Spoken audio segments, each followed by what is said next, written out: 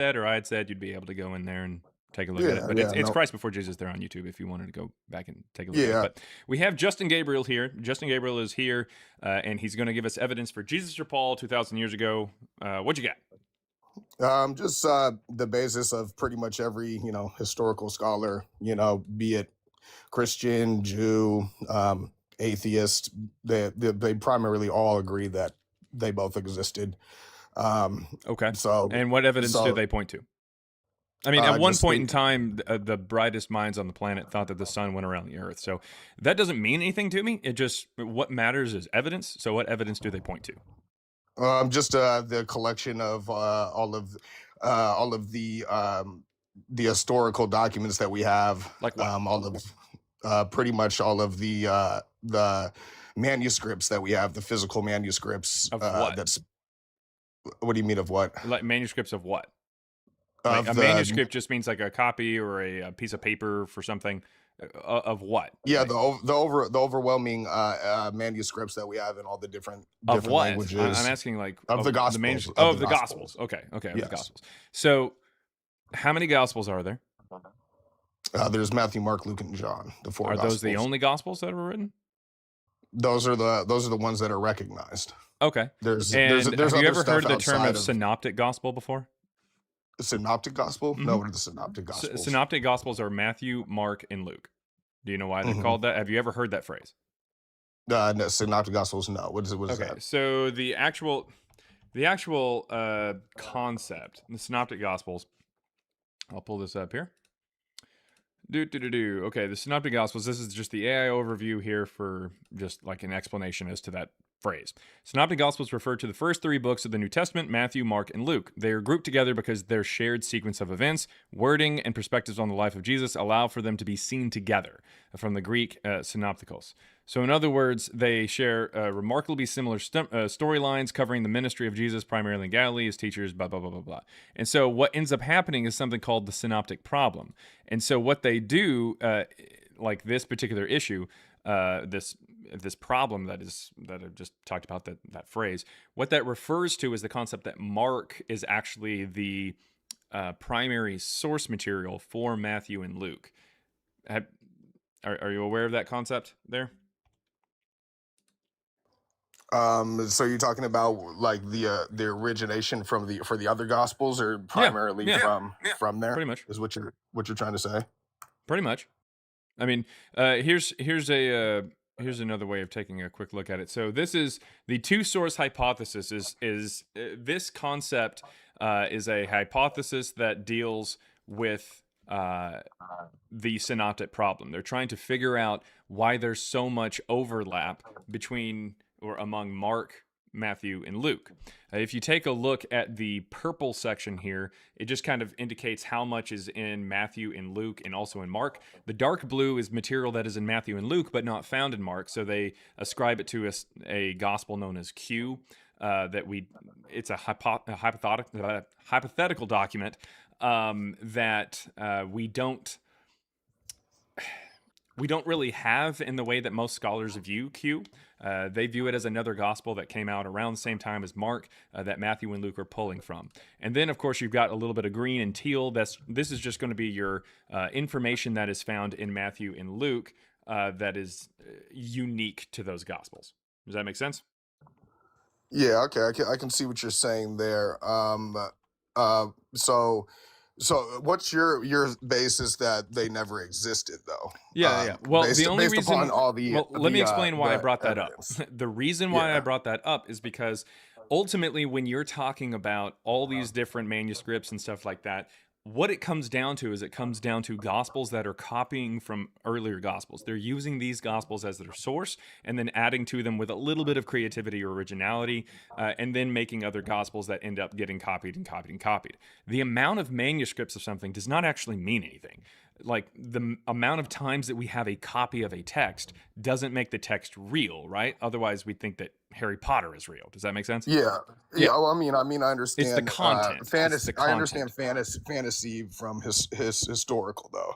I mean, Yeah, Harry well, I Potter mean, is of you're course a talking about a fantasy story book. where a guy makes money come out of a fish's mouth. So, I mean, Well, I mean, of course, yeah, the spiritual side is something that you have to Well, have kind of okay. faith So, in faith in other to words, you understand. call Harry Potter fantasy when the magic happens, but when the magic happens in your book, you call it like spiritual stuff. Well, no, because this is these people, these times, Pontius Pilate, Rome, Greek, archaeological and geological Yeah, you're pointing sites. to things that are not magical. No, but I'm talking about there is the spiritual side of it, but there's You mean the also the magical side? historical. Well, I can you can say Yeah, magical because I mean, because there's I a mean that's the way you historical choose side to. of there's a historical side of Harry Potter too. I mean, London's a real place, no? Yeah, I mean Yeah, London is a real place. yeah. Yeah, but And the but but Prime you're Minister using is mentioned. but I'm The just saying Minister of you're Health is using mentioned. a I'm just saying you're using a modern day Yeah, fantasy but book yeah, I know to for compare to a something two that to compare to a is second century fantasy book. Because just well because there's things in it that are real, people in it that are real, places in it that are real, that doesn't make the story itself that has magic in it real, right? but what we're trying to say is we can identify these through other things Like that are what? around this I mean, story. but you've just Like pointed to well, things around the and story. then We can not point to things uh around Harry Potter, like London, right? well, that's just one. You just said one thing, We just can London. also point to the Prime We're Minister talking who's about mentioned. journeys. We're talking about places that they went There's multiple. plenty of journeys in Harry Potter. There's journeys in Spider Man. What are you talking Yeah, about, man? no, I'm talking. So what I'm talking about is I'm talking about the again too.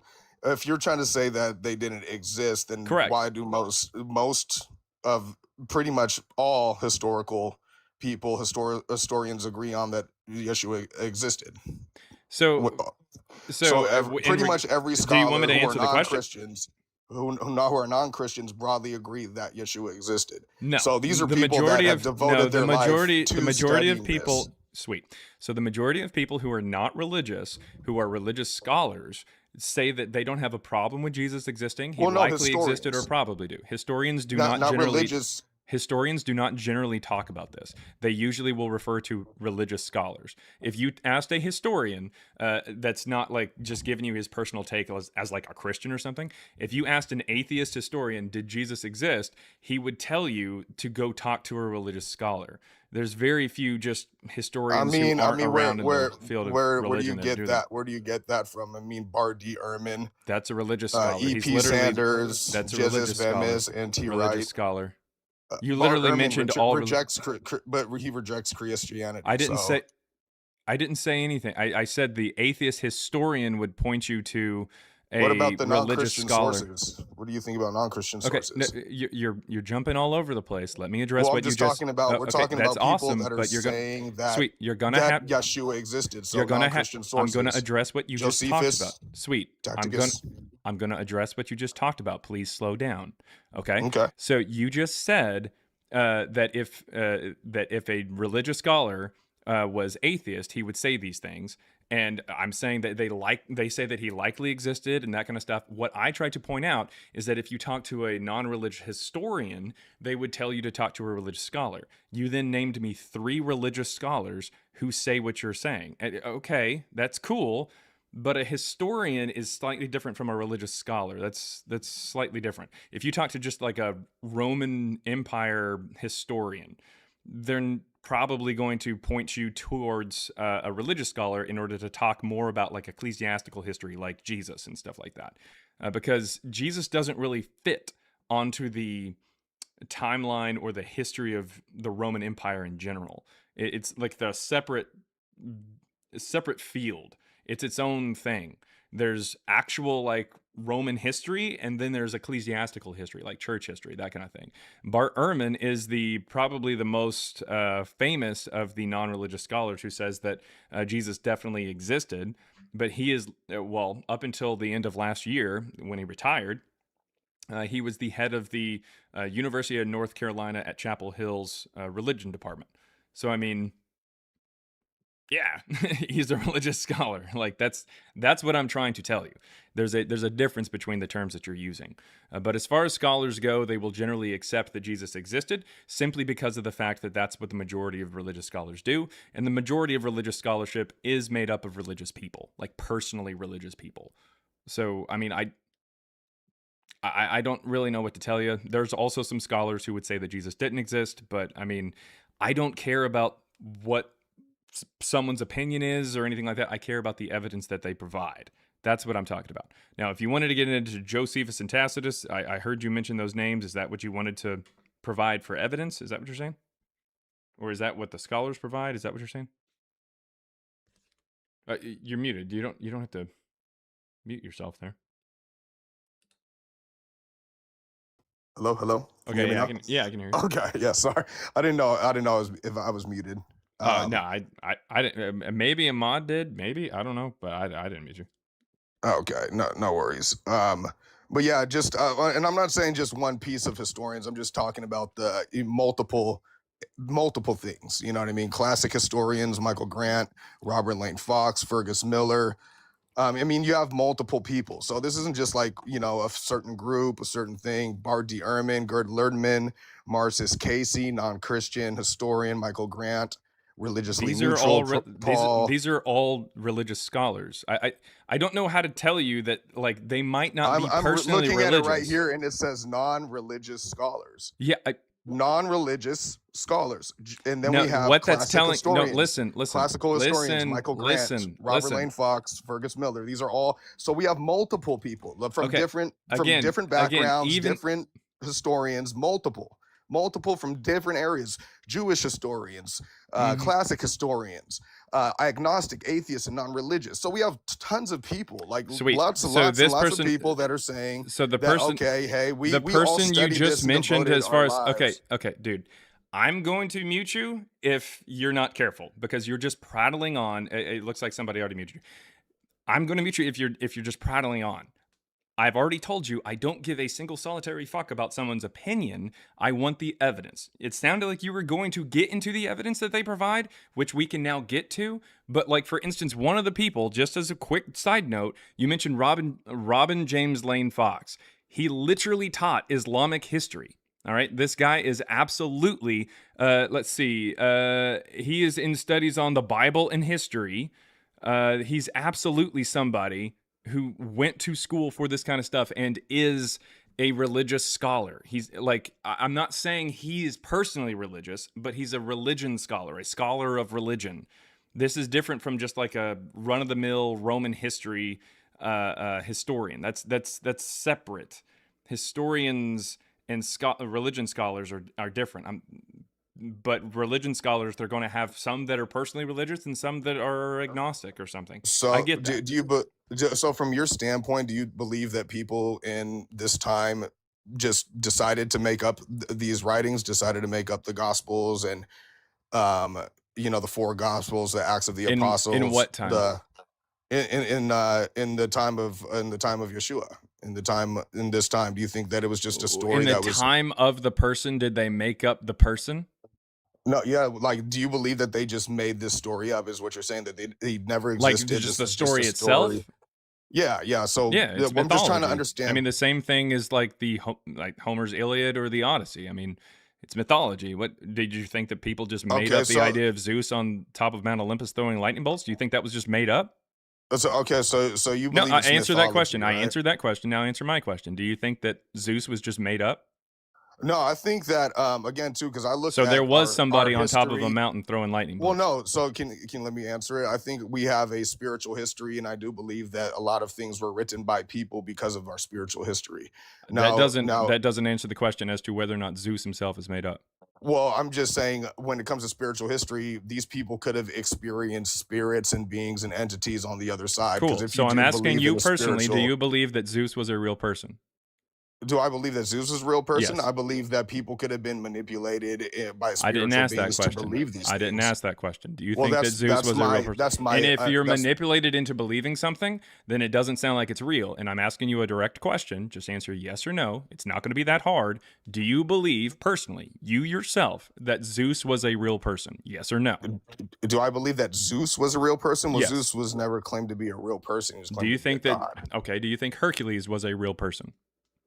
Again, too, that's their understanding. I don't. I Believe didn't it ask for myself. their understanding. I don't asked believe for it you. in myself. Okay. I don't. So believe it in you don't myself. believe that Hercules was a real person? I don't believe it in myself. Okay. No. So I guess in that particular case, someone had to invent them then. If they're not a real person, they must have been invented somehow. Yeah, somehow. Okay. Somehow, some So way. you can't wrap your head around the idea that Jesus was invented somehow? No, I can't. Okay. Just not Because not your not your person that we don't have any evidence for is special. well, I mean, because when it comes to Yeshua, there's too much evidence for Oh, him. okay. Sweet. So let's go ahead and get to that evidence. You already mentioned Josephus and Tacitus. What do you think they Yeah. say? What do you mean? What do you think that Josephus and Tacitus say about him? That he mentions Yeshua, he mentions the passage that James is regarded by the broad scholarly consensus, and there's another passage. What do you think that it says? What do you mean? I want you to go into detail as to what it says. You're presenting it as evidence. Please present it. Well, in detail of what? That he mentions him? What does he say about him? Well, he mentions Yeshua. So let me. He dive doesn't into say it real Yeshua quick. at all. He writes in Greek. So Well, no, no. it's Yeshua is what I like to say. That's my own personal thing. Well, it's kind of sounding like you don't know what Josephus says then, because Josephus never says that. No, I say Yeshua. Okay. So that's my own Well, personal. then what does Josephus say? Because I'm not asking you what you say. I'm asking you what Josephus says. Okay, so basically the James passage in Iniquities, Josephus describes the execution of James. He brought before them James, the brother of Jesus, who was called Christ. Okay. Did you read that entire This passage? this is considered by nearly all historians to be authentic. Sweet. So when it says Jesus, son of Damneus at the end of that paragraph, what did you do with that? I'm sorry? When it says Jesus, the son of Damneus, and says he becomes high priest in the early 60s at the end of that paragraph, what do you do with that? What do you mean what I do with it? You didn't read the paragraph, did you? No, not the whole paragraph, no. Okay, well, it tells you who that Jesus is. It says it's Jesus, son of Damneus, and becomes high priest in the early 60s. Do you think Yeshua, as you call him, was alive in the early 60s, or was he crucified at least by 36 by Pontius Pilate? So you're saying for the whole thing when it hold on, let me break that down. Sounds like you're not too terribly familiar with what Josephus wrote. And even if it is authentic, again, it sounds like you haven't read the authentic words. Well, I mean, it's the mention of him, correct? Mention of Jesus, son of Damneus? Absolutely. Mm-hmm. He goes on to talk about him for paragraphs. Talks a lot about what he did in the early 60s as the high priest.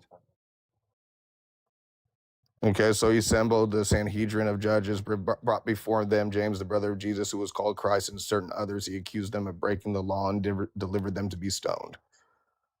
Keep going. That ends with a colon. Okay. Doesn't it?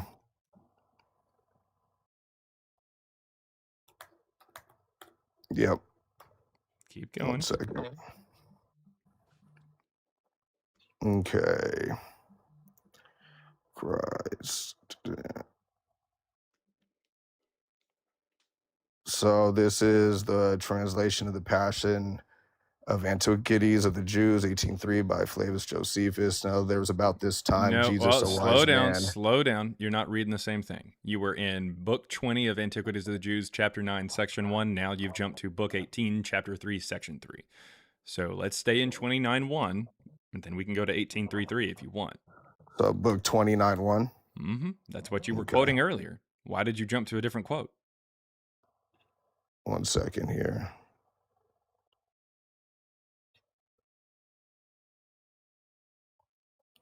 Okay, so 29.1 through what? It's just 29.1. 29.1. So he assembled Sanhedrin. He accused them of transgressing the law and delivered them to be stoned. That's not all of. No. You're just reading like half of a sentence of an entire paragraph known as 29.1. It's not like verses of the Bible or something. It's Book 20, Chapter 9, Section 1. It's an entire section of a chapter. It's a paragraph. And you're reading like half of a sentence of that paragraph. So, yeah, Book 20, 9 and 1. we may just need to go ahead and just bring this up here for him.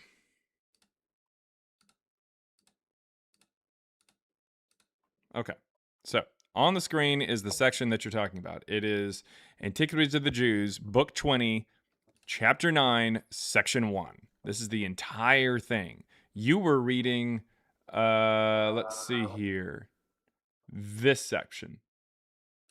This isn't even, it's not even half of the sentence. The entire sentence that you were reading from starts up here and goes all the way down to, damn, here. Okay. Like, you just read this. That's what they can. Okay, That's what the AI probably gave you. Yeah. But it ended with a little colon because there's more of it. But it keeps going on. The end of the passage says, let's see, whereupon Albinus complied with what they had said, because apparently the Jews, some of the Jewish elites, like some of the highest and most equitable people of the area, they actually complained about the fact that James was unalived by Ananus ben Ananus, the high priest, and they wanted Ananus, the high priest, to be removed, and so they got him removed. They went above his head to get him removed, and it said, whereupon Albinus complied with what they had said. And by the way, that doesn't sound like Christian history. Christian history would like you to believe that they were at odds constantly with the Jewish people. I don't know why some the Jewish elites would come to the defense of a Christian being unalived if that was really the case here. But what ended up happening, it says, whereupon Albinus complied with what they had said and wrote in anger to Ananus and threatened that he would bring him to punishment for what he had done, on which King Agrippa took the high priesthood from him when he had ruled but 3 months and made Jesus, the son of Damneus, high priest. Okay. Yeah, so Jesus' brother gets unalived, and then they make that Jesus high priest. That's the twist. The line Christ in there is probably just a scribal note that gets added in because of the fact that there are some early church fathers like Origen and Josephus who try to claim that is Jesus. When they allude to or they talk about what Josephus says, they don't quote it, but they do talk about it, and they say that Jesus is who they call Christ. So in other words, this early 3rd century church father is trying to say that Josephus is talking about a Jesus, and he says that that's Christ, is what he's saying, that's Christ. Gotcha. But then later on, whenever a Christian is actually making a copy of Antiquities of the Jews, they just put in who is called Christ into that so that they know that's Christ, because they've claimed him later on. But in reality, this is Jesus, the son of Damneus. He becomes high priest, and this is all taking place in the 60s, the early 60s. The early 60s? Yeah, shortly before the First Jewish-Roman War, a few years before it. So in other words, it may be an authentic reference to a Jesus, but so are you it's saying not it's just not something Jesus. to take into account, basically? I mean, it's a Jesus. I mean, if you're just looking for anybody named Jesus, sure. There's multiple people named Jesus at the time. It was a fairly common name, but this isn't the Jesus from the New Testament. So he could be possibly talking about somebody completely different. Yeah, I mean, he is. I mean, it doesn't sound like. I mean, Jesus from the New Testament died at least by 36, because that's when Pilate is removed from office. So he couldn't have been running around in the 60s, and he couldn't have been made high priest. Yeah, it's beyond his crucifixion. Yeah, this is in the early 60s and stuff. It's a completely different guy, but his name's Jesus. I mean, if you're just looking for a Jesus, well, here's your sign. Then he just mentioned him. Yeah, but if you're looking for... You just mentioned a Jesus. It could have been any Jesus, is what you're saying. Well, I mean, this is specifically Jesus, son of Damneus, but if you're just looking for somebody with the name Jesus, then sure. There you go. But if you're looking for the Jesus from the New Testament, like the one who dies by the hands of Pontius Pilate, no. That wouldn't make any sense. So, is there do you not consider any of the archaeological stuff about Yeshua or anything like that? Like the recent one that they found is the mosaic, I believe. Mm-hmm. They found that mosaic, the Megiddo inscription, or it's on the floor of the Megiddo prison. Yeah. Or it's they say it could have been a temple or something of that nature. Well, it was a prison that was transitioned into a church, an early church. An early church. Yeah, but it dates to 239, so it's like early to mid 3rd century is when we get it. It's the earliest inscription of Jesus. Like Jesus, it says Jesus is God. It doesn't have a picture of Jesus or anything, but it just says Jesus is God on there. But I mean, How about that? What do you think about the Pontius Pilate stone? it's real. I mean, it bears his name and his government position. So I mean, Okay. yeah. I mean, we And also have contemporaries of Pilate who talk about him, like how about Josephus and Philo of Alexandria. what about the pool of Bethesda? Bethesda there, or Bethsaida? Yeah. Uh, I, I I mean, don't know if just you like want the to get into that. archaeological. I'm just mean like the archaeological stuff that ties in with the narratives of the Gospels.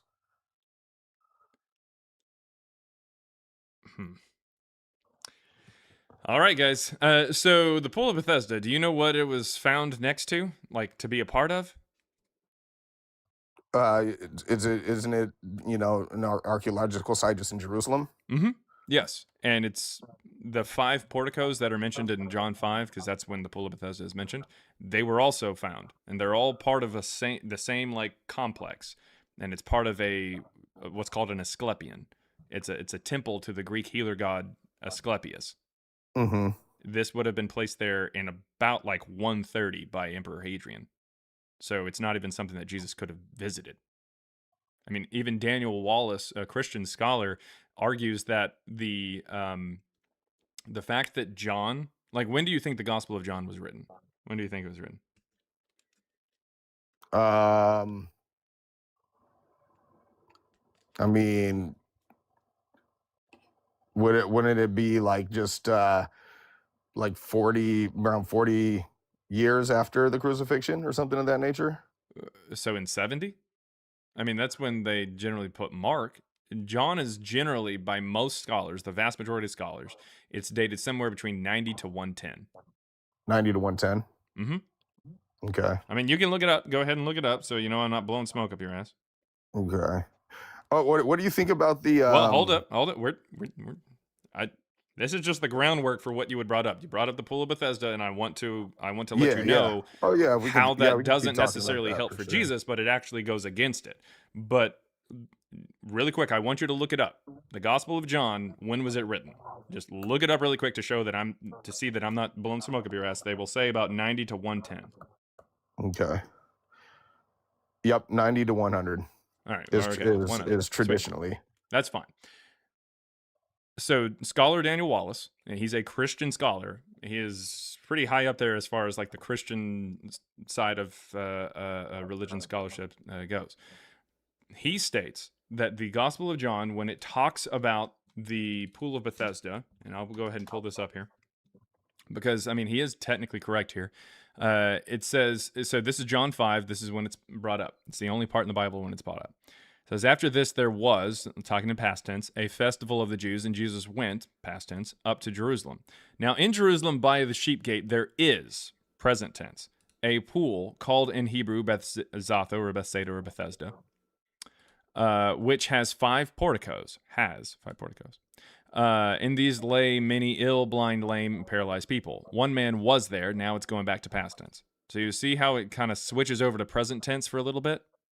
Mm-hmm. So the reason for that, and this is something that Daniel Wallace argues, and I 100% believe him here, but it's much more of a problem than he thought it is. It kind of backfires. So when it talks about the Pool of Bethesda currently being there, that's because it is there at the same time as the writing of the Gospel of John.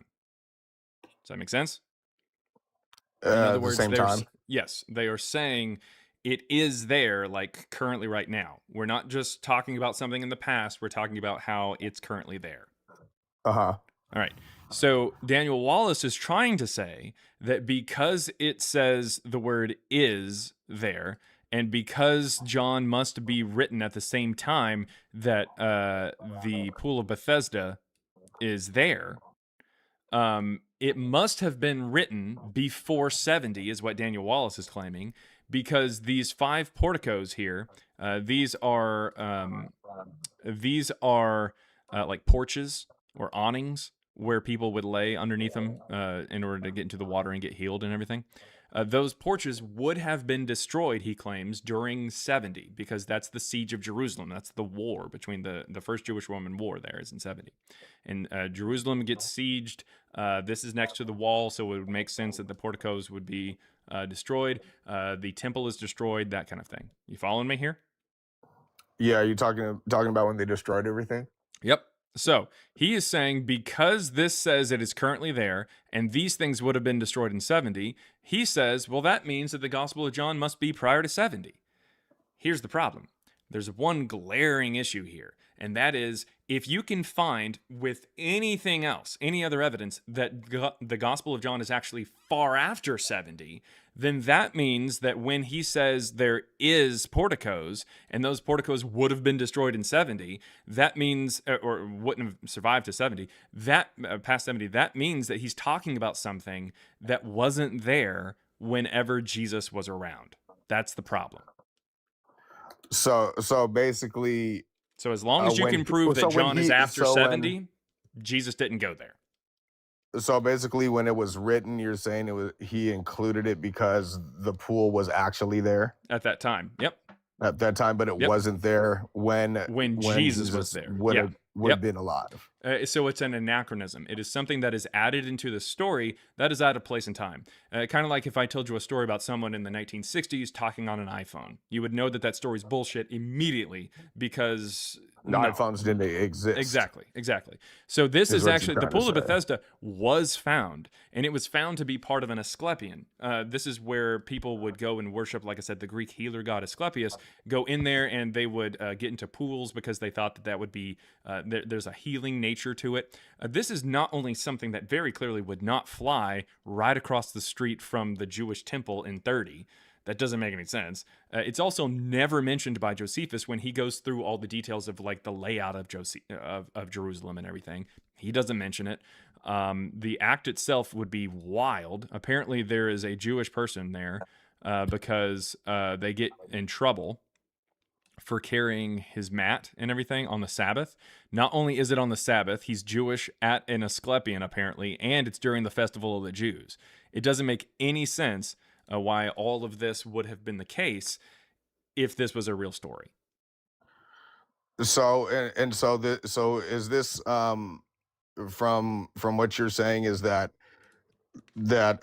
during Jesus' lifetime the archaeological evidence doesn't state that it was there? Yeah, the Asclepion that we dug up is something that would be placed there around the time of Hadrian, who ends up winning the Third Jewish-Roman War, banishing the Jews out of the area, and he builds Asclepions and Serapions, about the same concept there, all over the area. So this would be something that shows up in the 130s, about 100 years after Jesus supposedly dies. So it's about a 100-year anachronism.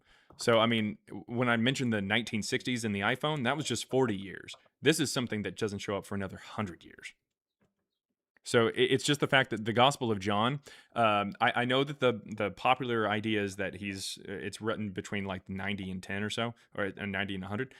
But truth be told, we don't get any mention of any Gospels until the 140s to 150s. Like literally any Gospels. The first allusion to the Gospels is Justin Martyr in about 155. He calls them Memoirs of the Apostles. And we don't get any mention of the Gospel of John until about the 160s or so. So that's when I believe that it shows up, is around the 160 is when the Gospel of John is written. And of course, by that point, this pool of Bethesda and the 5 porticos and the worship of Asclepius and the healing nature and stuff of that would have been around by that time, but it wouldn't be there. So in 30. just something that I was just reading. It says that the archaeological consensus is that the original pools predate Jesus by centuries. The pool they were expanded during the Second Temple period. They were present and functioning in the early 1st century AD. The later Roman healing temples were built after Jesus' lifetime, but on top of an already existing pool complex. Yes, correct. There you go. Okay. So the pool itself, is a naturally existed. occurring spring. Yes, it existed prior to Jesus. It was brought within the walls of Jerusalem sometime during Herod. It says sometimes people confuse the later Roman shrine with the pool itself. They are not the same thing. The Yeah, pool of correct. Bathsheba is widely regarded as an example where archaeology is supported rather than contradicted. A specific geological detail in the Gospel of John. The Okay, so it excavation sounds like you're just confirmed a reading an real. AI thing. So Well, the I mean, pool of this is. I mean, Bethesda, it goes. again, It the pool goes. of Bethesda is a naturally occurring pool. But what that's trying to tell you is that the pool, I'm admitting the pool absolutely was around prior to Jesus. It's what they do with it later and the archaeology, as it just said, as it just, not the archaeology, as it just said, there's like actual building, like the porticos and everything, and then there's the pool. These two things are technically separate, but in John 5 it doesn't just say there's a pool. It says not only is it next to the sheep gate, which would be across the street from the temple, it also talks about the porticos. And not only was this was found with it. So it's the So fact you're that basically it's because of John's reference to the five yes, covered yes, it colonnades. is, You yes, know, yes, and so that's even what Daniel basically Wallace that is talking about. detail. Yeah. Yeah, basically that's the detail that's been criticized Yes, historically. the issue here is that, and ultimately you'll find that this is probably this is at the core of me and my data science co-partners' issue with the stories of Jesus and Paul. If it was super vague and really, really like stripped down or simple, we probably wouldn't be able to say much about it. It's the fact that they get so detailed that we're able to actually question what it says. If it just said, "Hey, there's a pool and Jesus stopped by and got some water," okay, nothing I can do there. But when it starts talking about the five porticos and what people do and everything like that, and it's even saying that it's currently there as opposed to it was there during Jesus' time, this is when there's a whole lot of issues, and we can tell that this is more of an anachronism. For instance, if I told you that the guy from the 1960s was talking on a phone, that wouldn't be an issue, would it? Yeah, well, because but you said iPhone But because it's more iPhone, more yeah. a yeah, it's more Now because you again, like you can said, dive in. Yep. John basically is explaining the pool as it sat, Yes. as it was Yes. after Correct. Yeshua's existence. Correct. That's the problem. The pool itself is there. Yeah, it's been there for a long time. It's just the issue that it's talking about not only the structure around it, but on top of that, how that structure is being used. And what we know about that time is that the Jewish people definitely had issues with things that were considered like pagan, or considered things that would, and not necessarily pagan, that's not the term that they use, but like heretical, or something that would be antithetical to what they believed in. If, for instance, some, like, I'll give you an actual example. A Pilate had some shields that came in, and they just kind of used them as artwork, and they just kind of said the name of the people who like donated them, and they were placed in Jerusalem. And the Jewish people got so upset that they would lay around, they prostrated themselves around Herod's like kind of palace there, his house, and stayed there for a really, really long time, like weeks. And Pilate ended up saying, "Okay, look, I can't." I can't imagine why you guys are freaking out this much about this kind of stuff, but it seems like you're very, very passionate about it. And so what he ended up doing was he just ended up removing the shields. If there was a temple where, or if there was a practice at the pool of Bethesda, where people were actively, like Jewish people, as this story is saying, were actively across the street from the Jewish temple, going into a pool thinking that this would heal you, which very clearly isn't a Jewish practice. It's not talked about at all in the Old Testament. Yeah. That would very clearly be something that would be pagan, if you will, to use, a term that they don't use, but you understand what that means, pagan. It would be a pagan practice that they absolutely would not be okay with, and they would have had a problem with that kind of stuff right across the street from the temple. And we just don't see that. We don't see it at all. Josephus doesn't even mention the five porticos across from the street there. And he was born in 37. So, I mean, he comes in right after Jesus dies, goes to Jerusalem in the decades afterwards, never sees anything. And Josephus leaves Jerusalem. He goes to live in Rome in 70. So he wasn't there to see the five porticos and everything go up after the war. Okay. So basically you're saying, just because of the way that he described the pool of Bathsheba with all of the detail of the, porticles and things like that, then it wasn't an account of when Jesus went there, Right. Yeah. basically. Yep. It's Is just that it's anachronistic. It's something that is very clearly showing that this person is telling a story that they're just kind of coming up with, as opposed to telling an actual historical story that could have happened basically just describing the place as it sat instead of at the time. Yep. at the time of when the actual occurrence happened. Or when the guy was writing. Yep. Got you. Okay. Yep. And this is indicative, of course, of fiction. That's just how that works. I'm not saying that like this was some evil plot to come up with some story that controlled people or something. It's no, I'm not saying that. I'm just saying that at a certain time, it's all throughout history, people have sat down and came up with myths. And I mean, some myths, still to this day, we can read them and be like, oh, hey, this kind of sort of sounds like it could have happened.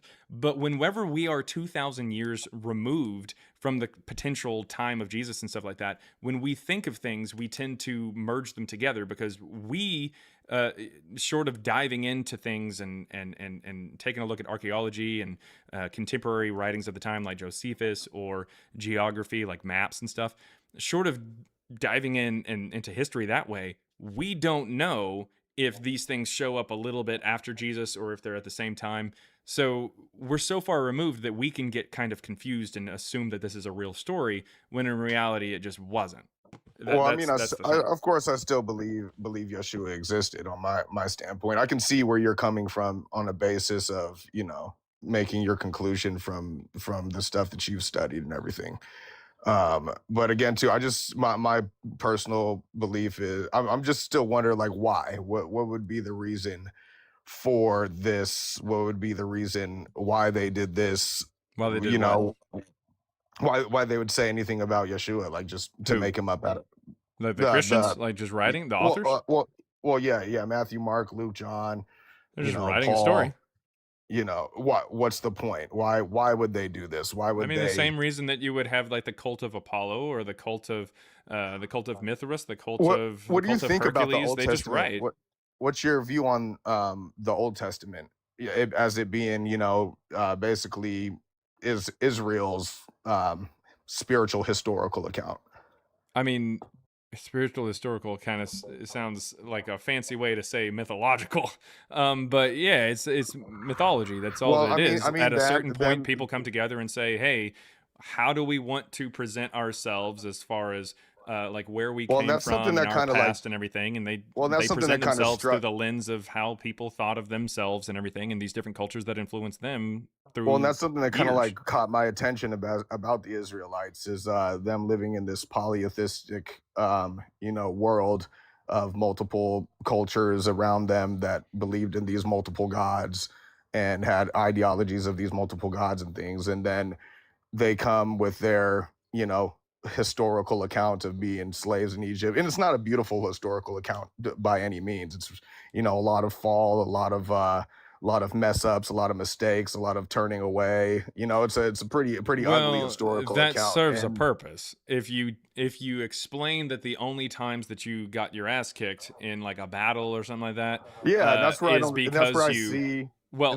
you explain if you explain that you got your ass kicked because you didn't follow a god, then that's pretty clear that like the people writing this are just wanting to get across the idea that you should follow the god.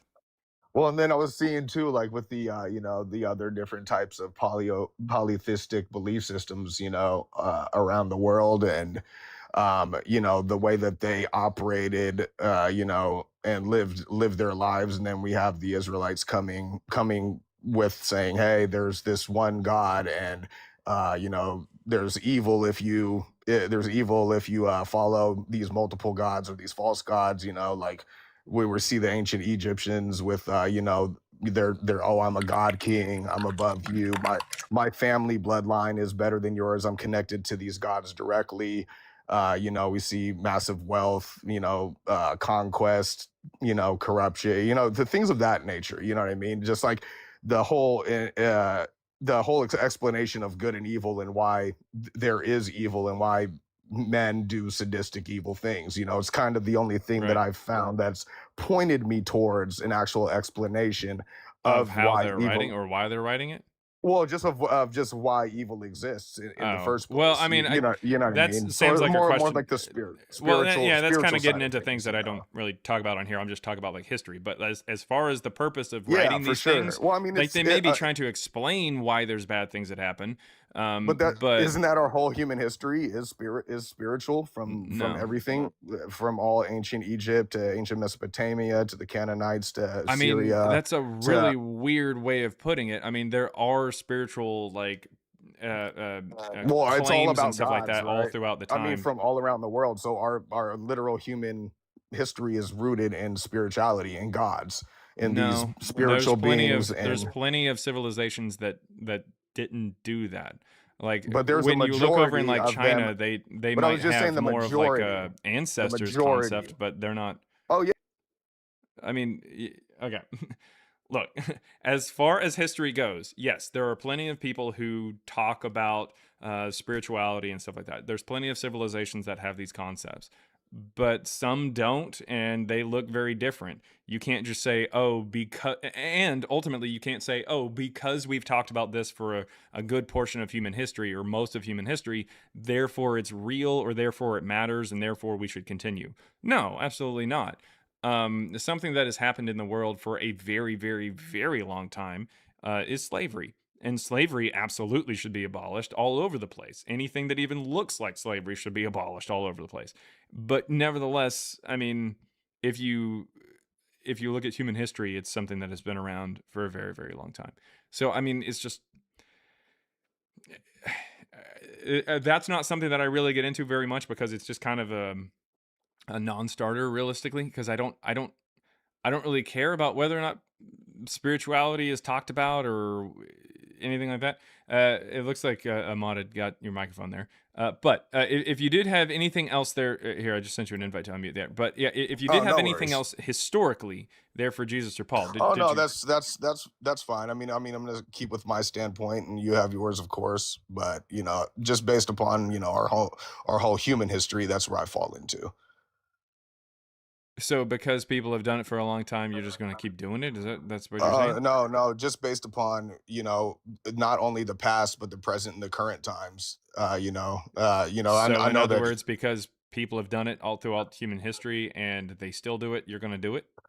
No, I'm going to take a step back and look at all of it in its entirety, and then discern on what explains to me why evil is existing and why we have the current state The of the world we concept of have right evil now. existing doesn't require that you believe that Jesus and Paul walked on this planet. Oh, but that's the thing that I just got led to. Like I said, that's just what I got led to myself personally. And Oh, so you're that's just my saying, like, own from a religious personal. standpoint, you still want to remain, like, spiritual, at least to some extent, but, like, from a historical standpoint, you might, like, kind of cool down, so to speak, on Jesus or Paul? No, not at all. I still do believe that they existed, of All right, course. well, what's the evidence of that? I mean, all the evidence that's there. Like what? Just everything. Just all the What? manuscript. Again, The you've already talked about manuscripts, and the amount of manuscripts don't mean anything. It's just the yeah. content, and the content of the Well, I mean, manuscripts, we've already been through it, and they that's have anachronisms, so what but else do you have? that's your viewpoint on It's it. not my My viewpoint. viewpoint, That's a that's your fact. viewpoint That's a on it. historical My fact. What viewpoint do we is have? that Like, that's what do my, you have? with like I said, the New Testament, the Gospels, the Old Testament, The Old Testament non-Christian doesn't say anything sources. about Jesus. Yeah, I'm talking about how it aligns with, and like I said, I take it all together as a whole. You know what I mean? But like I said, this is just me. This is my own personal belief and understanding. Yeah, well, And your I own see. personal belief doesn't necessarily make people in the past exist. Well, I So, mean, just how like did I you know said, that they existed in the past? I don't care about your personal belief. I'm not trying to take that away from you. I'm asking you, how do you know that they existed? Because you're also well, making a historical claim. like I said, the New Testament, Uh-huh. archaeological support, Like Paul's of what? letters, There's just no all the archaeological support of Paul's letters.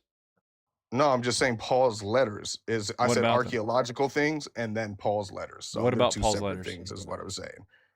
What, What do you mean? What about like them? what? Okay. The letters themselves. About Paul's. Paul's What does that letters. have to do with?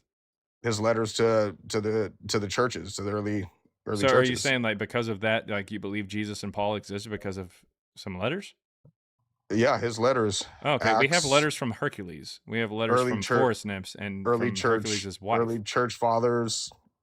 You know, Early church. just We don't have any early church fathers that even say they knew Paul or Jesus. well, the Clement of Rome, Clement of Rome also doesn't say that he knew Paul. Ignatius of Antioch, Ignatius Polycarp doesn't say that he knows Paul. Polycarp doesn't even make any sense. He dies in the 160s. quoted of his letters. You know what I mean? So, you know, again, too, Okay. this So is you're just just all saying of the the stuff existence that's of some there. letters means something, or is someone saying that these letters exist means that these people exist? I mean, again, we have letters from Hercules. We have letters from his wife. We have letters from forest nymphs. That doesn't mean anything. Yeah, well, that's your prerogative on that. You What can do you mean say my that, prerogative? Do you? but I mean, you already but told me that you don't think I Hercules believe that existed, but yet I we still believe that have. these letters hold weight to the story and explanation No, of they don't. good There's and nothing in the evil. letters that And say anything about the first century. what do you mean? What are you talking There's about? nothing in the letters to date them to the first century. So what weight do they hold? I'm just talking about the theological weight is what I'm talking about. Like I mean, historic again too, because if you're just looking at your from your lens, then yes, of course you can compare it to all My the other lens of stuff that's history? around there. Yeah, your lens of history. Okay. Well, what's your lens of history, and how is yours better than mine? Well, I'm not saying it's better. I'm just saying Well, this how is is just my yours more viewpoint. historically Your accurate viewpoint than is like, mine? hey, we have letters from Hercules, so the Yeah, letters of and Paul your are, viewpoint is because we have irrelevant. letters from somebody who we don't have any And I evidence they say, existed, that means he existed. well, I'm just saying the historical confidence is extremely high from In what? my perspective. Okay, so just because we have a letter from someone, have you ever read a letter from Santa? Does that mean Santa existed? Well, no, see, and then that's what your fallback is on. If you're going to say Is stuff on about fictional people, Santa because that's what we're and talking about. Do stuff, you have any evidence of Paul? what do you mean? No one even Of mentions course. no one even mentions Paul outside of Christianity, and there's not a single Christian who says they currently know Paul or they personally knew him. There's not even a Christian who says they personally knew Paul, personally knew someone who personally knew Paul. Even 2 degrees of separation, there's still nothing from Christianity about Paul. So I don't know what you're talking about. You're pointing to a fake letter, and you're saying because this fake letter says somebody's name in it. And by the way, Paul isn't even a name; it's a diminutive. It just means the small one. It's not even a fucking name. So you're looking at this and you're going, "Hey, this guy who doesn't even have a real fucking name, who writes this letter, who we don't have anybody ever mentioning this guy." I mean, During his I know lifetime that or anything you like don't that. you You're saying won't that is agree. evidence that he existed, but you'll take a look at I was just Hercules and saying, you'll say I know Hercules you didn't won't exist, you even though won't we have agree on letters it, from him. but the majority of historians will agree on it, and I agree on it. No. So more recent historians have actually taken a look, or more recent scholars have actually taken a look at this using data science and just rhetoric as well from the time, and realized that these letters show up in the 2nd century and were not written by Paul, presented in the 1st century. Well, I mean, you could say that about anybody who wants to take any type of evidence and make their own conclusion from it. No, But the if evidence that we're most taking is the actual historians- text. What If What most evidence do historians you agree have? on it, I agree as well. Well, So that's unfortunately, just where you're I just kind of stand. living in the past, and that's kind of the point. You have actually expressed multiple times that just because people believe something in the past, you're just going to do it. So, I mean, Well, I guess if like- people go like I ahead and just said- like stick their head in like I the said sand and be afraid of the personally sun, you'll do for- the same thing. So, But like thanks I for said, coming up. personally, from We're not going to listen to somebody who just says, because people have done it in the past, I'm going to keep doing it. That's going to open yourself up to a whole bunch of stuff that is bigoted and racist and stupid as shit. We're going to go ahead and move on to somebody else. By the way, if you are watching on YouTube, and you want to come up because you think that the guy in the cowboy hat is stupid, well, then you can request up. The link is in the chat. I take guests on TikTok. If you don't have a TikTok or don't want to come up on TikTok, that's perfectly fine. If you send a super chat there on YouTube, I will read it out loud and I will respond to it. Even if you ask a question, make a statement, or just call the guy in the cowboy hat an idiot. That's fine too. I'll read it out loud and respond to it. Now, I will respond to it, so be careful. But anyways, we do have a $5 super chat that I want to get to. BVP666, oh my God, said, can you talk about the Theodotus inscription that some experts say is proof of a pre-temple destruction synagogue in Jerusalem? Love your show. Thank you very much, BVP. So yes, the Theodotus inscription is something that a lot of people point to. It highlights the idea, or it uses the word synagogue. and it's found outside of Jerusalem, and people say that that dates to prior to 70. There is actually no evidence whatsoever of that. In fact, the only evidence that they possibly had was the idea that it was paleographically dated to the time of Herod, but then they actually found some other stuff that dated to the time of Hadrian, which would have made a whole lot more sense as far as paleography goes. Paleography is the study of handwriting, and simply because of the fact that something like a letter is shaped like a letter and something else that is dated to this time period, they go, oh, this must have been written around the same time. It is a last resort. It is not an exact science, not even fucking close. And as more information comes in, things generally will get later and later, or at least the range will grow. So no, the Theodotus inscription is not actually found near anything else that is pre 70. It's actually found pretty far away. If you actually take a look at a map, there was some. I think it was Jake. Who shared that with me there on the TikTok side. He shared a map where it showed the cistern that they actually found that in. It was actually pretty far away from where you would expect to find it if it was something that was actually there in Jerusalem. So it was actually found in like a trash heap kind of thing, like a hole with a bunch of trash, and the trash around it did not date pre-70. So it's just kind of wishful thinking on that particular case. So yeah, it was Jake. Okay, cool. Yeah. So it's pretty obvious. It's pretty obvious that the Theodotus inscription is just something that people really, really want to be real. But unfortunately, it doesn't even have anything really in Hebrew. There's like a couple Latin names on there, which doesn't make a lot of sense. And it's while it does mention a synagogue, it is talking more about like a hostel, like staying in Jerusalem for the purpose of going to the synagogue. Which is probably the case because Hadrian banned the Jewish people, or banished the Jewish people from Judea, and only allowed for them to come back once a year during the Passover. So it makes sense that they would need a place to stay whenever they were there in Jerusalem at the synagogue. So it makes a whole lot more sense to show up later than something that early. And for it to be the only evidence of any synagogues prior to 70 in Jerusalem is weird. But anyways. I'll go ahead and send. There we go. Is it Joppa? But a good question, BVP. Good question, BVP. Joppa, what you got, man? Yeah, it's actually Jasper. Can you hear me? Oh, Jasper. Okay. Yeah. So kind of missing an E, an R, and an S. Yeah, the name was not available. Well, that's why a bunch of people put all kinds of numbers and crazy shit after their names. I guess so. Yeah. Yeah. So I've seen you on YouTube actually. Okay. Nice. And I agree with your standpoint, but there are a few things that I wonder about and wanted to know your opinion about. Okay. So what happens if Jesus and Paul never existed? Like, what's the consequence? Like, what's the consequence of that for you? Didn't exist. Okay. Like what? Doesn't change anything. If they never existed, why would anything change? If they were just never existent. Mm-hmm.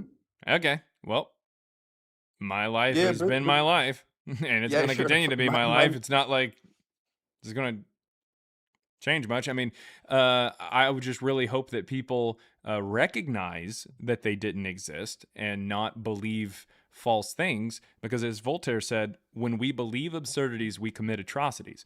And while you yourself, I agree. Well, even I'm more talking the royal you. While someone out there, I'm talking to you. If you think that Jesus or Paul exist, then I mean, I get it. I get it. You've kind of been raised to believe something, or you felt like the evidence was there, and now you're suddenly realizing that, okay, maybe I don't actually have as good of evidence as I thought I did, and there's actual evidence against it, so I'm going to go ahead and stop believing it. Great, cool. I understand that that's tough, but we do not live in a vacuum. We don't. And you may have been someone who said, hey, or you might currently be someone who says, hey, I believe in Jesus and Paul, I'm a Christian, or I'm this religion or whatever, and I don't let it affect the world around me. I don't take it out on other people. I don't force other people to, believe. I don't hate anybody else. Cool. That's awesome. You still don't exist in a vacuum. The things that you believe can and will come out of the brain in the way that you talk, the way that you act, the way that you treat people, and unfortunately, the way that you vote and decide policy for the country and the society that you live in. So it's tough. It is very tough. I would prefer that people actually just believe the truth from the get-go and then just act accordingly, as opposed to believing in something that they don't have any evidence on and Yeah. treating it So like I came to this conclusion as well. And then I thought, like, I know that matter is real, like particles are real, okay. and it's because they constrain us. And I was like, okay, so we have ideas, we have thoughts, ideologies, Mm-hmm. and they greatly influence us. If you look at like the 1940s and Hitler and the Nazis, like you can say those ideas are fictional, but they greatly influenced us in a real way. Okay. And I thought to myself, like, if they didn't actually existed, but the Christian ideas are like reminiscent of like inner biological drives and states and stuff like that, then maybe they are real in a different sense. So they aren't real like literally, but they are like real in a sense that the structures that they try to describe are actually psychologically in us. And I mean, I get therefore that, they but are if real. you can get it somewhere else, then get it somewhere else. Especially when you don't have to rely on a text that's trying to say that something historically happened and it didn't. Okay, because I mean, at the end of the day, yeah, can you find some good in the Bible somewhere? Yeah, you can. You have to dig a lot for it to try to find that hay in the needle stack. But the problem that I have with all of this is if you can get it somewhere else, you might as well get it somewhere else. Because if the people who are writing stories got what we can check, like the historical stuff, if they got that stuff Mhm. wrong, why are you trusting them on anything else theological or moral or supernatural? The stuff we can't really check, the stuff that is not like physical, the stuff that is like metaphysical, or the stuff that is psychological and stuff, the stuff that's philosophical, the concepts. How are Yeah. you trusting them to get that shit right when the stuff that we can check, they've got it all wrong? That's the problem.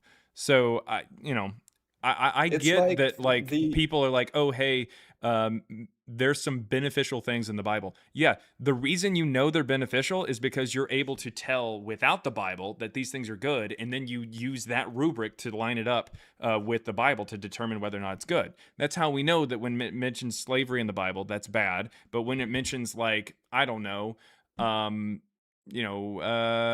treating someone with kindness or something, or like self-control, when it mentions self-control, yeah, that's a good thing. But when it mentions slavery, or it mentions calling a woman a dog because she's the wrong ethnicity, yeah, those are problems. And we're able to identify that, and the fact that we're able to determine right from wrong or good and bad when we take a look at the Bible, that means that we're getting that sense of good and bad from somewhere completely separate from the Bible, completely different than what the Bible is talking about.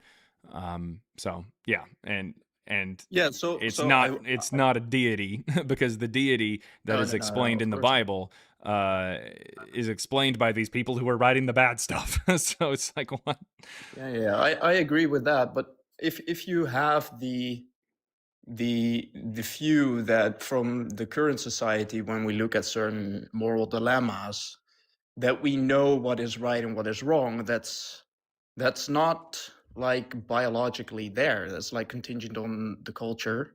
It's not like every culture Well, yeah, does that's that because correctly. morals evolve. They just evolve. That's how that True, works. true, true. Everything But evolves. our morals have evolved from a biblical history. So if you I look at mean, science, yeah, for example, because science that is was built like, that had a on. chokehold on history. It's going to impact it. Like there's going to be times where something happens, and so we have to behave accordingly. And like Okay. for instance, we knew that it's probably not a good idea to let your dog and your animals and everything like that that you have, and your kids and everybody shit in the street. We know that now. Yeah, we know that If we now. see somebody Sure. just walking around in the streets and they're with I don't know, with a bunch of animals or something like that, and they're just like, oh, they just let them go ahead and shit in the street. Yeah, we think, oh, that person's an asshole because we see Yeah. them as immoral. But So the do you reason think why that bad things first need to happen? the reason why we see that is because we've learned that animals shitting all over your water supply is probably bad. And we Yeah. learned this from like medieval Europe. So like it Yeah. evolves, and maybe some other cultures and stuff like that don't necessarily have a problem. I know that over in India, there's a lot of like animals that will kind of walk around in the streets and stuff like that. They haven't necessarily come to that conclusion that this is a bad thing necessarily. Maybe some have, maybe some haven't. Other people have because they've experienced other things. But that's what Yeah. I'm saying. I'm not saying that anybody's like less evolved. I'm just saying that morals evolve in the society that they are in because of the experiences that these people have had throughout history. That's how that works. And so Yeah. it's going to look slightly different from other places really far away. But I mean, it's just kind of how that works. So do you think that murder has to be committed before we can know that it's bad? Absolutely. And it did a Yeah, long, me long, too. long, Me long, long too. time ago. Yeah. But And so we're able to move how do past that you and understand what happens. Otherwise, yeah, like a but baby doesn't know. A baby doesn't know that if like you push another baby or something like that off a cliff or something, that something bad could happen to that baby and that baby could stop living.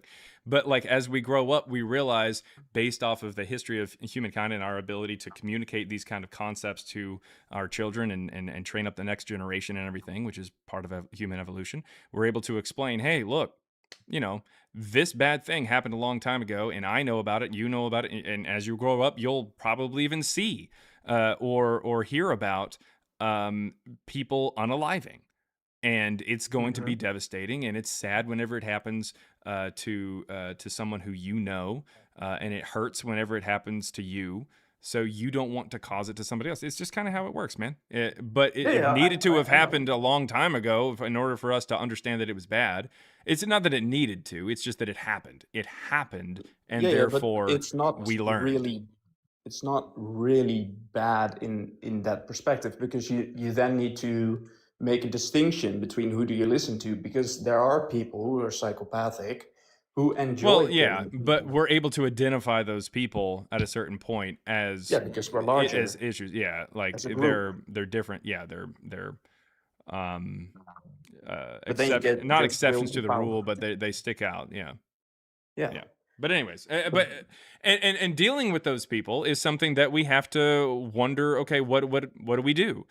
Because in the past, a lot of the craziest, or for lack of a better term, people ended up becoming like warlords and kind of running places and running things. I mean, hell, we've got some pretty damn close to psychopathic people that are in power now. And lots of times, unfortunately, those people are the people who are the most power hungry and lots of times come across as people who can lead because we look to people with certain traits. Lots of times it's just a human flaw where we look at people and go, hey, that person is a go-getter.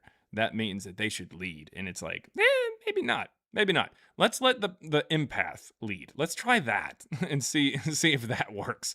But nevertheless, I guess I don't really talk a lot about morals here, so I don't necessarily want to keep going into it. But yeah, I mean, I do see that it does cross into history sometimes. And as far as human history goes, I feel like while things don't have to happen necessarily all the time, the fact that they have happened and we have to learn from it. The bubonic plague didn't have to happen, but I mean, it didn't need to happen, but it happened. And so now we know maybe fleas are not good. Check for fleas and wash your dogs and Yeah, cats. sure. But I'm not sure if everybody can bear this way of looking at the world and that they are therefore looking at religion as like a stable foundation. And I think that's like a psychological necessity for a large group of people. And I think that if you take that away, it's prone to get very chaotic. Nah. That's what I think. That's why. The way that I'm not just getting up here and saying, oh, Christianity is bad, you should just leave Christianity. I'm not saying that. What I'm saying is that Jesus and Paul never existed, because I want people to focus on what we do know, and stop believing things that are false. Like, that's the idea. I want people to not just question religion, but question even politics, question societal concepts and stuff like that. Make sure that what you believe is actually grounded in something that is factual, something that has evidence. True. That's all that I'm asking. I'm not saying that you just need to replace it, just rip something out and just never replace it. I'm saying make sure that what you believe is grounded, and just keep going. Just keep going. But you've lived your life this far. You don't need to start doing crazy shit. Just question things every once in a while. It's okay. It's fine. I agree, but as Elizabeth Heretic says there on TikTok, people won't find it hard if they work on critical skills. And what I'm talking about is not just removing a religion. What I'm talking about is working on your critical skills. Now, yes, it does talk about your religious people. It does talk about religious figures, but I'm trying to actively encourage critical thinking. That's all that it is, really. Like, this is just a lesson in logic and a lesson in history under the guise of talking about religion. Mm-hmm. But anyways, that being said, it sounds like we do agree on a lot of stuff, so I'm going to go ahead and hop to the next guest, who I think has some evidence for Jesus or Paul. And maybe, just maybe, I'm the one who's wrong, and I'm the one who's crazy, and we will figure it out. But thank you for coming up. That is Jasper, everybody. You might think it says Joppa. It doesn't. It says Jasper, somehow. All right. Cheers, man. Cheers.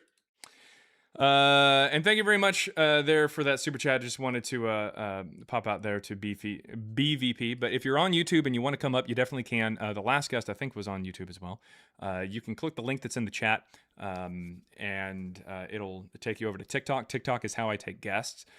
So if you want to hop up, you can. If you don't have TikTok or don't want to come over to TikTok, you can send a super chat. I will respond to it. I will read it out loud and respond to it if you send a super chat, even if it's just saying that I'm an idiot or just pointing out evidence or asking a question. I'll answer it there. But we got Ham I Am here on the TikTok. Oh, let me send you an invite. There you go. Ham I Am. What you got? Hey, can you hear me? Can't hear you too terribly great. Okay. That's probably better. Unfortunate. Okay, great. I'll just stand over here. Okay. Great. I just wanted to ask you about Marabak Serapian letter. I'm sorry, man. It's going in and out. Can you take it off of Wi-Fi or put it on Wi-Fi or something like that? Let me see.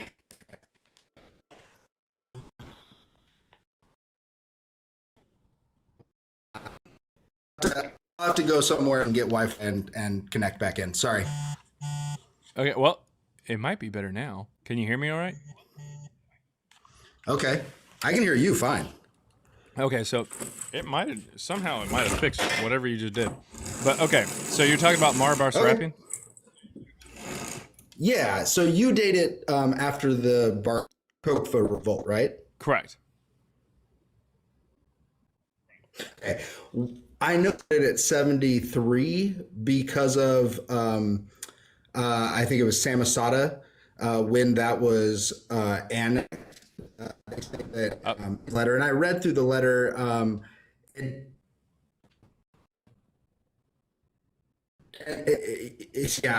I'm sorry. This is just really bad connection.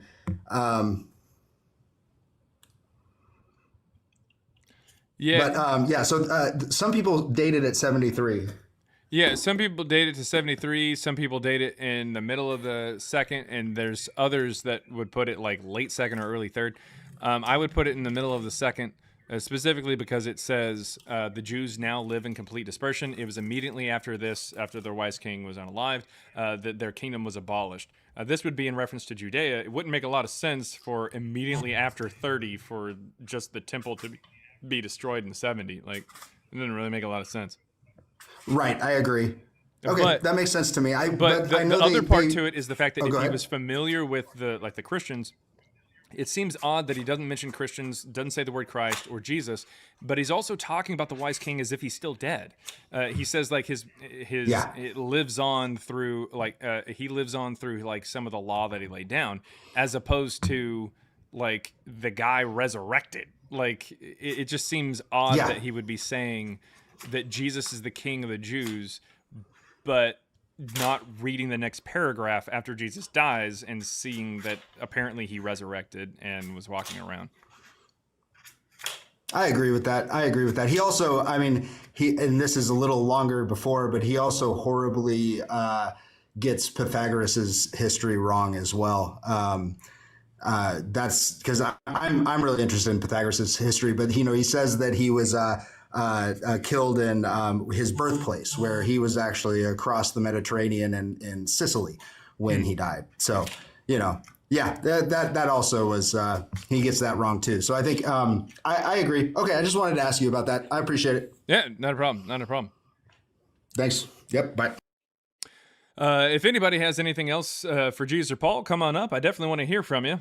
We've had actually some pretty good guests. I'd say that, there's been a couple trolls or whatever, but it's fine. They're gone within a couple seconds. But we've actually had some pretty good guests today. Not bad. If you have any evidence for Jesus or Paul, come on up. I want to hear from you. And if you're on YouTube, send a super chat or click the link in the chat. That will take you over to TikTok. That's how I take guests. YouTube doesn't allow for me to take guests, or it doesn't have a program for that or a platform for it. But TikTok does. So if you hop onto TikTok, you can request up. The request button should be right there or down there. I did want to remind everybody that 1 Peter 3:15. 1 Peter 3:15 says you should always give a defense, always be prepared to give a defense of why you believe what you believe when questioned or demanded of you, and do so respectfully. Yeah, that's what it says. That's what it says. It's 1 Peter 3:15. If you don't, according to the Bible, if you don't come up here and tell the TikTok, YouTube cowboy that Jesus and Paul actually existed 2,000 years ago and give evidence for it, if you don't do that, Jesus, if you die, will look at you dead in the eyes and say, "Depart from me, I never knew you. Get thee behind me, Satan." You didn't take a little bit of time out of your day to go talk to the TikTok, YouTube cowboy and show him that I actually existed 2,000 years ago? What was up with that? Sorry, guys. If you don't come up here and let me know that Jesus or Paul existed, you let God down. And when God gets upset, he unalives a puppy. The same puppy twice. Hashtag save the puppy. The same puppy twice. Look it up. It's in the book of Micah. It is in the book of Micah. And I don't make the rules. I don't break the rules. Come on. Save the puppies, everybody. Save the puppies. There's a super chat, however. They're from Serenity Serpent 777. Says $6.99 Canadian. Thank you very much. Says, I thought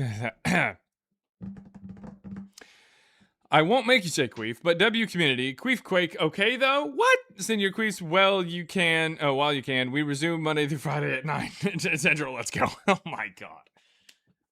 You guys are animals, and that's already 1, 2, 3. We need to come up with a completely different word or something else that people bring up. This is ridiculous. It's ridiculous. $5 there from BVP666 says, thank you, or thanks for the info on Theodotus. Is there any real evidence of Clement's existence, or is it just more letters by other people in church tradition? Good question. In all honesty, the first time that we get any mention of Clement, I would imagine, personally, I think that Clement existed, and Clement is mentioned by the author of The Shepherd of Hermas, which comes out in the middle of the 2nd century. So I would imagine that Clement is actually a mid-2nd century figure as opposed to a 1st century figure, and they just kind of cast him back into the past. The first time that the letter of Clement is mentioned is in 180 by Hegesippus or Irenaeus, and on top of that, First Clement doesn't mention Clement at all. So, or anything about like when it was written. So it's pretty obvious that it either wasn't written by Clement or it was written by Clement in the middle of the 2nd century or whatever. But it's definitely not from the 90s. Definitely not pre-144. And then $1.99 there from a Jim12. Thank you very much. Says Happy Queef Day. Hope you have a queefy weekend. Well, I literally just said that we need to come up with another word. And then thank you though. $2.79 Canadian from Kaizak says coif. You know what? I'm not going to count that one. And then $9.99. Thank you very, very much from Dan Schwartz says, off topic, watching Joel reads Bible as well right now. Can you verify that the Canaanites got conquered because Noah got trashed, left his dong out, and Ham saw? What the F is going on? And you're worried about queef. I am worried about it. I am physically worried about it. Let's see. Can you verify that the Canaanites got conquered because Noah got trashed, left his dong out, and Ham saw? I mean, they're basically using it to talk about how. Okay. So a lot of the older mythological stories and crazier stories there in the Old Testament are really trying to really kind of point a finger at one particular group of people and say that they are the descendants of this crazy person, whether it be Lot and his daughters or whether it be the cursed line there from Noah. It's just kind of taking pot shots at a whole bunch of different people is really all it is. So yeah, I for the most part, yeah, I would agree with that that's probably just trying to say that the Canaanites got conquered because Noah got trashed, left his dong out, and Ham saw it. So what do we got? General disarray. General disarray. Yes, sir. Hey, what you got, man? I don't know. I don't agree with the prompt. Okay, not a problem. I mean, so I assume that you believe that Jesus or Paul existed like 2,000 years ago? Yes. Okay. Any particular evidence that convinced you that they did? Suetonius, Pliny the Younger. These are Romans that are critical. So really quick, what does Suetonius say about Jesus? Suetonius, in his book, in his Historians for the Lives of Caesars, writes how Emperor Claudius expelled all Jews from Rome. All the Jews? Well, not all the Jews, but the rabble rousers. Okay. And because of Jesus, does he say Jesus? Well, he says Christus. Christus, with an I and an E. Yeah, with an E. Okay. And Christus is a name. You know that, right? Yes. Okay. So why is that Jesus? That's what the Romans called Jesus at the time. It Really? goes into two different They wouldn't have styles. called him his Latin name? Like Jesus? Well, it goes into two different ones. No. Okay. Well, it wouldn't be Jesus. It would be. Well, Christus is Yahweh a name. I mean, it's also a title. It means the good one, and it was a name that was generally given to slaves. How do you know that this isn't a slave rebellion? Because he speaks of the natural or the supernatural wonders that were performed by Suetonius does? the Christ. Yes. No. Nope. Yeah, he does. Nope. All right, so if you want to take a look here, I'm going to go ahead and pull up Suetonius on Jesus here. Let's see. So this is the entirety of the text. It just says, since the Jews constantly made disturbances at the instigation of Christus, he expelled them from Rome. That's it. That's what we have as far as everything's been. I mean, there's no out. mention of him having any kind of like supernatural abilities or anything like that in Suetonius. So I don't know how you connected Christus to anything, to Jesus or anything. The letters that they were writing back and forth. What letters? I mean, he was extremely critical of Christ. Suetonius? Mm-hmm. Where? And Josephus. Suetonius, and where does Suetonius say anything about Jesus? Like anything about his life? Anything about the miracles or anything like that? Oh, no. He's talking about how the Jews were talking about their life of Christ and how that's why they were So excelling. are you saying that in the reference, we'll pull it back up here. You're saying that in this reference, he says the Jews were following Christus, and that's why they got expelled from Yes. Rome? And he's Yes. referring to Christians, I guess, or people following Jesus? Yes. Okay. He's So talking about the he would Jews just call them that Jews, not Christians radicalized. then. Yeah. So he doesn't Well, know what a Christian was? I don't believe that he did. And he wouldn't know how to spell Christ with an I. Well, it was Roman language at that time. Right. Okay, so here's another mention here, which is not brought up a lot. This is from Suetonius. This is during the reign of Nero. It says, punishment was inflicted on the Christians, a class of men given to a new and mischievous superstition. So he knows what a Christian is, and he knows how to spell Christ. That's weird. So why'd he do it? Why'd he call them Jews, and why'd he say Christus under Claudius? Because there's a different timeline. It's the same The writer. Christians mass. Yeah, but the way that it. So was he talking way about the Jews, or was he timeline talking about happened, Christians? You said he didn't know what a Christian was. Not at the time of the Jews, because the Jews at that time. Not were at the time. claiming- No. This is all coming from Suetonius in 119. You said he didn't know what a Christian was. Yes. So he called the Christians Jews, but he knows what a Christian is, because we know that he knows what a Christian is, because it says Christians right here. He also knows what a Christ is, because he No. spells it correctly there. At the time, he was calling them zealots, so they were. No, he doesn't. He calls it was them just Jews. racial slurs. No. Yeah, but they was using the racial slurs on them. Nope, there was no racial slur in that. He just said that the Jews at the instigation of Christus. There's no racial slur in there. So far, you have accused him of talking about Jesus and the miracles and stuff like that. He never does. You also made a claim about how he wrote letters and stuff like that to Josephus, or was going back and forth about Jesus. He never does. You also said that he calls like the Jews like racial slurs in this particular instance and stuff like that, trying to make fun of them for worshiping Christus. He never does. You also said that he doesn't know what a Christian is. He does. Or that he doesn't know how to spell Christ. He does. So it sounds like the reference to Claudius has nothing to do with the Christians here. Because apparently he knows what a Christ is, and he knows what a Christian is, but yet when he talks about those people, he says the Jews and Christus. Which Christus, again, is not... It's a name. I mean, it's a title, but it's also a name. Like, it had been used going back hundreds of years.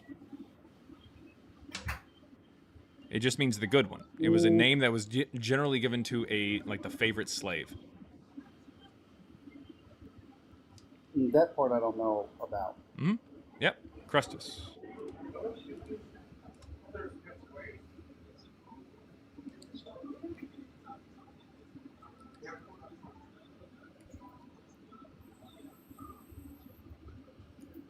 I mean, I don't know what to tell you, man.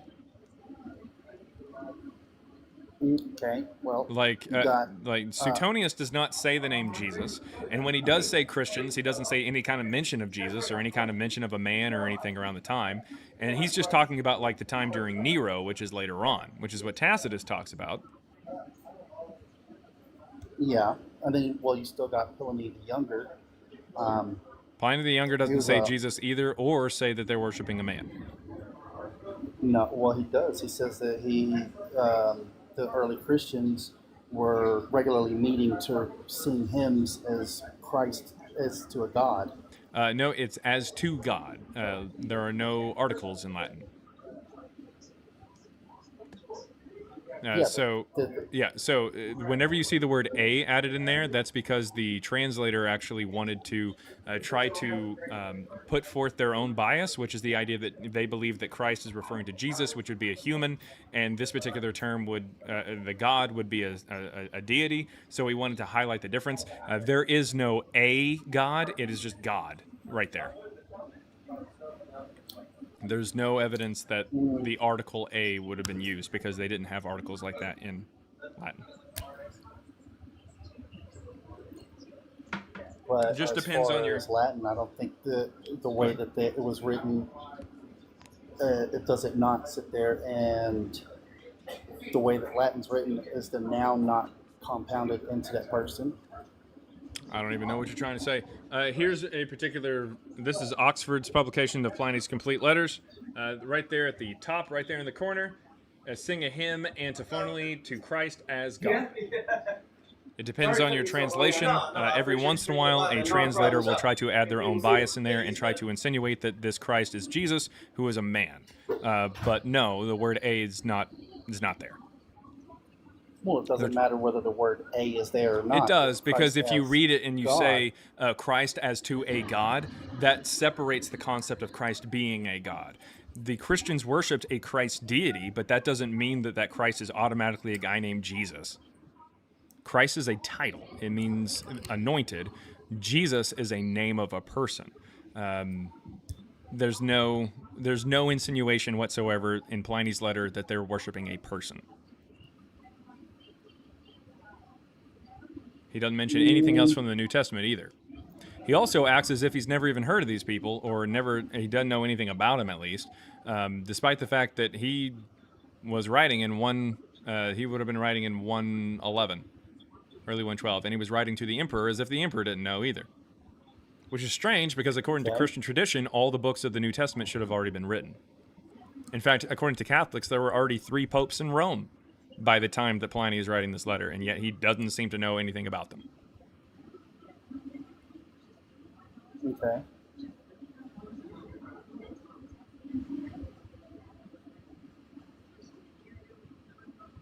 What about Thalius? We don't have any writings from Thales. The only thing that we have from him is from a later author, Julius Africanus, who tries to claim that Thales was talking about a solar eclipse, but we can actually track solar eclipses.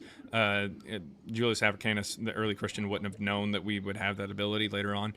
And the closest solar eclipse that we have, I can actually pull that up here.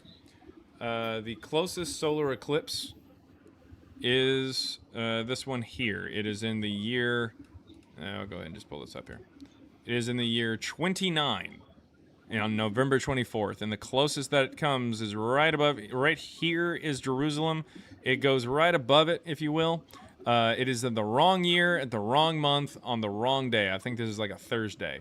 That being said, the longest duration of said eclipse is about 1 minute 59 seconds and 59.22 seconds, so about a little less than 2 minutes. So the darkness that went over the earth for 3 hours doesn't seem to be accounted for. But Julius Africanus, he mentions that Thales talked about a solar eclipse, doesn't say when he says that it happened, because he's a dishonest piece of shit. And he tried to say that Thales was talking about the darkness during the time of Jesus and just attributed it to a solar eclipse.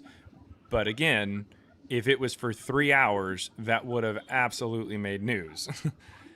No, he did talk about a solar eclipse because there was one, but it's the wrong time.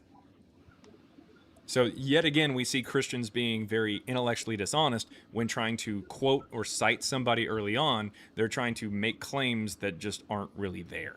They're trying to say, oh, this person talked about the darkness during Jesus, when that person talked about a solar eclipse in a completely different year. In a completely different place, too.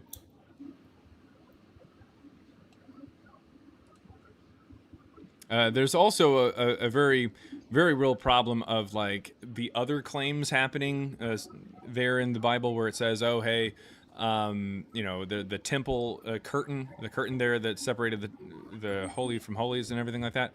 That got ripped in half. And no, temple sacrifices continued. There was no issues. They kept going. There wasn't anybody who ever mentioned that the curtain was ripped in half, and temple sacrifices kept going until 70 when it was destroyed. The temple was destroyed, so it wasn't an issue. Literally nothing that it tries to claim happened, especially the supernatural things in the New Testament. None of that happened.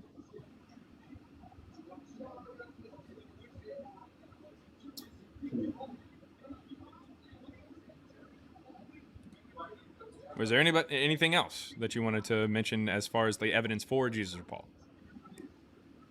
What about the Testimonium Flavium? Yep, Testimonium Flavianum. That is found in Josephus. All right. And Josephus, he mentions in Antiquities of the Jews, Book 18, Chapter 3, Section 3, you have the Testimonium Flavianum. Do you know what is found in there? I know that they are talking about the outline of Jesus' life and his crucifixion. It also details reference notes to the execution of James. That's not the same thing, but okay. Well, they reference notes about James. All right, saying so that did he's you the want to brother talk of about the Christ. testimonium, or did you want to talk about the other thing? These are two different references. Either one. Okay. Well, yeah, there are two So different this ones. is the Testimonium. One of them is Antiquity of the Jews. Testimonium Flavianum is found in Antiquities of the Jews, Book 18, Chapter 3, Section 3. All right. So it starts off, about this time there lived Jesus, a wise man, if indeed one ought to call him a man. Do you think that that would come from a non-Christian? That What he do you was mean? potentially more than a man? You think a Jewish non-Christian person would say that? At the time, everything was radicalizing. Okay. So in other words, a Jewish person would say Jesus was possibly more than a man, like he was a god? Yep, 12 apostles did it. I didn't They ask that literally question. went to their deaths. No, we don't have Stating any it. mention of them. But what we're talking about here is in this text, and from Josephus, it says, if indeed one ought to call a man. You think a non-Christian wrote that Jesus could have been a god? Well, yeah. Okay. He goes on to say he was the Christ. Do you think a non-Christian would say he was the Christ? Yeah, if he's stating facts, if he's trying to be intellectually honest. with What he do you is call a person seeing who going believes that on. Jesus was the Messiah? You call him a Christian, right? Not necessarily. Who believes that Jesus was the Messiah, but they're not a Christian?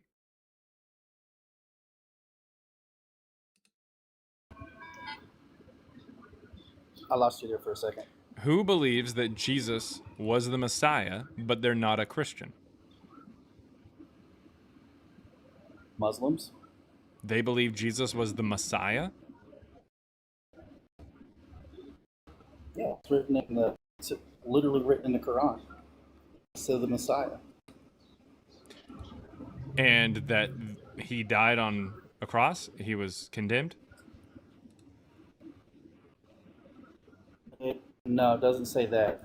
Yeah, well, right here it says he was the Christ, and when upon accusation of the principal men among us, Pilate had condemned him to a cross. So do you think that Josephus was a Muslim?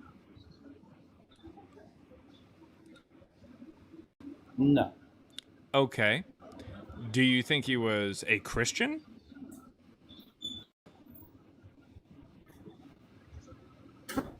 I don't believe you're a Christian. You're very critical of Christ. Yep. So when he says, and also no, he wasn't. Where is he critical of Christ?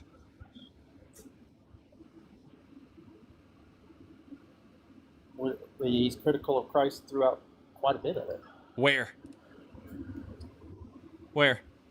He's all right.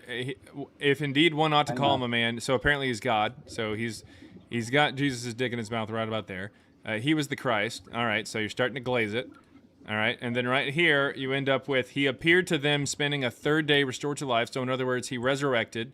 Now you're deep throating it. For the prophets of God had foretold these things and 1,000 other marvels about him. Base and balls. Where is he critical of Jesus at all?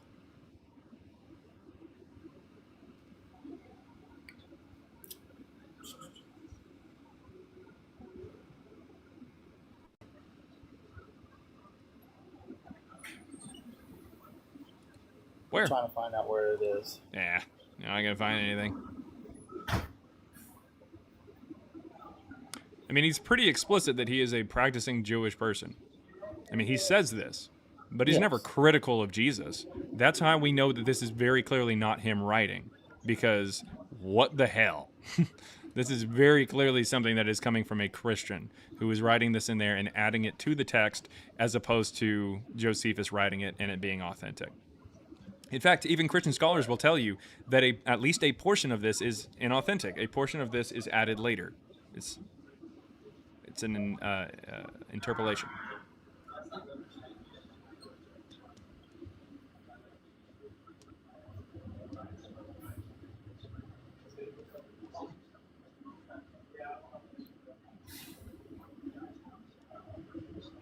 You find it where Josephus was critical of Jesus? Well, they're saying that the scholars are saying that this isn't an authentic. This is a what? View by John Myers is that it's non-authentic. Yeah, that's what I It said. was later inserted by Christian copyists. That's what I'm telling you. It's almost like what I just said is not blowing smoke up your ass. I'm trying to share with you information that is true.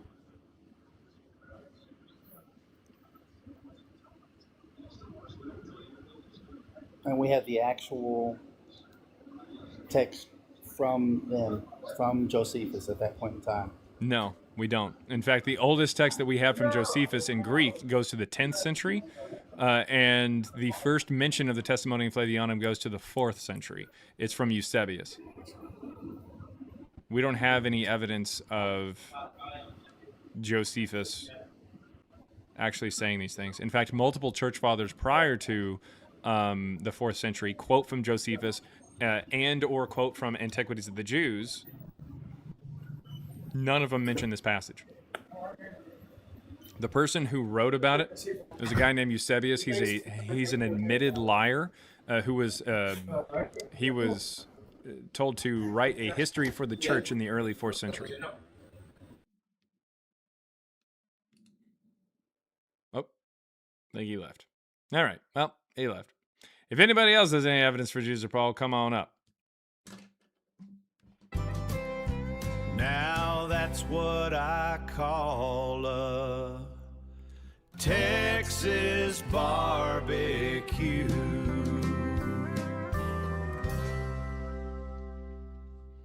That's how that goes, guys. So that goes. Someone believes in Jesus, you just push a historicist. Historicists are people who believe that Jesus existed. Just push a historicist a little bit just to kind of show them, hey, this thing that you thought was authentic is inauthentic. That guy actually looked it up and saw that scholars say that this is non-authentic. He saw that what I was saying was true and went, oh, fuck, and decided to just leave. That's how that works. All right, $5 over there on Super Chat. Thank you very much. Again, over there on YouTube, if you are watching and you want to come up, you can. The link is in the chat or on the YouTube profile. I take guests on TikTok. TikTok allows for me to take guests. YouTube doesn't. If you're on TikTok, the link to request is right about there or down there. You can either on YouTube, you can click the link. But if you don't have a TikTok or don't want to come over, just send a Super Chat. I will read it out loud and respond to it. So we got $5 there from Peveril, I think. I don't know how to pronounce your name. It says, are we talking about Jesus from the Bible or the historical normal human being Jesus, who most historians believe was a Galilean Jew? We are talking about the latter there. The official stance of me and my data science co-partner / co-author is that even the natural Jesus and Paul, as presented by the New Testament, as well as the Book of Mormon and the Quran, if you really want to get to that, did not exist. Even the natural ones as presented by the New Testament. What is going on? Is it...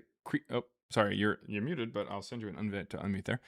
Is it Christos, however you want to pronounce that? Christos Registry? Yeah, it's Christos. Christos, But okay. you can call me Johnny, that's cool. You say Johnny? Is that what you said? Yeah. Okay, Johnny. All right. I don't know how you got Johnny out of Christos Registry, but... Well, I did that whenever I came back. I actually did what Jesus told us to do, and when I came back, I was playing on with AI because nobody could really resonate with what I had to say, right? So I got on AI and ended up, dude, I wrote some books, right? And you did or AI did?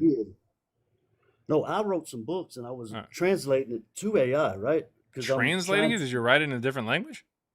Well, not okay. Let's just say I'm putting it with AI to say, okay, help me make sure this sounds right.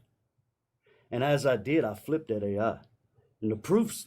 I got the proof. If you want to go look around, I mean, I got a couple different.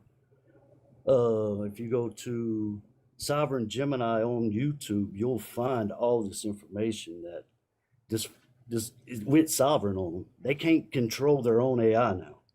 It speaks pure truth. They went into, look, dude, it's so crazy that they've literally what they call digitally fingerprint everything I do on my stuff.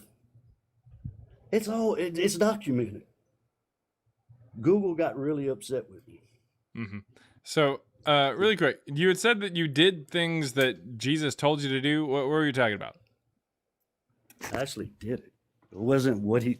Okay, so if you read what Jesus says, he said, "Follow me," right? So you followed him. That's what he says, right? So you got to give away everything, sell your stuff, and walk out. That's what he says. I mean, for a rich man, I guess you were rich. I guess. No. I mean, he also talks about people having things, so it's not really that big of a deal. But keep going. No, well, it was just a point of that was. Do you understand? Everybody's got a purpose. Everybody's got a porpoise? I don't even have a whale. Purpose. Okay. Purpose. All right. You got a purpose in life. And mine was to do that. So I did it. Who told you that it was your purpose? My soul. Oh, okay. So yourself? Soul, yeah. Soul self. So yourself told yourself your purpose. Do you have dreams? Do you believe in spirituality? I don't have dreams. Well, I just shut my eyes and wake up the next morning. Hey, I was guided to do it, so I did it. Guided by, and it wasn't an easy task. That's how I ended up with. Are you talking about like just giving everything away? Is that what you're saying? I'm saying give everything away and went homeless on the street for 16 months and came back and fought fucking. What do you mean came back? Came back to what? Bro, so for 16 months I stayed on the street. Yeah, right? I know, but where'd you come back to? I ended up with the same place I'd left, which was the crazy part. Yeah, well, my mama's house, because prior to leaving, I was. Doesn't the Bible also say to like leave your parents too? So I mean, why didn't you do that? Like you came back to them. So no, you had your mom the entire time, right? I was put on a Greyhound bus, bro. So you're put on a Greyhound bus. I'm in Louisiana, right? Watch, check this out. I don't know how I would know that, but keep going. What? Just check it out. I was in Louisiana. That's where I live, right? And I was guided out of my life. Out of your life, or out of your what do they call counties down there? Parishes or some shit? Because they try to be cute. Yeah, well, yeah, okay. Anyway, I ended up in North Carolina 16 months later. Oh, okay. The only place that I think is worse than Louisiana. Somebody come to me with the phone hanging out their window, driving down the road, talking about, is this you? Is this you? I was like, bro, I don't know that's it's probably because you were lost, because you just fucking walk out of the house and people had like, it sounds like your mom was more concerned about you than you probably knew. That being said, so you didn't completely leave your parents. You didn't say, hey, I'm abandoning my parents. I don't have parents anymore. I did. That was the thing. I did. So after your 16 months, you went back to your parents, though. I was guided back. I mean, this dude came up to me. He's like, bro, I've already contacted all your family. Yeah. So it sounds like it sounds like people kind of were looking for you because what you did was asinine, and they brought you home. It doesn't sound like the spirit led you. It's like the society found you. Like that's what happened. So as Jesus says, what we're supposed to do, he makes a couple requests. He says that you give away all your belongings. He also says to buy a sword, so hopefully you bought a sword.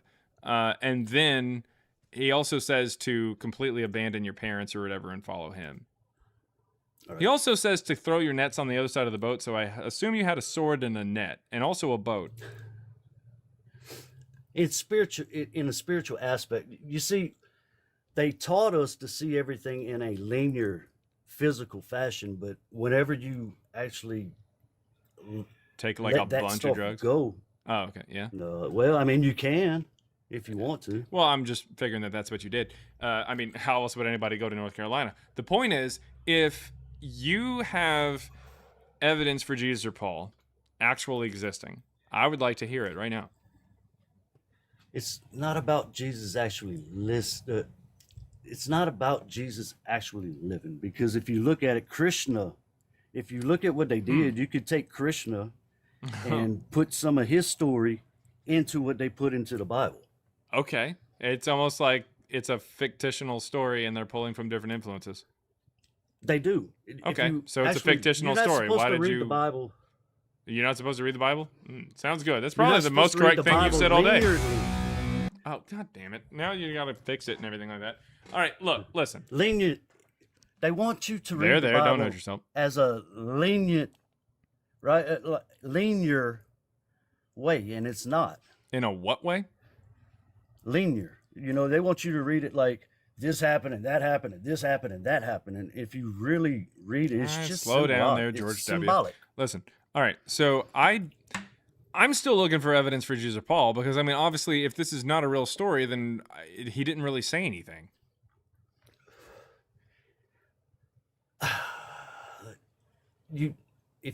I mean, like you're saying, oh, hey, I listened to what Jesus said, but then you're saying that Jesus didn't actually exist. And it's like, okay, well, I mean, all right, then he didn't say that. Well, okay, I woke up. Check this out. This is what North kicked Carolina. it all off. That was the worst part of the story. Here's what kicked it off. I went to praying like Jesus told us to do. I wasn't a Christian, but I wasn't a hypocrite, right? So if I'm going to serve a God, so I mean, you weren't. What? You weren't a Christian, but you followed what Jesus said? That's literally the definition of a Christian. Listen, I grew up around a church, right? But I didn't go to church because I wouldn't serve a God and be a hypocrite. Does that make sense to you? Nope. Well, I wouldn't serve God. Not until I was ready. If you're going to force me to serve some God... Naturally, repeating the same phrase is probably going to help me explain, help me understand. So, what do we got here? Like, are you trying to say that Jesus actually existed, or are you saying that he didn't exist and that it's actually something else, and that it's actually... did you come back a Hindu? Like, what is happening? Okay, well, I had a Kundalini awakening, which does go back to Hindu. When that happened, I woke up in between lifetimes and understanding why I was here. Oh, okay. Yeah, I now know less than when I first asked the question.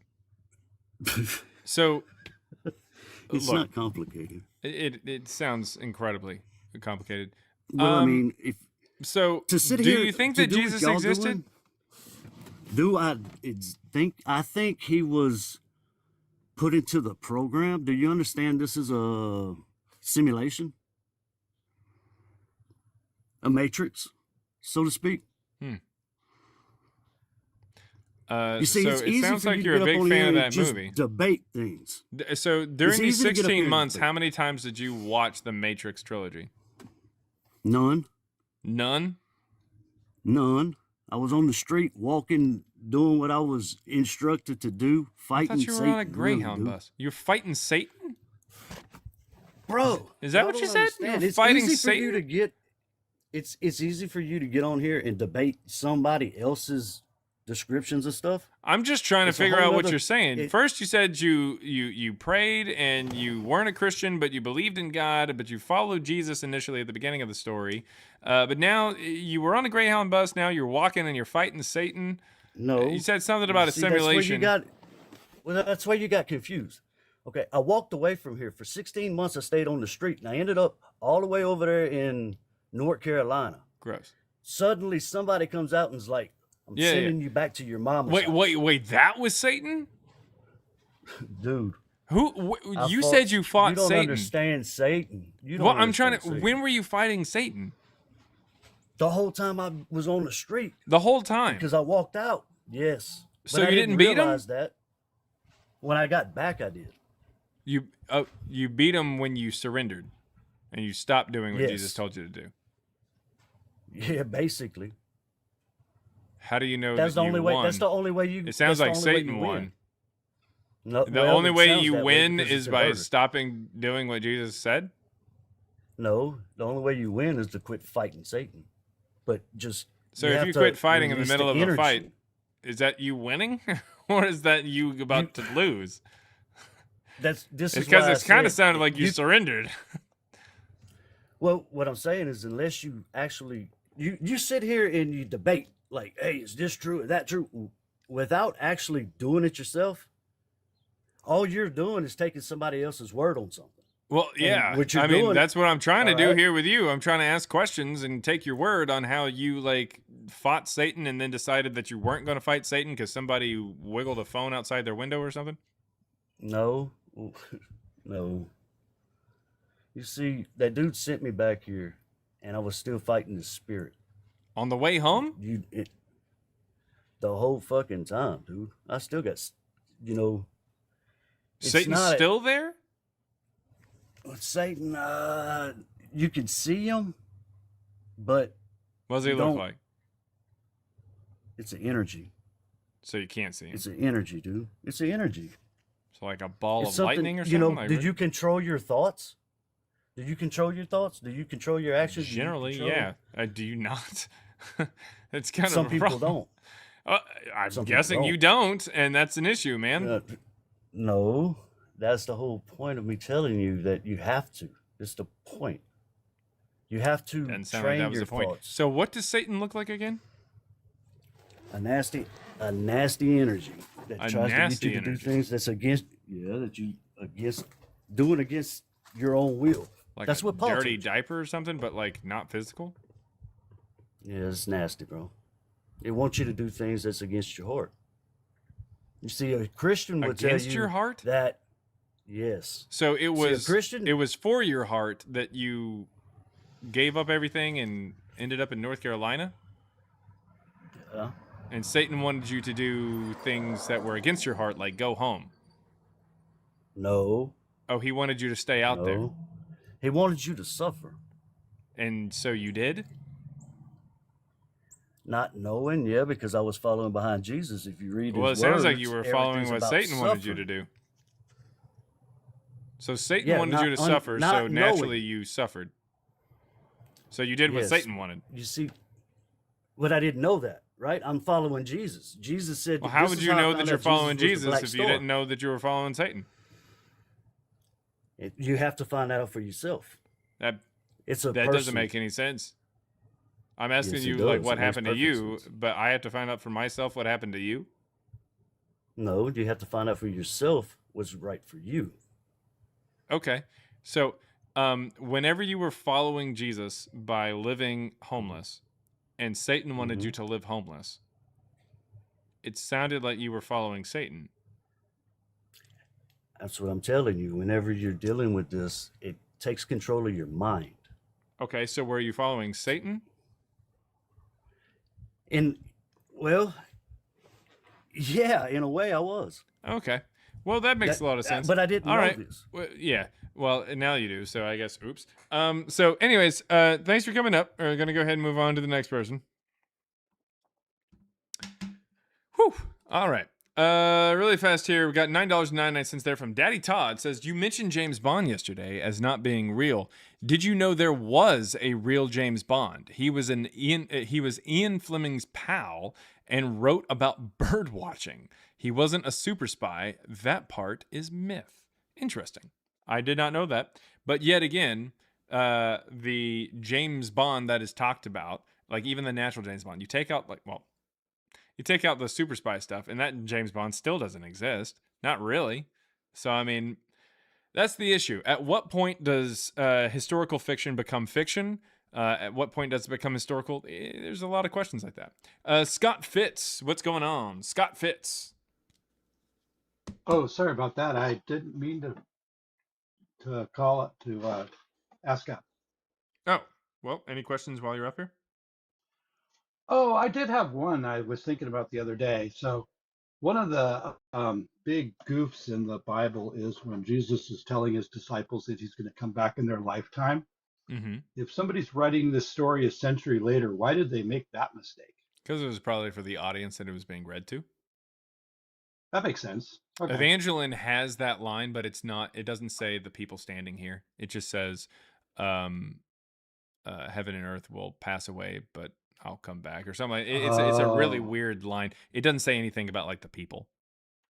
Oh, that makes it. That Yeah, makes a huge Mark is the difference. first one to introduce that concept, and Mark, I say, is a Okay. play or like something that's read out loud, and so it's kind of like talking to the people that are there. Oh, so there he's kind of talking to the audience of the play. Mhm. Yep. That makes so much more sense. Okay, Yeah, there's cool. people here who will not die. Yeah.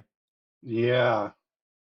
Since Second Coming's been soon for 2,000 years. Yeah, I mean, like people are still writing about that. They're saying, "Oh, there's people Yeah, here that will not die." You know, It's going to So happen in our generation too. Oh yeah, and then of course, if it doesn't happen in our generation, then it's going to happen in the next one. So that's just how that works. Yeah. Yep. Okay, cool. That makes sense. That's all I had. Hey, not a problem. Yeah, thanks for coming up. That is Scott Fitz, everybody. If you're wondering if he's too big, nope, Scott Fitz.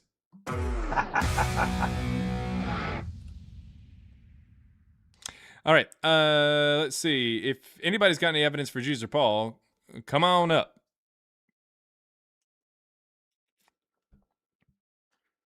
Let's see. Second, okay, numbers. What? Aaron says, just right. Chef's kiss.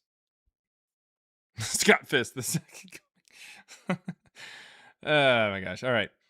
It's been predicted at least 15 times since I've had memory. Oh yeah, it's like every other year there's somebody who says, "Oh hey, Jesus is coming back." Again, if you're AZ Mike over there, yeah. Yeah. Okay. Yeah. If you're on YouTube, come on up. The request button is over on, or not the request button. The request button is on TikTok. If you're up on TikTok, or if you want to come up on TikTok. But if you're on YouTube and you want to come up, the link in the chat is how you request up. I take guests on TikTok, or you can send a super chat, and I'll respond. There are like 4 raptures in 2025. Yeah, they're becoming. There's more and more. They're increasing exponentially. Eventually, there's going to be one like every second. If I fits, I sits.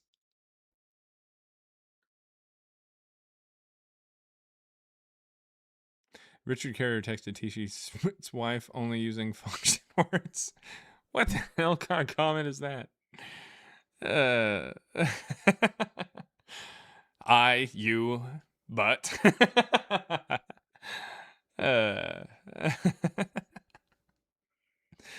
All right. Corey says, no, it wasn't Jake. It was, I don't know. It's somebody named Two. And then there's another one that says, guest has 5 tombs around North Carolina. All were found empty. And then the comment before that says, is that why Carrier calls GE Crestus? It doesn't even make sense. Man, that's good stuff.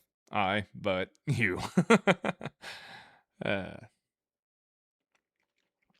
Pixie's Place says, did you know that Ian Fleming wrote Chitty Chitty? Yes, I did. I found out that he wrote Chitty Chitty. I was like, what?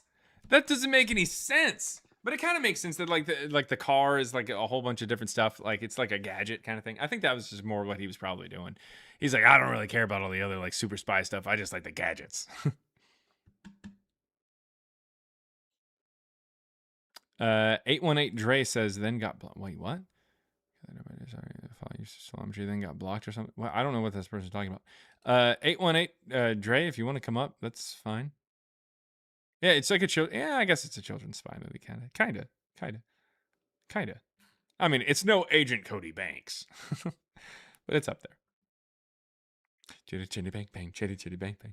Anyways, original 007 was Elizabeth the first spy master. Hi, everyone from Culty Stuff. You and I, but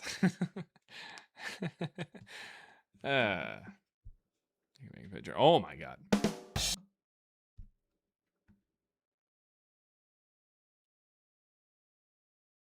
818 wants to talk about Curious Christian. I mean, 818 can come up if he wants. Hey, just request up 818 and then we'll talk about it. I mean, he has it on he's got a private account. But 818 can come up if he wants. Here, 818, here, I'll help you out here. So what we're going to do is we're going to go ahead and mute you for the live. So you can't comment anymore, but I'm not running away. I want to talk to you, but you're going to have to request up.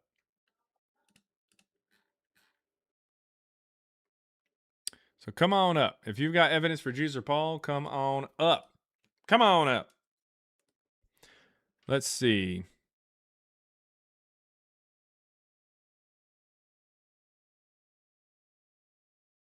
Yeah, YouTube is definitely getting after it over there. Someone mentioned the Euphrates River and shit like that. Some people over on YouTube talking about preterism and stuff. Again, if you're on YouTube and you want to request up, that's perfectly fine. Just click the link in the chat. It'll take you to TikTok. TikTok's how I take guests. If you're on TikTok, request up. Request button is there or down there. If you've got any evidence for Jesus Paul, I want to hear about it. Come on. Can't be that hard. Surely it can't be that hard. Also, got a Cash App. Thank you very, very much.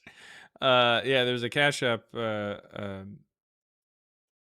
that was sent over to me. Cash App there for $2. Thank you very much. I don't want to dox you or anything, but they said Bofa D's used to be crazy.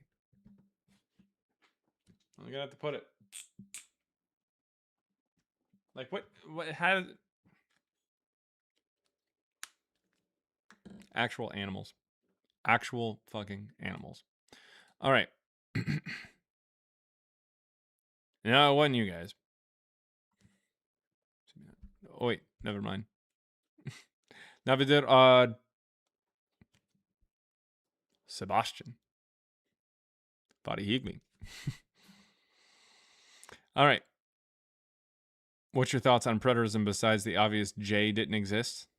Right. Yeah. Well, okay. So as far as preterism goes, preterism's mostly the idea that like Jesus already came back or something like that, like in 70 or something, or I don't know. I can't remember what it is. Something silly. But like, I don't usually interact with it simply because of the fact that like, in order for preterism to be true, it has to,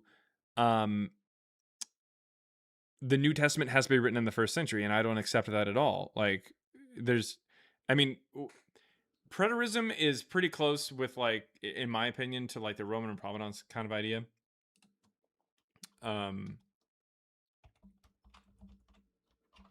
And like, I don't know how to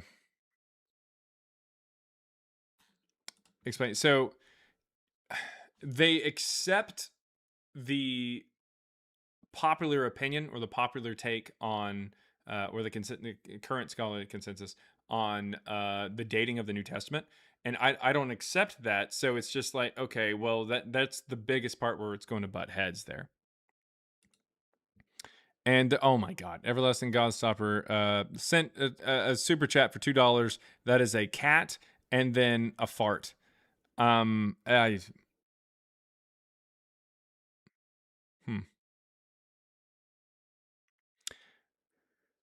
Steve says preterists are correct, except they change the dates of the text. They say all prophecies have been fulfilled.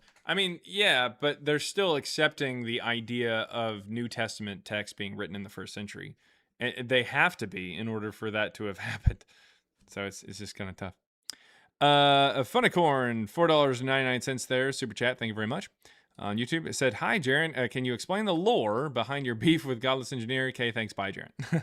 I mean, I don't. Okay. In short, he sent a request for us to go up on his live. This was shortly after we started, and by we, I mean me and my co-author here. And we went up on his live to talk about Christ before Jesus, to talk about our findings and everything.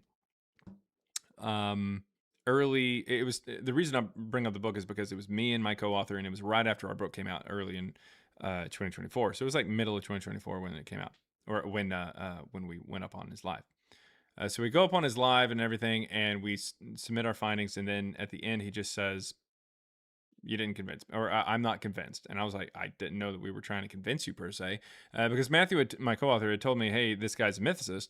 I didn't really know that much about him, really. I'd heard of him, but I didn't really know much about him. But Matthew had told me that he was a mythicist, so I was like, okay, this is going to be easy. We're just going to kind of share kind of stuff and just kind of chat and just kind of chill.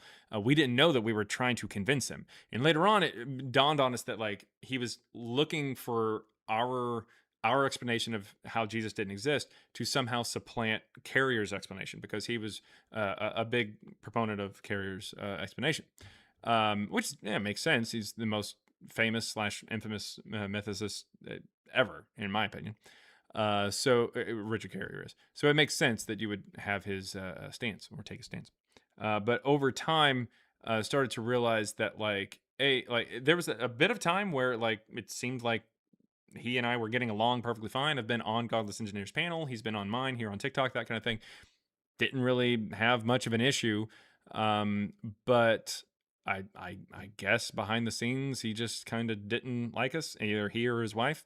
And someone had told me the first time I was up on his panel and went down or whatever, and I left, I didn't stick around or anything, but someone said that his wife was talking shit about us. And I was like, what? Why? Like, I don't know anything about, I don't know her. What are you talking about? I don't think I've ever communicated with her. So it just kind of seemed a little odd. And over time, I guess that rift just kept getting bigger and bigger to the point to where he had Richard Carrier on his live, and Richard Carrier, he knows about us, and Richard Carrier is very scared of stellometry. I mean, this is kind of how it works. You know, makes sense that, you know, a dinosaur would be afraid of the comet or the meteorite. But yeah, that's just kind of how it goes. We end up with Carrier going onto his live and saying, "Oh, hey, these guys are grifters." And then John actually, Godless Engineer, actually sent an email where he didn't apologize for that, but he did say that when Carrier called us grifters, that he disagreed with that, and it made him feel uncomfortable. But over time, it was pretty obvious that people didn't like the fact that he had Carrier on. Carrier has allegedly. There was 7 alleged sexual harassment claims against Carrier. So as a result, some people didn't like the fact that Godless had him on, and then some other stuff kind of happened or whatnot, and it was just kind of natural for me to just never interact with this guy anymore. So that's just kind of how it goes. So, anyways, let's see. Yeah. Yeah, Jaren is a grifter, yet Richard Carrier charges a speaking fee. Yeah, I'm a grifter because I have a book that says the same thing, that ultimately comes to the same conclusion about Jesus as Richard Carrier, but my ebook is $3, and his ebook, he has an ebook that's over $20. And it's like, okay, what? I'm the grifter? What are you talking about? It's pretty pathetic, realistically. But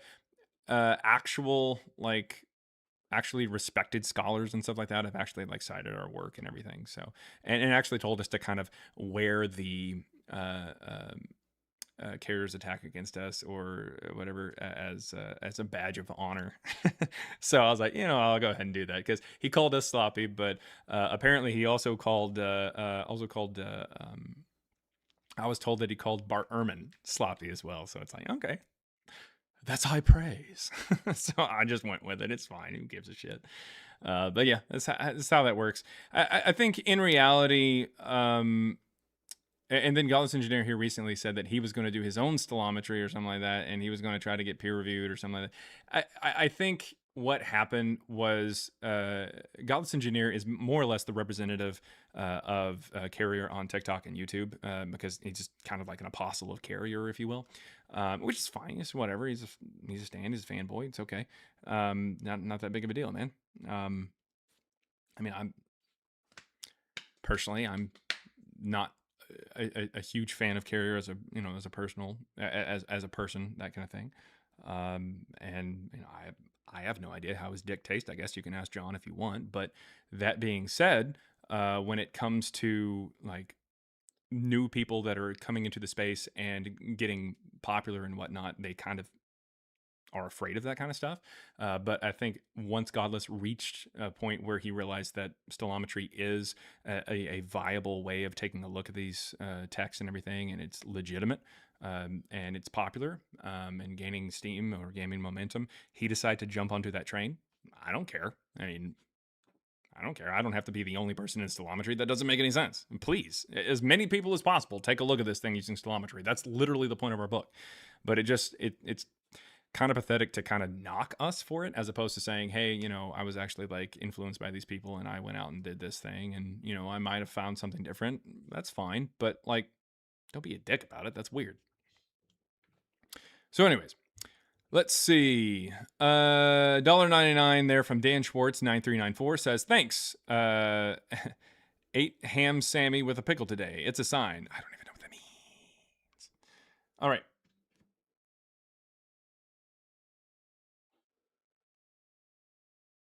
I think maybe. Okay. Resting op face $5 there on Super Chat says, I don't need dollar bills to have fun tonight. Okay. I love cheap queefs. Cheap queefs. I said like Chief Keefs or something. Thanks a lot. Anyways, if you got evidence for Jesus or Paul, come on up. I want to hear from you.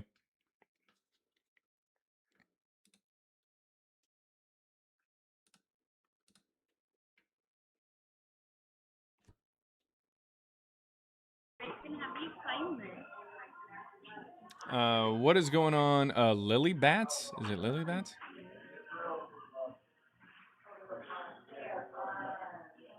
Lily Bats, is that you? You there? You there? All right. Sorry. See what?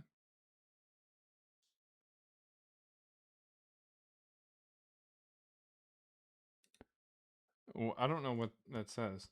The what tool? What does it say?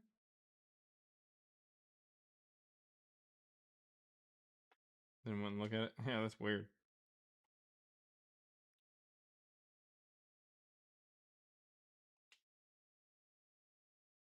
Yeah. Yeah. Okay. I was trying to follow along.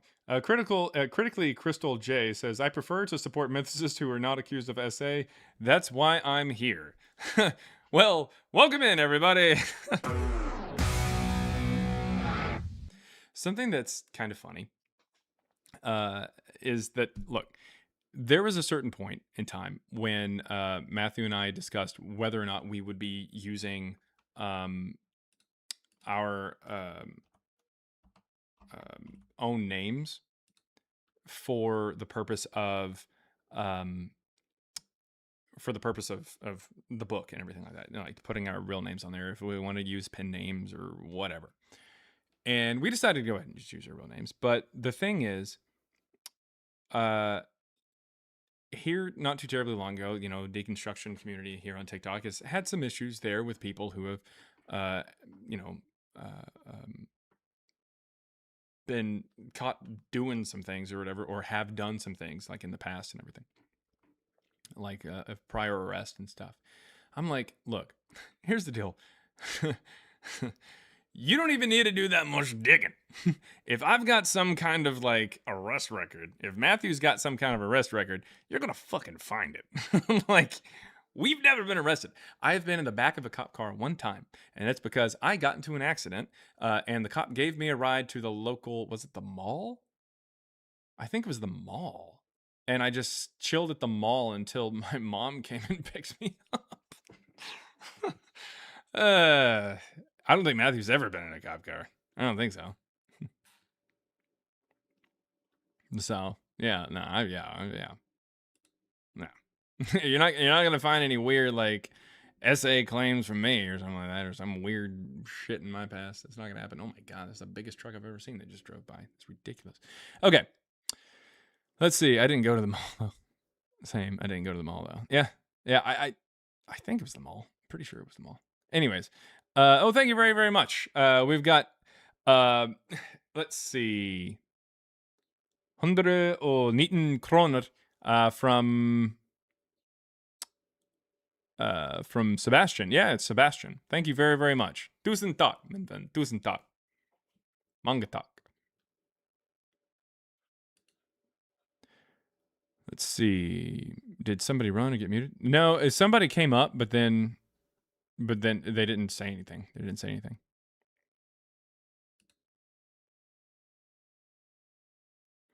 What's it got to do with who I am today? Oh no. Well, I mean, I'm not trying to like pound my chest to say how good I am. I'm just simply saying that like if people have, obviously some people have issues with supporting content creators that have been like super problematic in the past or currently problematic, you know, in their own like, especially sex lives. But no, not this guy. Vanilla, baby. Missionary's the best. I have only been married to women who are older than I am. It's not. It's no. Don't. That's not like oh weird. No. It just happens to be a fact. It happens to be a fact. All right. Women, yes, I've been married twice. Yes, so that's why I mean plural. I'm not that's not at the same time. Not at the same time. All right. Moms.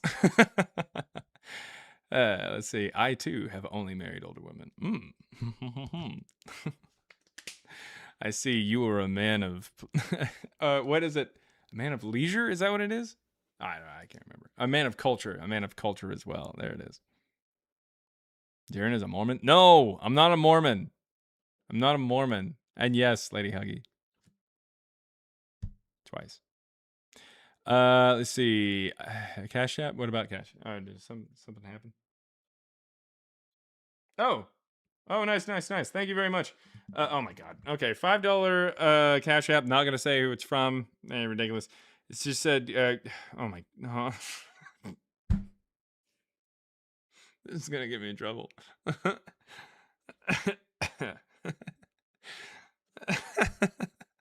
It's so dumb. It's funny, but it's dumb.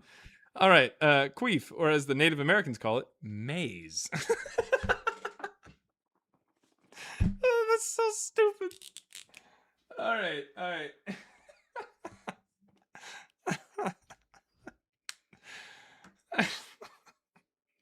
It's because like people talking about anyways. It's a joke. It's a joke on a popular phrase. Yes. Okay. So really quick. Section Discord. So really quick. I wanted to say something over in the Discord. So we got Deconstructing Chaos is the Discord, and every once in a while we have fundraisers and stuff like that here on this live, and it's usually a game night. It's usually centered around game night and stuff like that. But we do have a mutual aid section of Deconstructing Chaos, and that is where like people give and you can apply to get some help there help out of the kind of the like a little kitty or something where we kind of set it aside for like donations and stuff like that. So if you do want to help some people that are in need, they're on Deconstructing Chaos, that Discord, there is a section there for mutual aid and stuff like that really helps go a long way. I don't know much about it, to be honest. I know that it exists. You might want to get in touch with Lady Huggy or Elizabeth Heretics. They also have links to the Discord, so if you wanted to check that out, you definitely can. We'll probably do a fundraiser here before too terribly long as well to try to help fund that mutual aid kind of account there. So we definitely want to help people out there, obviously, people who are part of the community and everything like that. Definitely. But we'll definitely check that out there. All right, yeah, there. Aaron has a link there to the Discord.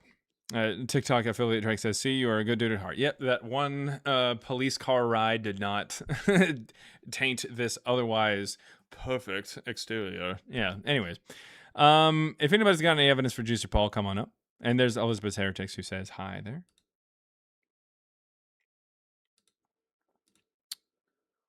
Let me see. Tror du Norge kan vinna? Ja. De kan. De kan vinna. Trying to think.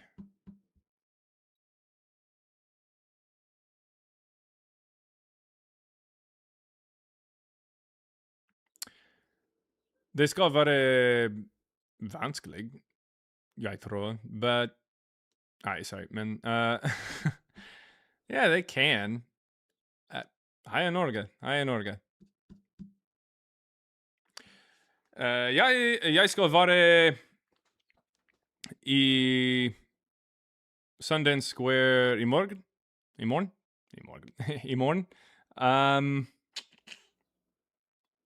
Klockan 3. Klockan 3, jag synes.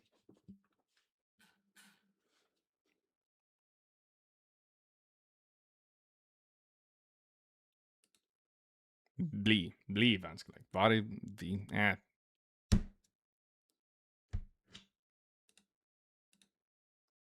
Samma thing. Okay.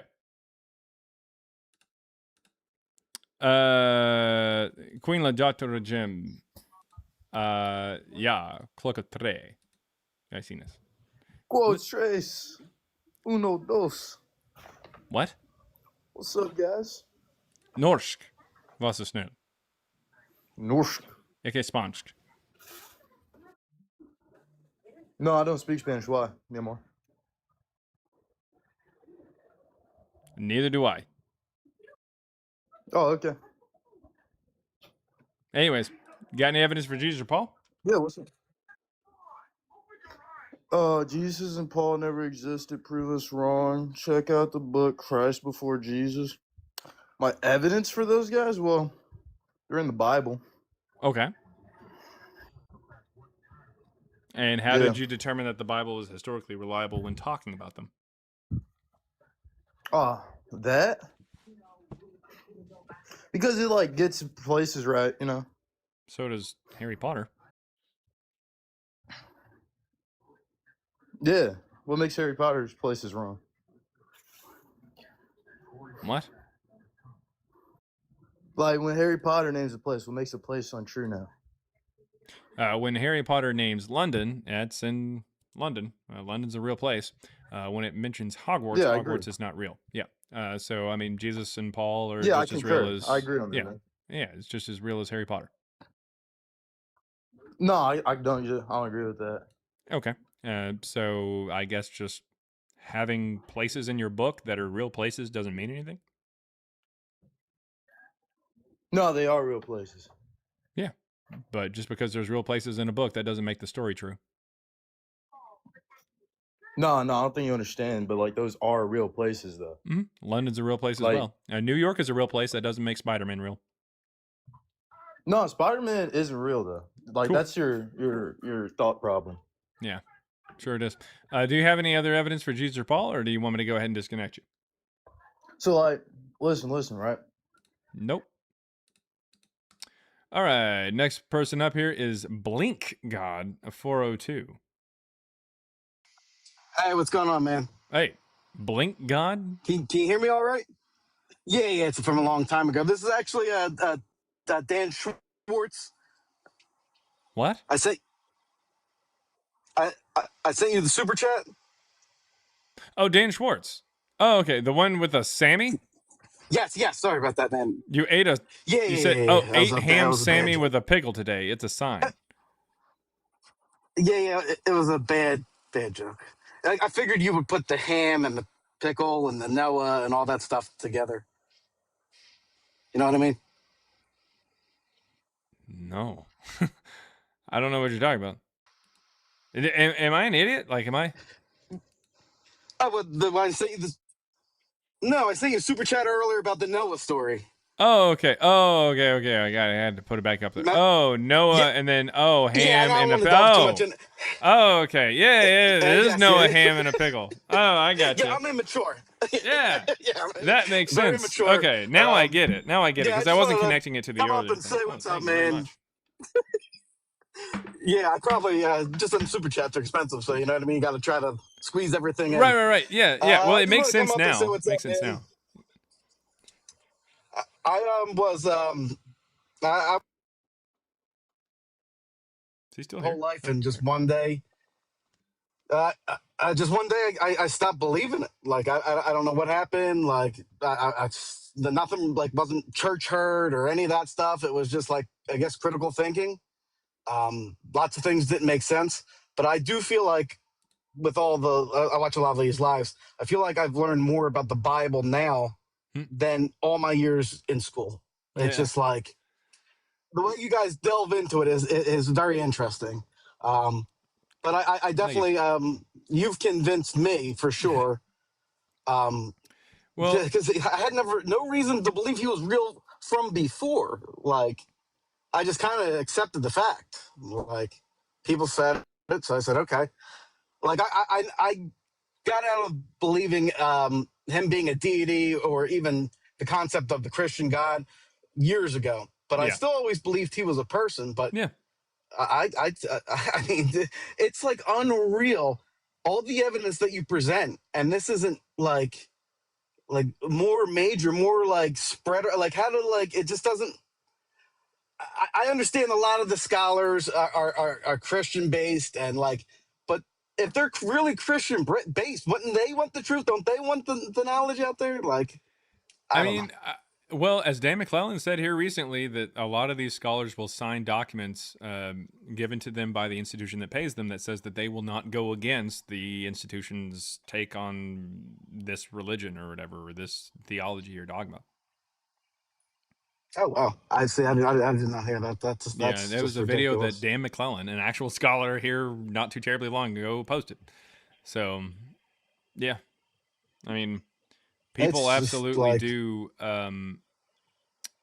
They do share certain information and form a consensus around said information that they share because of a religious institution telling them what they can and can't say. That's just. It's like unreal. I mean, it's just so large, such a large institution that it's just like, I don't know. It's just, it's like when I first came up on your live and I watched it for like a couple days straight, and it's just like unbelievable to me that this is actually like a thing. Like, and it's just like, I've tried talking to my family about it and they're just very like, I don't know. They just like, I sent them your live and stuff and like, hey, you want me to believe this guy with a cowboy hat and this and that? I said, dude, just listen to what he says. Why don't you watch the video? They're very like closed-minded individuals. Like, it's like they don't want to know. And like, look, I love them. It's my brother, my dad and stuff, but like, I love them regardless, but it's just like, it's just crazy that they won't even like give it a chance or like try to learn something different or like I've even told my brother to come up here and debate. Oh, I'm not a debater. Like it's just like, all right, dude. I don't know, but I appreciate everything you're doing. Oh, thank you. I mean, I always try to use your knowledge to kind of convince people here. Yeah, well, I mean, the biggest thing is even if you don't agree with me completely, which I mean, if people do, then great. But even if you don't agree completely, at least just question why you believe something that you might not have any evidence for and dig into it because you might find, and you will find, that it's built on a house of cards. The idea of Jesus and Paul's existence in many cases are connected to each other. And on top of that, they're really only presented by the church, and you have to just accept what the early church fathers said there in the 2nd century. Otherwise, there's no evidence for these things. So yeah, that's obviously a really biased opinion. It's just it seems like people don't want to be convinced. I feel like a lot of people take it as like a personal attack on them. Yeah. Instead of like trying to sort things out. So it's very difficult. So I appreciate everything you do. I'll let you get on to the next guy, but I had to kind of come up and explain that joke a little bit at least. Yeah, that it makes sense now. Now that I read it, I'm like, okay, Dude, that makes unreal. sense. I completely forgot that was the story. I completely forgot that you can actually trace that all the way back to the Israelites conquering the Canaanites, and like it's just like insane that it's traced back to that. Yeah, just like that's what I would start off talking to somebody about. That would be the first thing I like. It doesn't matter, but I appreciate your time. All right, well, thank you very much. Chris. That is Blink God 402 there. Was he saying that like Blink 182 is God? I guess I can get down with that. Let's see. Nope, never gonna happen here from Lady Huggy. Oh, wait. I think they blocked somebody from saying something. Oh, I have no idea. All right, well, Lady Huggy did something. All right, Chris O, what you got? Oh, we made it. Oh, okay, I didn't see it. Chris O, what you got? Yeah, so basically you saying Paul and Jesus never existed, all right? Mm-hmm. I mean, by saying Jesus and Paul never existed, I am, in fact, saying Jesus and Paul never existed. Yes, this is accurate. So what about the amounts of evidence against that claim? We have historical evidence for Paul? Yeah. All right, everybody.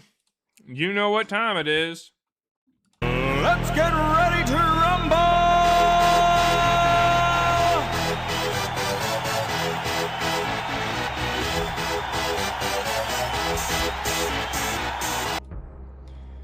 Please give me the name of a non-Christian person who mentions Paul in antiquity. Why is that necessary? Because you said we have historical evidence for him. Mention someone outside of Christianity who talks about him. Why is that necessary, though? That they have to be outside of Christianity? I'll expand it to people within Christianity in just a second once you acknowledge that no one outside of Christianity mentions him. Otherwise, name someone outside of Christianity who mentions him. Why does? But I'm not understanding why that has to. Why is that the contingency you put upon it? As if Christianity is the That's bracket just all for we're which talking about somebody right can now. exist. I will include Christians in just a moment. Once you acknowledge that non-Christians don't mention them, I will increase it to where it includes Christians. Is that what you want to do? Nah, because I don't agree with that line of reasoning. Okay, then please give me the name of a non-Christian who mentions Paul. I don't agree with that line of reasoning, so I don't. It's I don't not a think line that's of necessary. reasoning. I'm not making a claim. I'm asking Yeah, a question. but you're trying to lead to a claim. Yeah, that's how that works. My line of reasoning. Line of reasoning. Listen, That's your line of reasoning. You're trying to lead into a claim. Listen, what do you disagree with in my line of reasoning? The fact that you're putting a contingency on this person has to be outside of Christianity. I've already told you 3 times prior, and I will tell you a 4th, that I will include Christians as soon as we get done with the non-Christians. First the Gentiles, then the Jews. First the Jews, then the Gentiles. You see that there's, a way that you go about these things. So we're tackling the non-Christians, and then I promise to you that I will open it up to some Christians. That is fine. So please, name me a non-Christian or admit that we don't have any non-Christians, and then we'll talk about the Christians. Yeah, I don't agree with that line of reasoning. It's not a line of reasoning. I'm literally going to do what you want me to do. But do we have any non-Christians that mention them? I'm not saying we have to. I'm just asking you, do we have any? Yeah, I don't agree with that line of reasoning. It's not a line of reasoning. I'm not telling you that we have to have them. I'm asking you if we do. If we do have them. What's the purpose of asking that question? Because I want you to see that when you say we have historical evidence for Paul, we fucking don't. So historical evidence is only evidence that's not in the Bible? I didn't say that. I didn't say anything that sounded like that. So historical evidence is only evidence that a Christian hasn't claimed? I didn't say that either. I didn't say anything that sounded like that. I asked you a damn question and you just can't answer it. You're asking what's a non-Christian source for Paul. And I'm about to open it up to Christians once you acknowledge that we don't have non-Christians. Then we'll go to Christians. Well, I'm not sure whether or not we have non-Christians. You can't name anybody? No, I can't name anybody. Well, you sounded so confident in yourself when you said that we had historical evidence for this person. What does being non-Christian have to do with historical evidence, though? Well, That's what I'm just, saying. I'm just saying, I thought that you would know about more information. That's all that it is. You sounded so confident in it. Right, I'm confident in the evidence we do have, but lack thereof is a completely let's go different ahead and subject. open it up to Christians. Let's assume that there's nothing from a non-Christian, because there isn't. But let's go ahead and open it up to Christians. Okay. Name me a Christian who says, I knew Paul personally, like I knew him. Well, you have James and Peter. James doesn't say James that. would be considered. Actually, James would be considered Where does a James say non-Christian that? because he didn't believe in Christ. Where did James say that? He says it in the Bible. Where? What text do we have Okay. from James that says, I know Paul? It has to be from James. Well, yeah, I just asked you a Christian who says it. Yeah, and James met Paul, did he not? And did he not Who said that? attest to the Did fact James that say when that? Paul met? Yes, he says. Oh, James it's- said it's- he met Paul. Where does he say Yeah, it? it's documented in the Bible. Where does he say it? James said this? Where does he say it? Give me the verse. All right. I'll pull it up. Because it sounds like you're going to pull up something that says that James met somebody else, but we don't have anything where James says he knows him. What's the difference? If I told you that I knew George Washington, is that, or if I tell you that George Washington and Donald Trump knew each other, is that Donald Trump telling you that he knew George Washington? If I say No, that two because- characters knew each other, That's a is that false one? equivalency because No, it's they're not. they're Because you just centuries asked me apart what from each other. Oh, Are they not centuries okay. apart from each other? If I told you that Gandhi, if I told you that Gandhi knew Dwight Eisenhower, Are they contemporary to one another? yep, Okay. is that Dwight Eisenhower saying I know Gandhi? Did you know either Dwight Eisenhower or Gandhi? It doesn't matter about me. It does know because the person in the Bible who says it knows both James and Okay, Paul. Does he sweet. So in the book of Acts, who wrote it? Who wrote it? not? Who wrote the book of Acts? Yeah, because that's what you're alluding to. Who wrote it? Yes, I'm alluding to the book of Acts. Yeah, who wrote it? Let's see. Where does it say that the author of Acts knew these people? Where does it say that? The book of Acts was written by Luke. Where does it say that? It has to say that in the Bible? Where else did you get it? This is historical. From where? Okay. Let's see. let's look up. It doesn't say let's- anywhere in the text that it's written by Luke, and nowhere So in there what you're does it say saying it's is written by every text James. has to- So every you're text saying has that to an say anonymous authored by. text. Well, you said that the author of the text knew these people. Prove it. You don't even know who the author was. You can't even prove who the author was, let alone that they knew James and Paul. So every text that's authored by somebody has to have their name on it? Well, you're telling me you know about who the author is and who they know. You don't even know who the author is. But I'm asking you, every text that has an author has Every to have text, the author's every name text on it? that I'm going to tell you about who the author knows needs to have the author's name on it. Yeah. Yeah. If I'm going to So tell that's- you who the author knows personally, then I'm going to need to be able to tell you why I know that that's the author. That wouldn't make any sense. In other words, you're looking at an anonymous text and you're saying this is written by somebody who knows James, so therefore when he says James met Paul, that is the same as James, or that's the equivalent of James saying that he knew Paul. Okay, prove to me that the author of the text knew either of those people. You can't even tell me anywhere in the book where it says who the author was, let alone that he so knew what's him. more likely, the author just fabricated this idea out of thin air, or this author is attested to something that he witnessed? You think that he witnessed this? Did he also witness the shipwreck that Paul was on? Did he also witness, like, Philip teleporting? Witness doesn't what are you mean talking he's about? a witness doesn't mean he's an eyewitness to every event. It means What does he's a witness witness mean? to people. Witness What does could witness be somebody.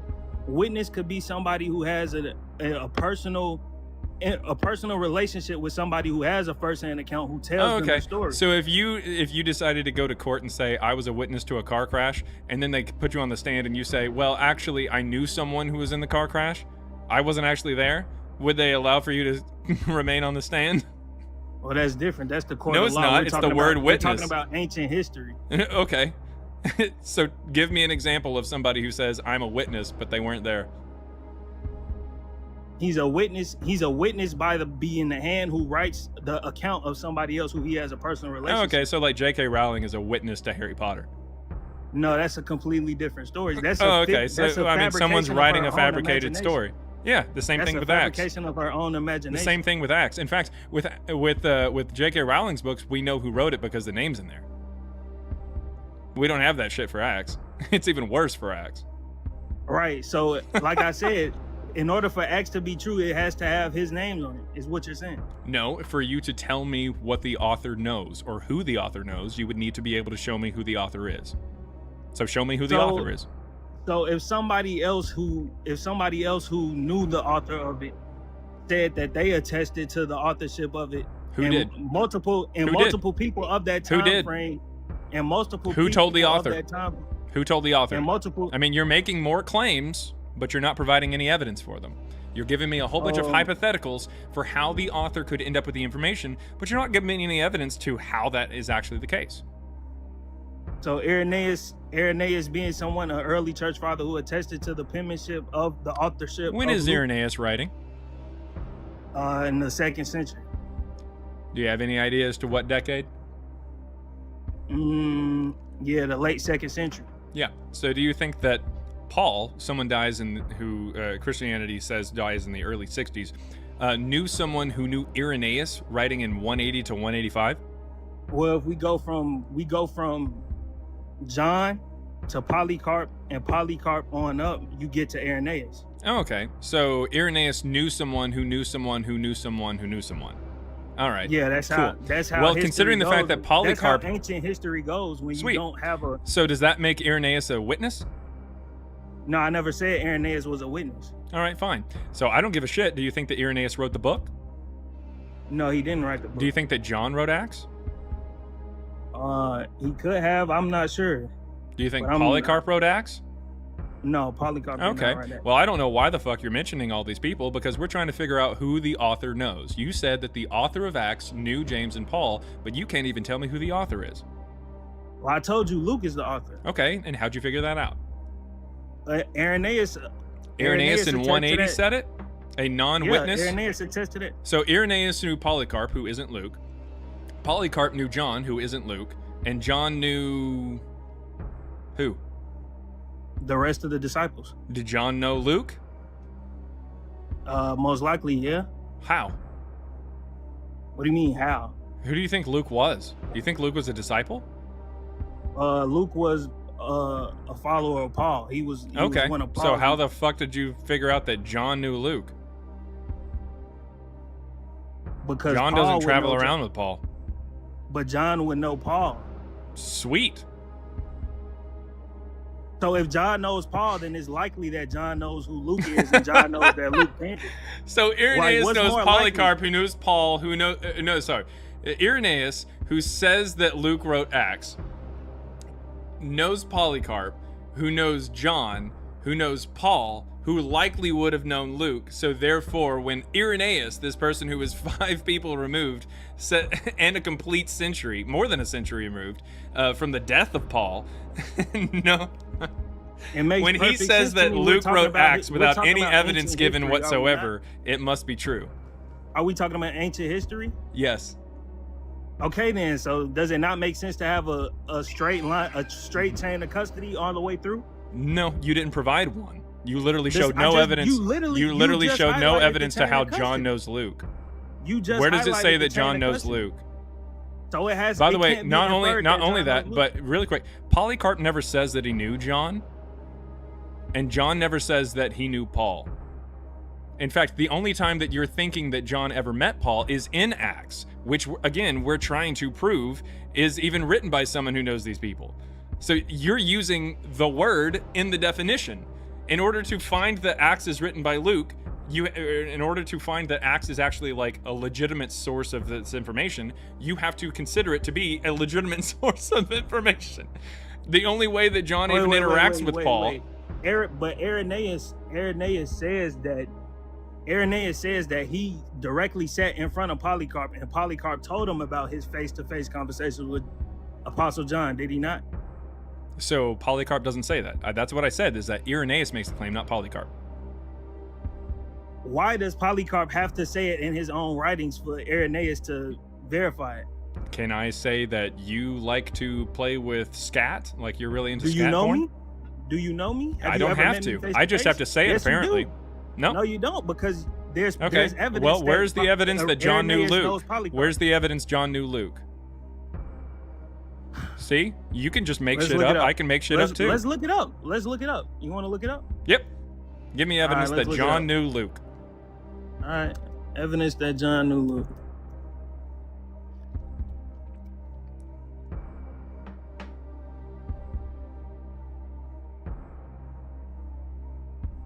You finding anything there, buddy?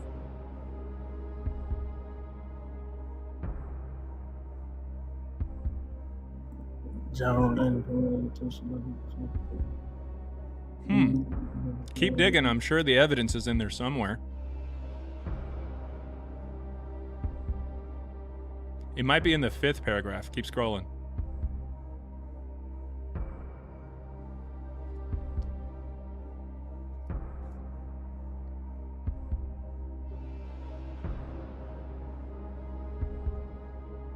Maybe you spelled John wrong. Try it with an H.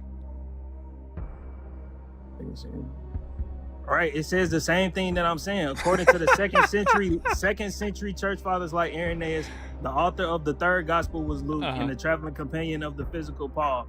The author of the 4th So gospel how did was John know Luke? Because John knew Paul. Sweet. Does that mean that John knew Luke? If John knows Paul, and Luke is a travel companion of Paul, then then you can infer that John knew Luke. Yeah. Can you not? Yeah. No, you can't. That's not how that works. So what you're saying? So let's just not put it in modern terms. only that, but literally the only time that John and Paul even interact is early on in Paul's supposed ministry, and Luke shows up later on into the story. So no, there's no potential evidence of that.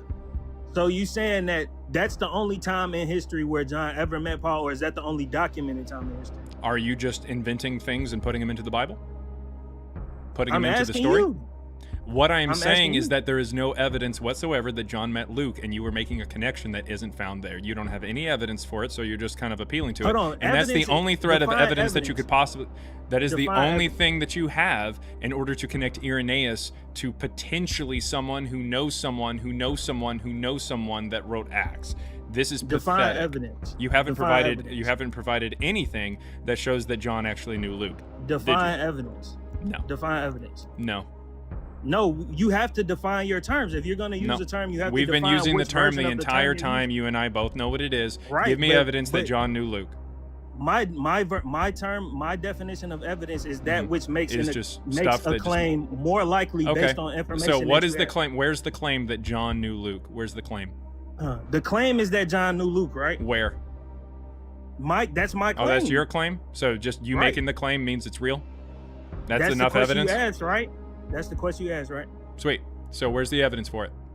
Okay, so if John knew Luke, and John if John knew Paul, Luke, then John would know Luke, but you don't have any evidence that John knew Luke. John knows Paul, right? According to what? You just said according to the earliest of Paul's, right? All right.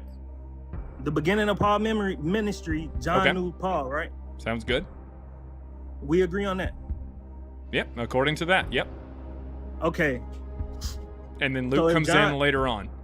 Luke comes in later on. Yep. Do we have any interaction between Luke and John, or do we have any interaction between Paul and John after Luke appears in the story? Do we have to have that documented, or can that not? Where be you inferred? find it? Where do you see the evidence? What do you mean evidence? The evidence. What is evidence in the are you pointing relationship. to? What the relationship is the evidence. So if The you initial meet somebody relationship. and then that person goes on to marry somebody later on somewhere else in the world, you know that person's wife?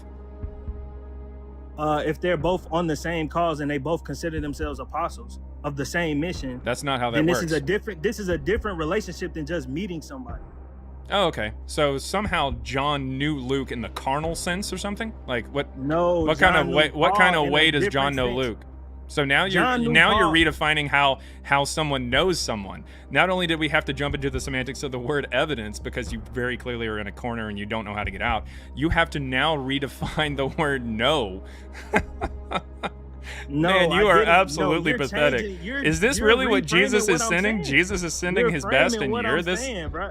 Okay. You can't Okay. reframe So my frame. what verse You can't indicates reframe what my- verse indicates that Luke knows John, or Okay, put what it verse this way. shows that Paul is talking to John after he meets Luke? Put it this way.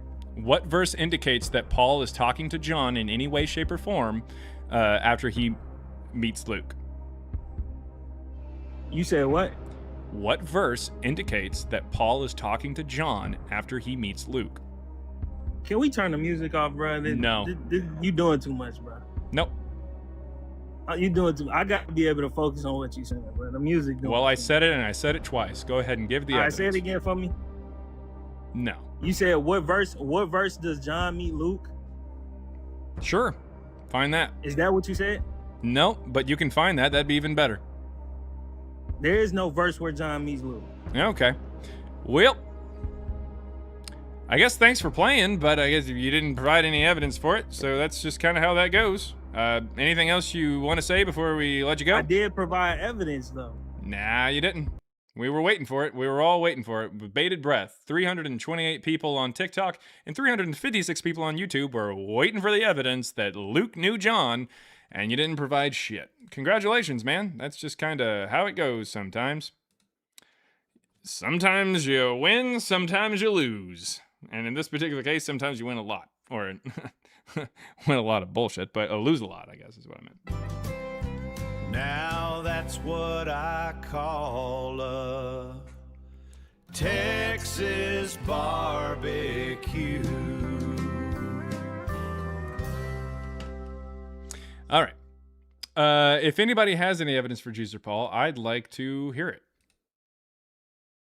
That person unwittingly started hard mode. Hard mode is, to anybody who's watching, a hard mode is whenever somebody says that we have historical, or they believe we have historical evidence for Paul, and we start playing the Who Wants to Be a Millionaire music and everything like that, and we really try to hone in on the evidence that we have for Paul. Because as my data science co-partner and co-author of the book Christ Before Jesus says, he believes that Paul didn't exist even more than he believes that Jesus didn't exist. And we are mythicists. We don't think that Jesus existed. So, if you have any evidence for Jesus or Paul, come on up. Let's see. We've got $5 there from Cruisin16 there on Super Chats there. Again, if you're on YouTube, you can click the link in the chat to join on TikTok or send a Super Chat and I'll read that. Let's see. Flavius Joe Queefus, book 69, nice, says, don't be a troll, be a master debater. Love the show, learning a lot, thanks. Thank you. Sincerely, thank you. It sounded sincere, but anyways. All right, and then $2.79 Canadian from Serenity Serpent. Say queef elegantly. What? Okay, that's 3. We're already. This is ridiculous. Already up to 13. And then $4.99 there from Tracy, formerly Ianto. You should start turning now. Queef, and queef. Oh my god, man, that's 5. Jesus fucking Christ. Anyways. All right. Okay. Now, what Jesus did say, just so you guys remember, what Jesus did say was to turn the other cheek. And now Chris O is coming back up so that we can spank the other side of his ass. Chris O, did you find the evidence for Luke and John meeting? Yeah, I already gave it to you. Okay, sweet. What verse? It's not in the Bible. It's not in there? You're just making it up? No, it can be inferred. From what verse? It can be inferred by the relationship between Paul and John. Okay. So Paul and John know each other, so that means Luke is involved? Is it like a threesome? Okay, Kanye West knows Kid Cudi. Kanye West frequently collaborates with Travis Scott. It can be inferred that Travis Scott also knows Kid Cudi, can it not? No. It can't be inferred that Travis Scott knows Kid Cudi? Nope, not unless we have any other evidence for it. Given the prolonged relationship between the three people? Nope. Okay. Well, then that's just you being intellectually dishonest. Nope. That's not how anything works. So do you have any evidence for John and Luke? Do you have any evidence for John and Luke knowing each other? It's deductive reasoning, bro. I don't even think you could spell that, let alone understand it. So do you have any evidence for John and Luke? How can I not? I just used the term properly. I'm deducing from their relationship that they knew one another. Is that not more like you're dropping a reasoning? deduce on the chat by coming up with a bunch of bullshit? Bro. Do you have any evidence that Luke and John knew each other, or would you like to go ahead and go right back down to the chat? What's more likely, John not knowing Luke or John knowing Luke? That one. Which one? John not knowing Luke. So especially since we don't have anything from Luke and we don't have anything from John. But we have the book of Acts from Luke. Where does it say it's from Luke? Irenaeus says it. Cool. All right. Well, I say that it's from Chuck Norris. Yeah, but you didn't know anybody who knew John, Luke, or Paul. So I knew somebody who knew Chuck Norris. Who cares what you say? Who cares what you say, though? Okay, well, who cares what Irenaeus says? The people who were along the chain of custody. The chain of custody of what? The chain of custody of the tradition of the knowledge. Sweet. Polycarp never said that he knew John, so it stops there. Yes, he did. No, he didn't. Polycarp Where does Polycarp say it? Irenaeus says that Polycarp That's said not a writing from Polycarp. It has to be a writing from Polycarp? Yeah, it's for Polycarp to say it. Otherwise, it's so just what's hearsay. What's more likely? Irenaeus made this up or Polycarp actually said it? Irenaeus made it up. People make claims all the time. Wow, that's more likely. So it's more likely that I choose to waste really my quick, time by the way, no, are you not aware that so Irenaeus also says how long did Jesus live? At what age was he crucified? Somewhere around 30 to 33 AD. Cool. Did you know Irenaeus says he lived to be 50? And since he knows Polycarp, who knew John, who was a disciple, I guess you're wrong, dipshit. I guess that's how that works.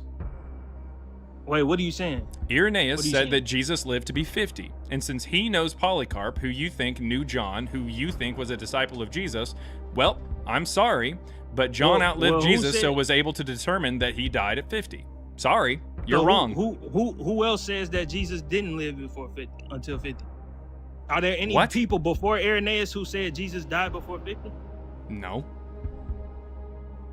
Okay, then, so only people after Irenaeus said that Jesus died at 33? Yep. Okay, then, so we can likely deduce that maybe Irenaeus is closer to the information, therefore he. So I guess he did live to 50? I'm sorry? So I guess he did live to 50 then. It's so possible, you're wrong. Yeah, it's possible. Is it possible, or is that a fact? Because you're trying to say that because of these, this chain of custody, that would make it true. So because Irenaeus says he knows Polycarp, or was a student of Polycarp, and Polycarp never actually says he's from John, but apparently he told Irenaeus, through Irenaeus, we know this, that he was a hearer of John, and John apparently was a disciple of Jesus and knew him personally.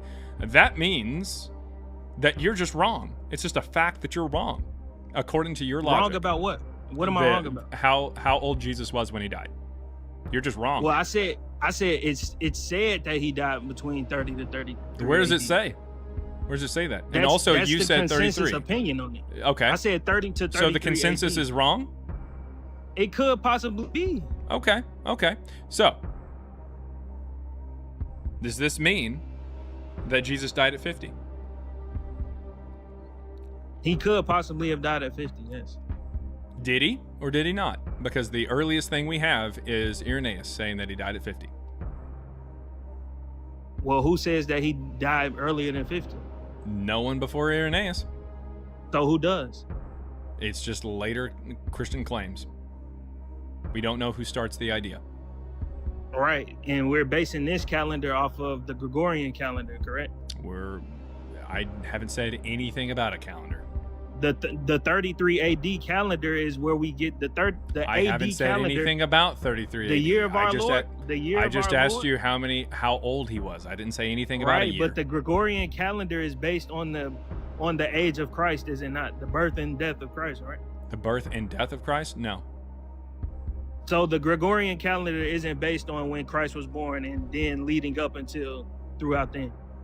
His birth? Yes. You said birth and death. No. Birth, yes.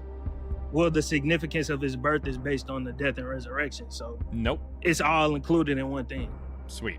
His You're birth not wouldn't even be remotely close to something that resembles a rational thought. That being said, did Jesus live to be 50 or did Jesus live to be 33? It's not rational. Sweet. Did Jesus live to be 50? Yes or no? It's possible that he did live. Okay, it's possible or it's true? It's possible. Okay. So, how do you determine whether or not it is true? We don't have a way to determine what's actually true without. We don't? We don't have. So a we don't just concrete go way. off of the chain of custody like you were trying to say? We don't do that? No. This is we why don't. I said define. This is why I said define evidence. Because I mean, there's evidence is two what extra makes something people more involved likely. in yours. But this goes all the What are way you back to saying? Jesus. This goes back to a disciple who actually knew Jesus personally. Right. So this means that so it's this almost, means that it's true, right? Or do we not use the no. chain of custody? No. It means that We it's don't more use it? likely. It means that it's more likely. Oh, okay. Okay. So it's not evidence for it. It is evidence. Oh, it is some- evidence. Evidence okay. is information that makes a claim more likely if that information is present. Okay. So That's then what evidence is. Jesus lived to be 50 then. Evidentially, yes. Okay. So Jesus was born in what year? What calendar? We going off the AD Gregorian. calendar? The Gregorian calendar, year of our Lord? Yep. What year was Jesus born? Well, that's based on a different idea than what Irenaeus is saying. No, it's not. It is. No, he just says he lives to the age of 50. We are Well, then using that means- using the that means Gregorian Jesus would calendar have to as be to born in using 20 the in Gregorian 20 calendar BC. as to oh, you think he was born in 20 BC? He would have to be born around 20 BC. Oh, okay. So he was 16 whenever Herod was going around unaliving kids 2 and younger to try to stop him from being born? If we're going on the Gregorian calendar, he would have to be born in 20 BC. So so he was If we're following what Irenaeus says and we're going on the Gregorian calendar, and Okay. the whole Gregorian calendar is based on Christ's death, birth, then yes, All right. he would have to be born in 20, Okay, he was born in 20. around 20. Okay. Yeah, sweet. So what that means, so if he's born in 20, we are now going to take a quick look here. This is Luke chapter 3. Mm-hmm. This is Luke chapter 3. And it says that Jesus was roughly 30 years old whenever he began his ministry. Okay. All right? He's about 30 years old. So that means this is around the year 10. Okay. Now, of course, this is during the time. We can go back up here to the beginning of Luke chapter 3. This is when Pontius Pilate was governor of Judea. Okay. All right. But unfortunately, we can go to Pontius Pilate and see that he doesn't start until 26. Okay.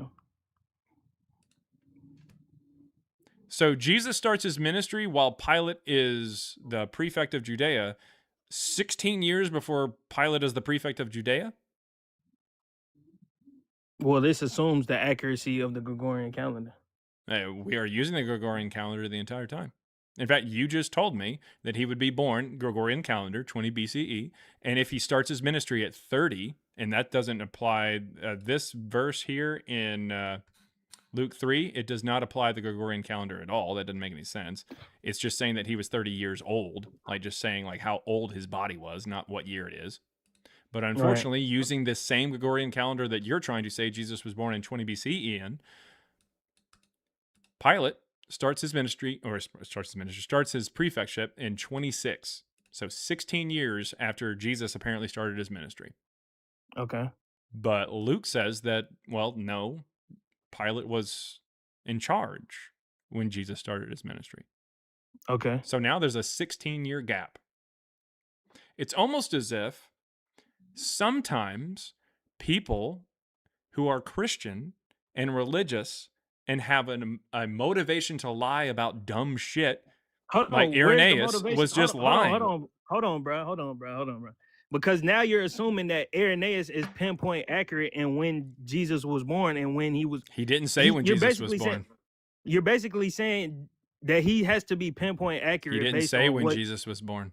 But he said he may have lived to what? To he 50. lived to 50, right? Mm-hmm. So when does the Bible say that he died? What age does it say he died in the Bible? It doesn't. Okay, then. So if we're going based on the Gregorian calendar, then we have to say he was born in 20. But Okay. if we're basing it, so when Luke 3 says that he is 30 years old, hold on, let me finish the thought. He's about 30 years old when he begins his work. This is not based on the calendar. This is based on how old his body is. So about 30 years old. What that means is that he begins his work about 16 years according to the Gregorian calendar that we have been using the entire time. We haven't used any other calendar. He begins his ministry 16 years before when Luke 3 says Pilate was in charge. Okay. Right. But that's assuming that assuming that the right, but that's assuming that the dating is pinpoint accurate with the calendar is what I'm saying. Yep. We have actual like stones that date Pontius Pilate to the time of Tiberius Caesar, which is what Luke 3 says. What do you mean? What did you say? Pontius Pilate reigned under Tiberius Caesar. Okay. Which is what Luke 3 says. So it does not line up with your claim here of Irenaeus potentially being right about 50, or it does not line up with Irenaeus' claim.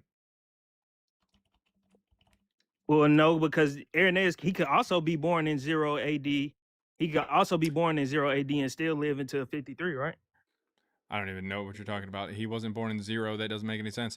Also, on top, you also said 20 BCE. Also, I'd like to point out that Tiberius wasn't even reigning in the year 10, which is when you need Jesus to start his ministry. He starts in 14. Okay, this is what I'm saying. This is getting worse and worse. This is incredibly pathetic.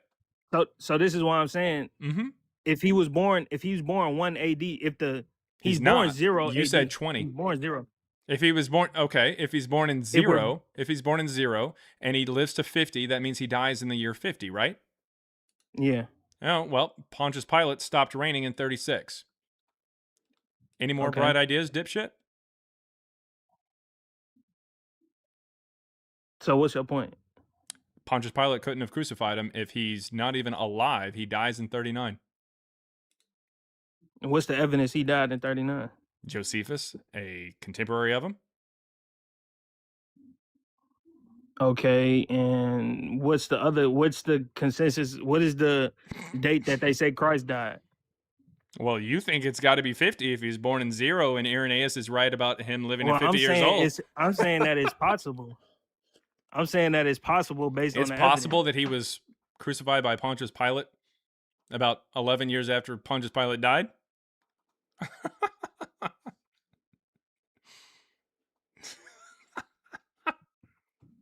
Just give it up, dude.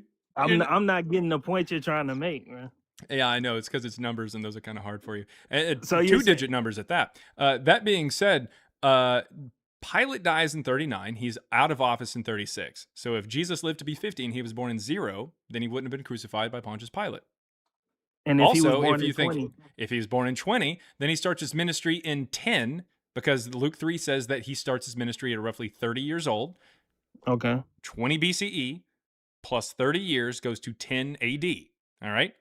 And if that's the case, then he still misses Pontius Pilate by 16 years, because Pontius Pilate doesn't even start reigning until 26. So how long after his ministry begins is he crucified? No, Dude, Luke 3 itself, the text that says that Jesus was 30 years old, literally starts off and says that when John the Baptist started his ministry and everything and Jesus is baptized, it is in the 15th year of the reign of Tiberius Caesar when Pontius Pilate was governor. So it's already insinuating that it's post 26. I don't know what to tell you, man. You're just wrong. Yep. What do you mean post 26? It means Pontius Pilate had to have started his reign in 26 in order for this to happen. Okay, can you show me where Irenaeus said Jesus was 53? What? You said Irenaeus said Yes. that Jesus was 50, Irenaeus said to live to 50. We're not going to be digging through all of these things. What I'm trying to tell you is the fact that Irenaeus can be wrong. That's the point. That's the point. Let's see.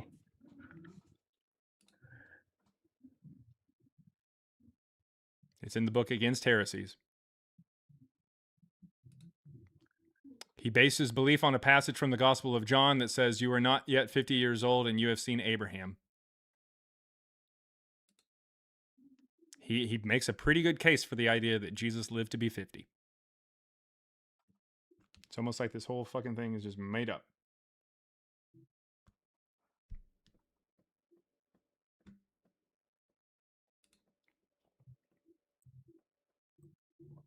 Let's see. Yep. So, since we can very clearly tell that Irenaeus doesn't know his ass from a hole in the ground, and you should know all about that kind of lifestyle, we can also contend that when Clearly Irenaeus you're the says queen, something bro. about like how Polycarp knows John, Clearly he you're the could be correct- making the it up. correct head, You're trying to say that it is just as good as Polycarp saying it, which we don't have any evidence for, despite the fact that we have some things from Polycarp. Then you're trying to say that Polycarp, since he apparently knew John through Irenaeus, who also, says dumb shit, and it's dumb shit. I mean, I know that you're still working on the math there, but it's still dumb. I'll just give you the ending there, spoil the ending there for you. So anyways, point is, you're saying that John somehow knows Paul, despite the fact that we don't have anything from John that mentions Paul. You're just saying that there are other texts and stuff like that we're very clearly calling into question anyways, that mention John, that we're just going to trust. Also, even in those texts, it doesn't say anything about how John knows Luke. He doesn't. In fact, Luke, according to Christian tradition, shows up later into Paul's ministry, and John never comes back up in relation to Paul or Luke. So, you're making a whole bunch of different connections and trusting people who very clearly don't know shit about anything, let alone numbers, dates. Wait, so you're saying is less likely that Paul, who knows John, it's less likely for John to know Luke than it I don't is for even him to think not you know know Luke. what I'm even saying anymore, man. Your brain is so fucking I'm trying fried. to. This is what you said. You said that it's not likely that John. You said it's less likely for John to know Luke than it is for him to know Luke. For him to not know Luke than it is for him to know Luke. I'm going to keep it real with you, Chief. I don't think you're keeping up with this conversation at all. I'm It's asking probably you best a if you simple go ahead and question. just drop. What is more likely, did John know Luke or John not to know Luke? Which John is did more not likely? know Luke. How is that more likely? We've How is already that been more through it. likely given the relationship between him and Paul? We've already is what been I'm through it. saying.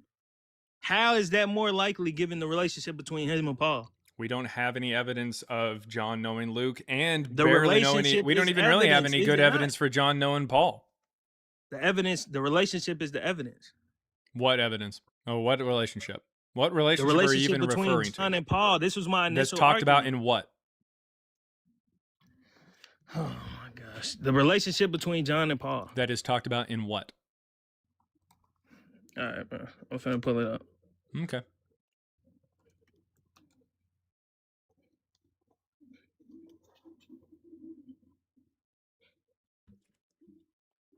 And does this text, if it talks about the relationship between John and Paul, does it mention Luke? It doesn't have to mention Luke. Okay. I guess that's how that works. All right, Chris. Well, thank you very much for playing. You've come up twice and provided no evidence whatsoever, and very clearly shown you that you don't even really know how to do simple math. I will see you later, buddy. No. Yeah.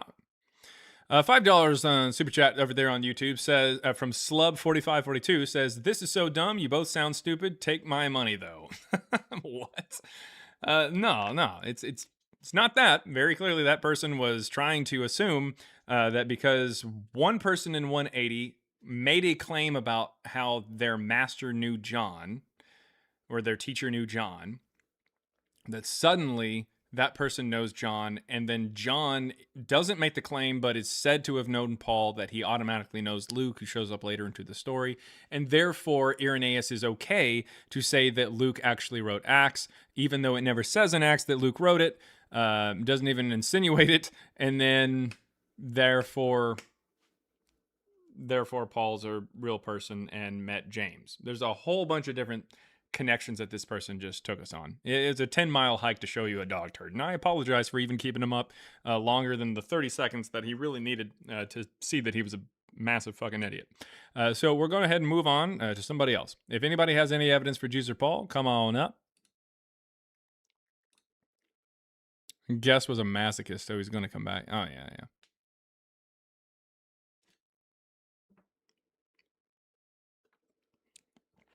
That's how that works. Oh, well, the sights and jokes were awesome. Yeah, well, let me try. That's a long hike for a dog turd. It is a long hike. Speaking about Peter knowing Paul. Yeah, he could have at least appealed to that. Unfortunately, 2 Peter is definitely not written by the same person who wrote 1 Peter, which makes even Christian scholars acknowledge that 2 Peter is pretty bad and likely not written by Peter at all. In fact, Acts 4:13 says that Peter and John are illiterate. So, it doesn't really make a lot of sense that Peter said anything. And not to mention, even if he had a scribe, it would still come up under the same like style of writing there for both 1 Peter and 2 Peter, because he's like telling what to say to the scribe. So yeah, 2 Peter is the only time that Peter potentially mentions Paul. Doesn't really say that he knows him personally, just mentions Paul. But yeah, it doesn't get anywhere anyways.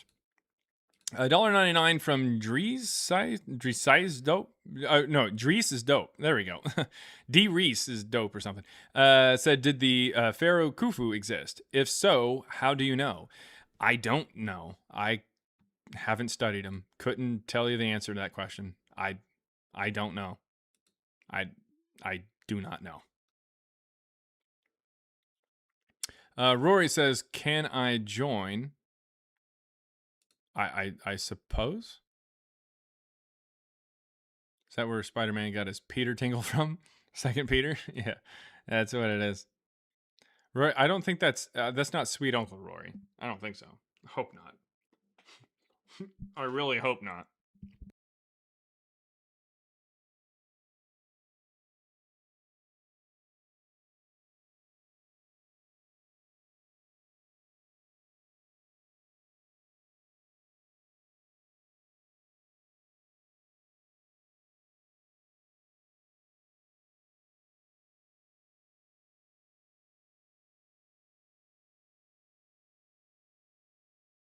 Okay, no, that's Rory from earlier this week. Yeah, Rory, if you got enough followers, here, let me send you a request. Where is he? There it was.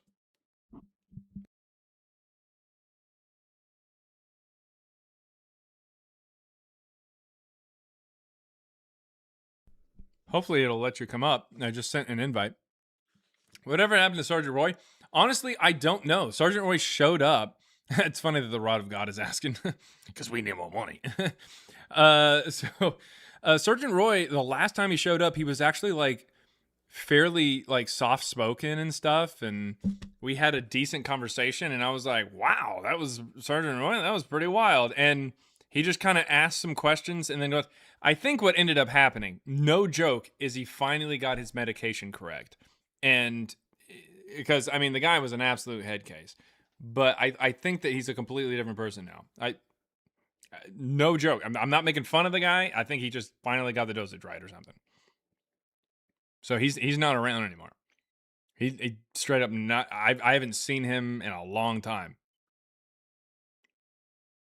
Yeah, like with the right medication, he was decent guy. You know, he seemed perfectly fine. He just kind of came up, just said, "Hey, if this happens, you know," he's just asking questions about the timeline, and I was like, "All right, well, that was really chill. Like that was pretty cool. Like I'm perfectly fine with that."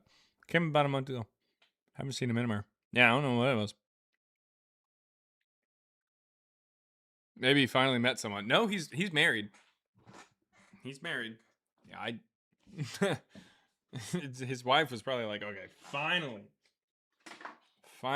he got it all correct there. It was a weird thing. All right, if you're on TikTok, the request button is right about there or down there if you want to come up and give me evidence for Jesus or Paul. But come on up now, you hear?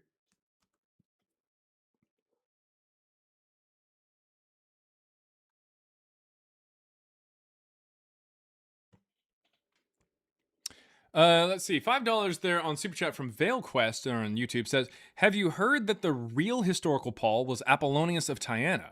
And have you read Professor Hilton Hotima's writing on the subject? I haven't read that professor's writings on the subject, but Apollonius of Tyana is actually something that we took a quick look into, or not quick, a pretty in-depth look at during the writing of our second book there, our current project and everything. So,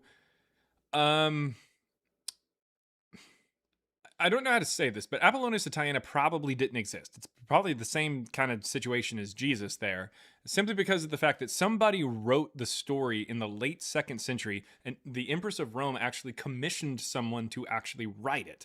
And so they're going around and they're claiming that they're getting information from different people, but it's very clearly things that are lifted from prior sources just the same. So I don't think that Apollonius even existed, but to say that it's Paul, I guess you could maybe make that connection. Like if you tried to really hard to say like Paulos and Apollonius or something. But I mean, no, I don't think so. But I don't think that Apollonius of Tyana actually did exist. Yeah. I don't think that he even existed. They claimed they had his followers' diary. Yeah, I mean it's yeah. Like I know that there's definitely a lot of claims that Apollonius is a real person, but I just don't think that he's a real guy. I think there was something that we ended up finding that was very suspicious, and it was like, okay, it's pretty clear that this is just made up. But yeah, Apollonius is an interesting topic because the story is so close to Jesus. Now, I don't know if I've ever really heard that he was Paul. But I have at least heard the idea that maybe the same stories, maybe he was a real guy and the stories about him went into the stories of Jesus, but they were written first, and then Apollonius of Tyana gets written about in the late 2nd century. I've heard that too. I think that it would probably be more likely that the story of Apollonius of Tyana was probably more based off of Jesus than anything else.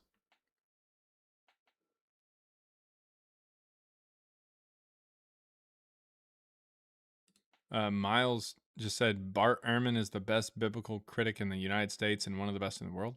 Just randomly said that. Why? Like what? What? It's a random claim.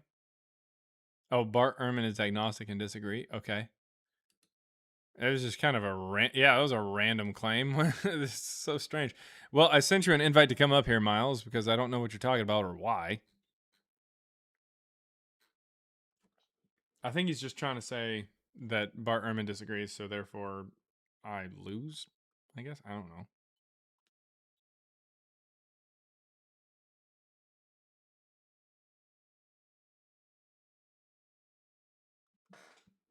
Huh. Interesting.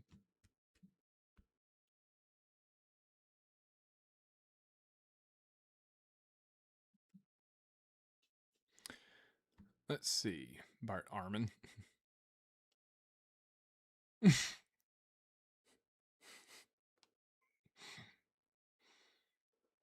He is 3 power of scholarship. What is he talking about? What is he talking about? Here, I'm going to mute you from the live because you're not even saying things that make any sense. You just said he is 3 power of scholarship. Here, just request up. Yeah, is he having a stroke? Like, why is he saying that? That didn't make any sense. Just request up, man, or accept the invite. I don't know what he's talking about. Put in reverse there. Bart powdered up. I don't know. I sincerely have no idea. Add ermine to the board. That's probably a good one.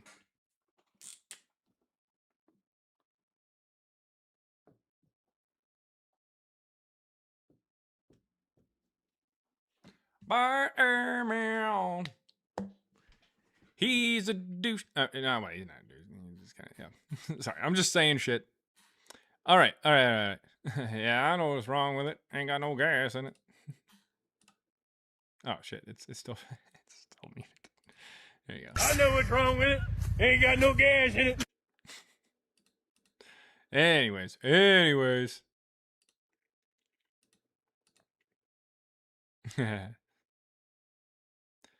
Jaren, you truly don't dream? Of course I dream. My dreams are fucking horrifying. No. No. No, I dream. The guy, I was just playing with the guy. Oh, I thought I saw Cyber came up. And never once paid for drugs. Not once. Not once. He dreams of moms. I dream of you, Darren. Oh, well, thank you. Actually, you know what? That doesn't get the thing.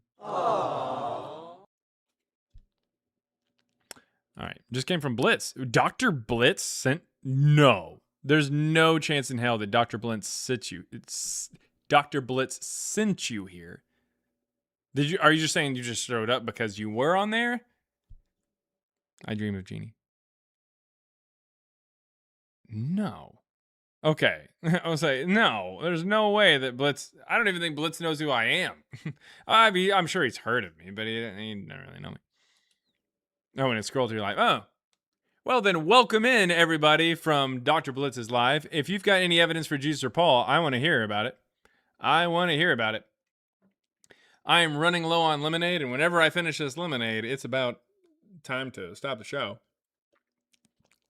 So if you got any evidence for Jesus or Paul, go ahead and make it quick. And boom goes the dynamite. Arby's, we have the meats. That's why they call him Black Salami. All right. I came before the raid because I love you. Do I have a sound for somebody loving me? Can I pet that dog? No. Can I pet that dog? No, he's Can I sleeping. pet that dog? All right. Ace rated for this? Probably. All right. Thank you. If you got any evidence for Jesus or Paul, I want to hear it. Come on up, everybody. Come on up. Give me that evidence for my sister's dorm had a carrier rate. Oh, my God. You can't comment that stuff. Oh, very nice. MCR this Saturday. All right. I'll G-note you again. Right in the G-note. Let's see. Can I pet that cowboy? You don't have to be lonely at farmersonly.com. Okay. Let's see.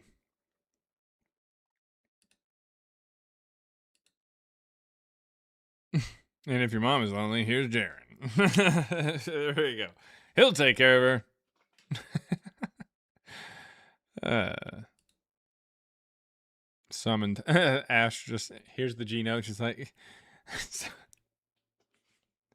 what's wrong? Ash is just like, I don't know. I sense a disturbance. Just got G strength. That's not what it is. It's G noted. Ridiculous. God be praised. How about new? I like turtles. Elder emus. Emus. I saw the U from Unite and said Elder emus. Elder emos. Unite.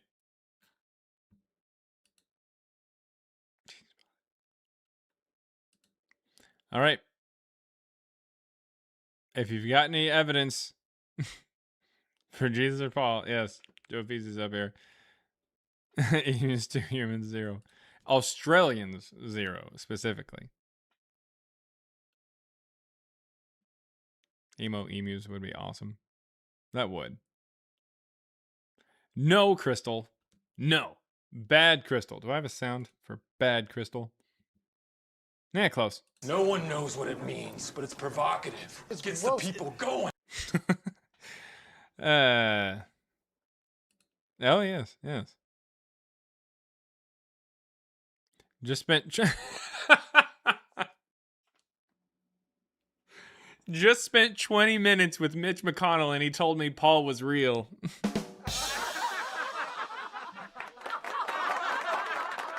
That's pretty good. I like that one. All right. It's, it couldn't happen to a worse person.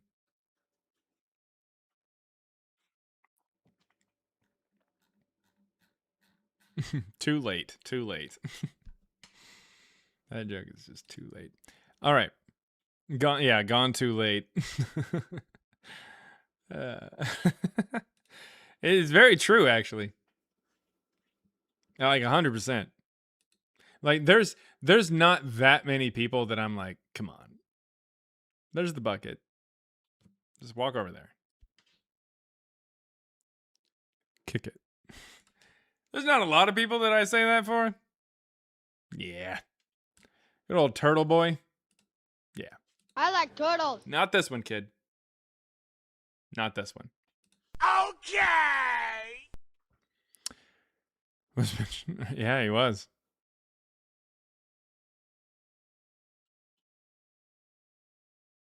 Do it. Do it.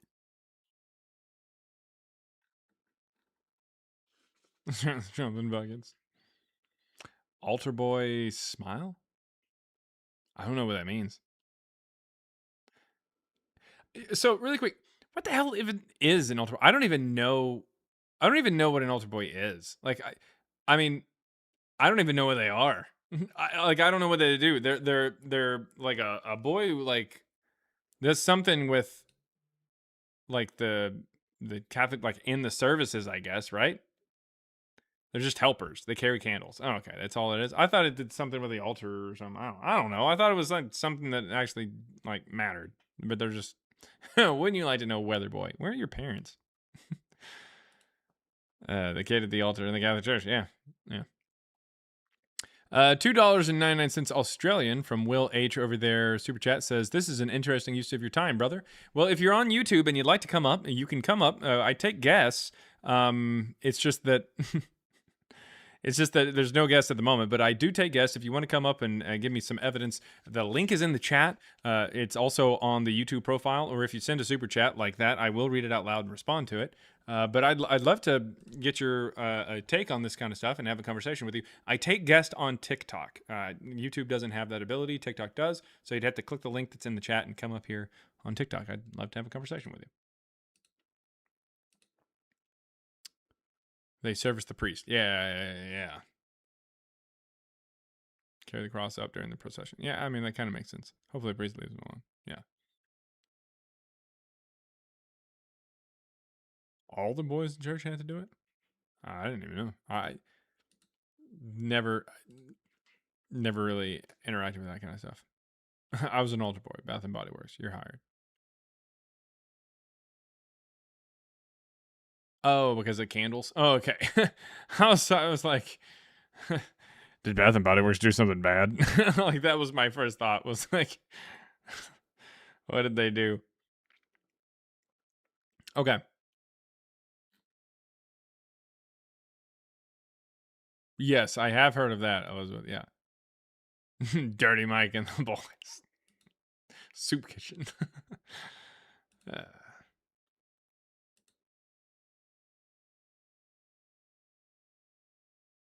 I like that. Alt boys. What is going on? Is it Jathan? Yeah, it's just my TikTok name. Oh. All right. I know your. Really quick question. Oh no, go ahead. You gotta ask it. Yeah. What's your age for TikTok purposes? 32 tomorrow. Ah, damn. Well, happy birthday there. All right. Anyways, but yeah, happy birthday there to you. Well, almost, kinda. I don't know. Happy birthday, Eve. Thanks. Yeah. I think. But anyways, hopefully this conversation goes well. What you got? Well, okay, so just a heads up, I know you're looking for debates, so I wasn't gonna join, but since no one's joined up, I just had a question, if that's okay. That's fine. Okay, so my thing is I join like lives that have a similar, or not lives, but like just like tune in. I don't join the live to talk, but similar kind of topic all the time. But I have tried looking stuff up about it and I can't find anything. The only thing I can remember is back in college, one of my history teachers was talking about how there was like nothing written about Jesus until like 40 years after he died, and there's not really like evidence that he existed. But when I try looking stuff up on my own, I don't know if it's just like the stuff is drowned out by all this like religious stuff, but I really can't find, like, it's hard to look at it in the reverse. Like if I were to say evidence of that Jesus existed, there's a ton of stuff, but when I try to search it in the reverse, I'm struggling to find that information. What do you mean search it in reverse? What are you talking about? Like stuff saying that Jesus didn't exist. I personally am not convinced that he existed. I don't think he did, but I just can't remember what my teacher said, and I didn't, like, history was just a class I had to take. That's not what I majored in. Yeah. So I was You just just wondering, like made it through it. yeah, I just was kind of looking for some Yeah, well, information. But if you want to kick me, it looks like you might have somebody else too. Oh, no. I wouldn't kick anybody on their birthday. But it's not your birthday yet. No, I'm kidding. But anyways, the point is, so yeah, there's not going to be a lot of people who, like in antiquity, who are just saying Jesus didn't exist. That's not really a claim. Likewise, you're not going to find anybody in antiquity who's like Hercules didn't exist. Like they don't talk like that back then. Right. That's not something that they really concern themselves with. Now we do have anyways, from Dialogue with Trypho, from Justin Martyr in the middle of the 150s. Justin Martyr is one of the earliest church fathers to really be talking at all about Christianity, and one of the most prolific writers of Christianity there in the 2nd century. And he has a book called Dialogue with Trypho, where Trypho is supposed to be this Jewish person that Justin is having a conversation with. Now, scholars are unsure as to whether or not Trypho is a real person. They think that it's either he's changed the name, or it's a fictitious person, or it's also possible that it's just kind of a catch-all for like some different arguments that he's going up against. Because the point is that Justin is having a conversation with somebody who is arguing with him about like theology of Christianity. That's kind of the point of the book. And in this book, Trypho apparently tells Justin, hey, this Christ who you worship, who, if he even lived, because we don't have any evidence for him, and then goes on to just kind of talk about the theology of him. So this would be the first potential reference to either somebody saying this, or at least somebody acknowledging that there's an argument like this that says that we don't really have evidence of this guy. Like, we don't know where you're getting the idea of this guy. Celsus in 180, we don't have any writings directly from him, but we do have quotes from later Contra Celsum, which is a book from Origen in 230.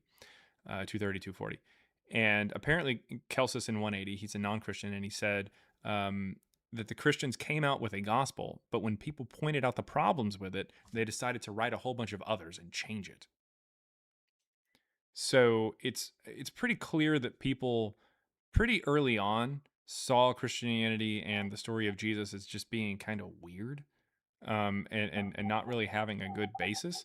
But back then you attack the theology of a religion as opposed to actually saying that your God doesn't exist, which is why like Josephus mentions Hercules as if he's a real person. So if you're going to look for people saying he didn't exist, then you're not really going to get it. At best, you're going to get a whole bunch of different things that say, oh, hey, these are the problems with the stories of Jesus. So like whenever, like if you were to search up, oh, did Jesus exist?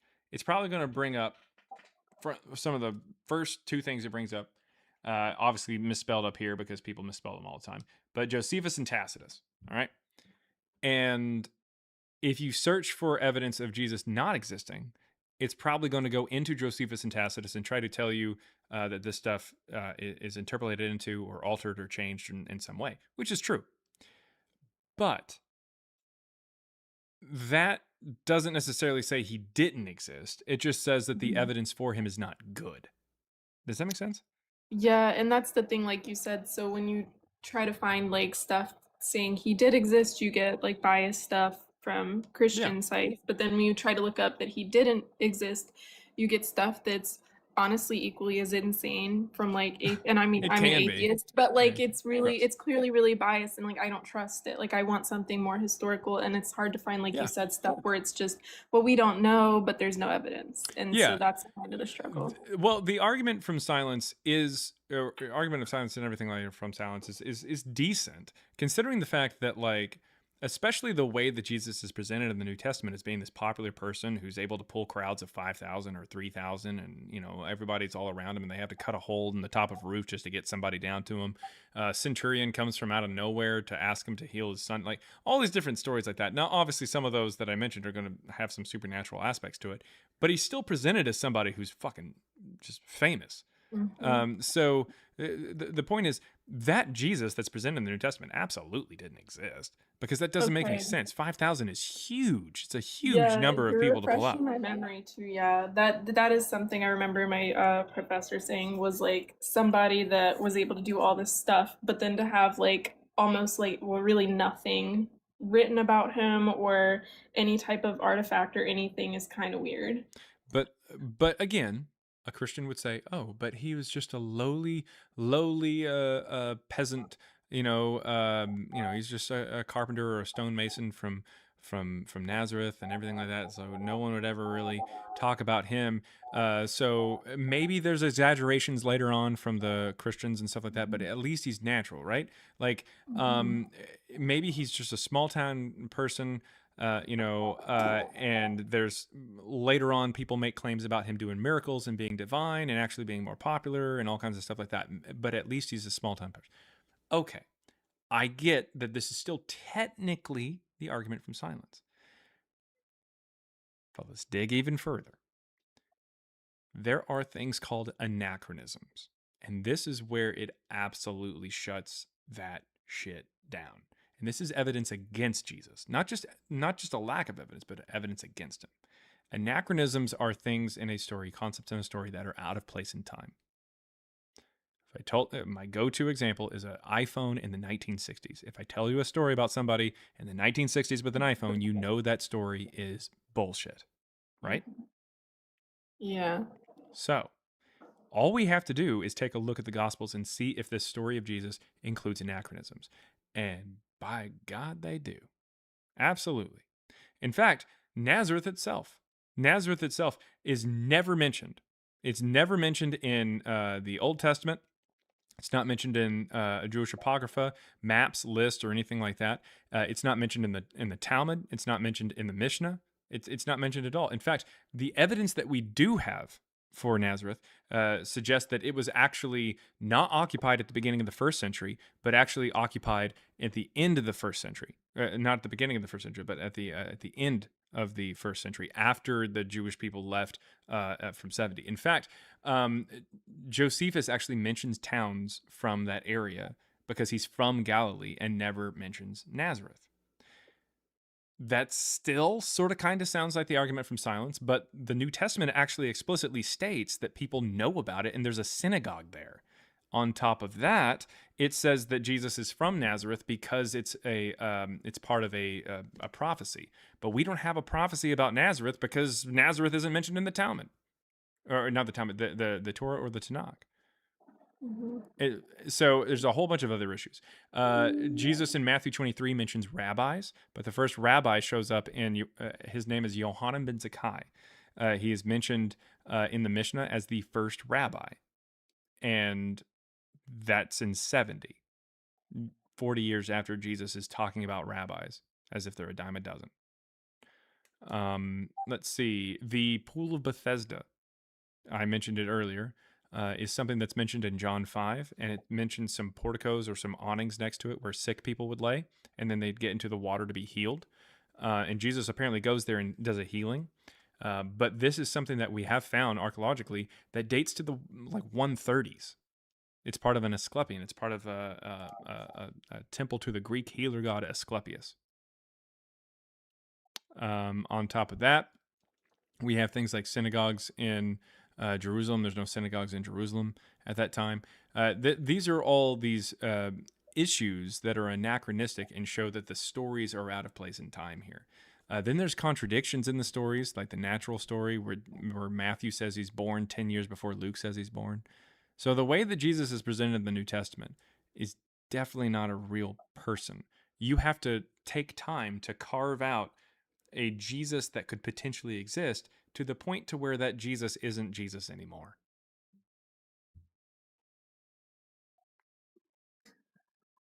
All right. And by the way, if you want, if you were taking notes and you're like, wow, that was a lot of information, you can watch this on YouTube. As soon as I'm done today, it's going to post on YouTube. So you can go in there and you can check it out. Been live for about 4 hours, so you can go 4 hours in or whatever, and you can see our conversation. Okay.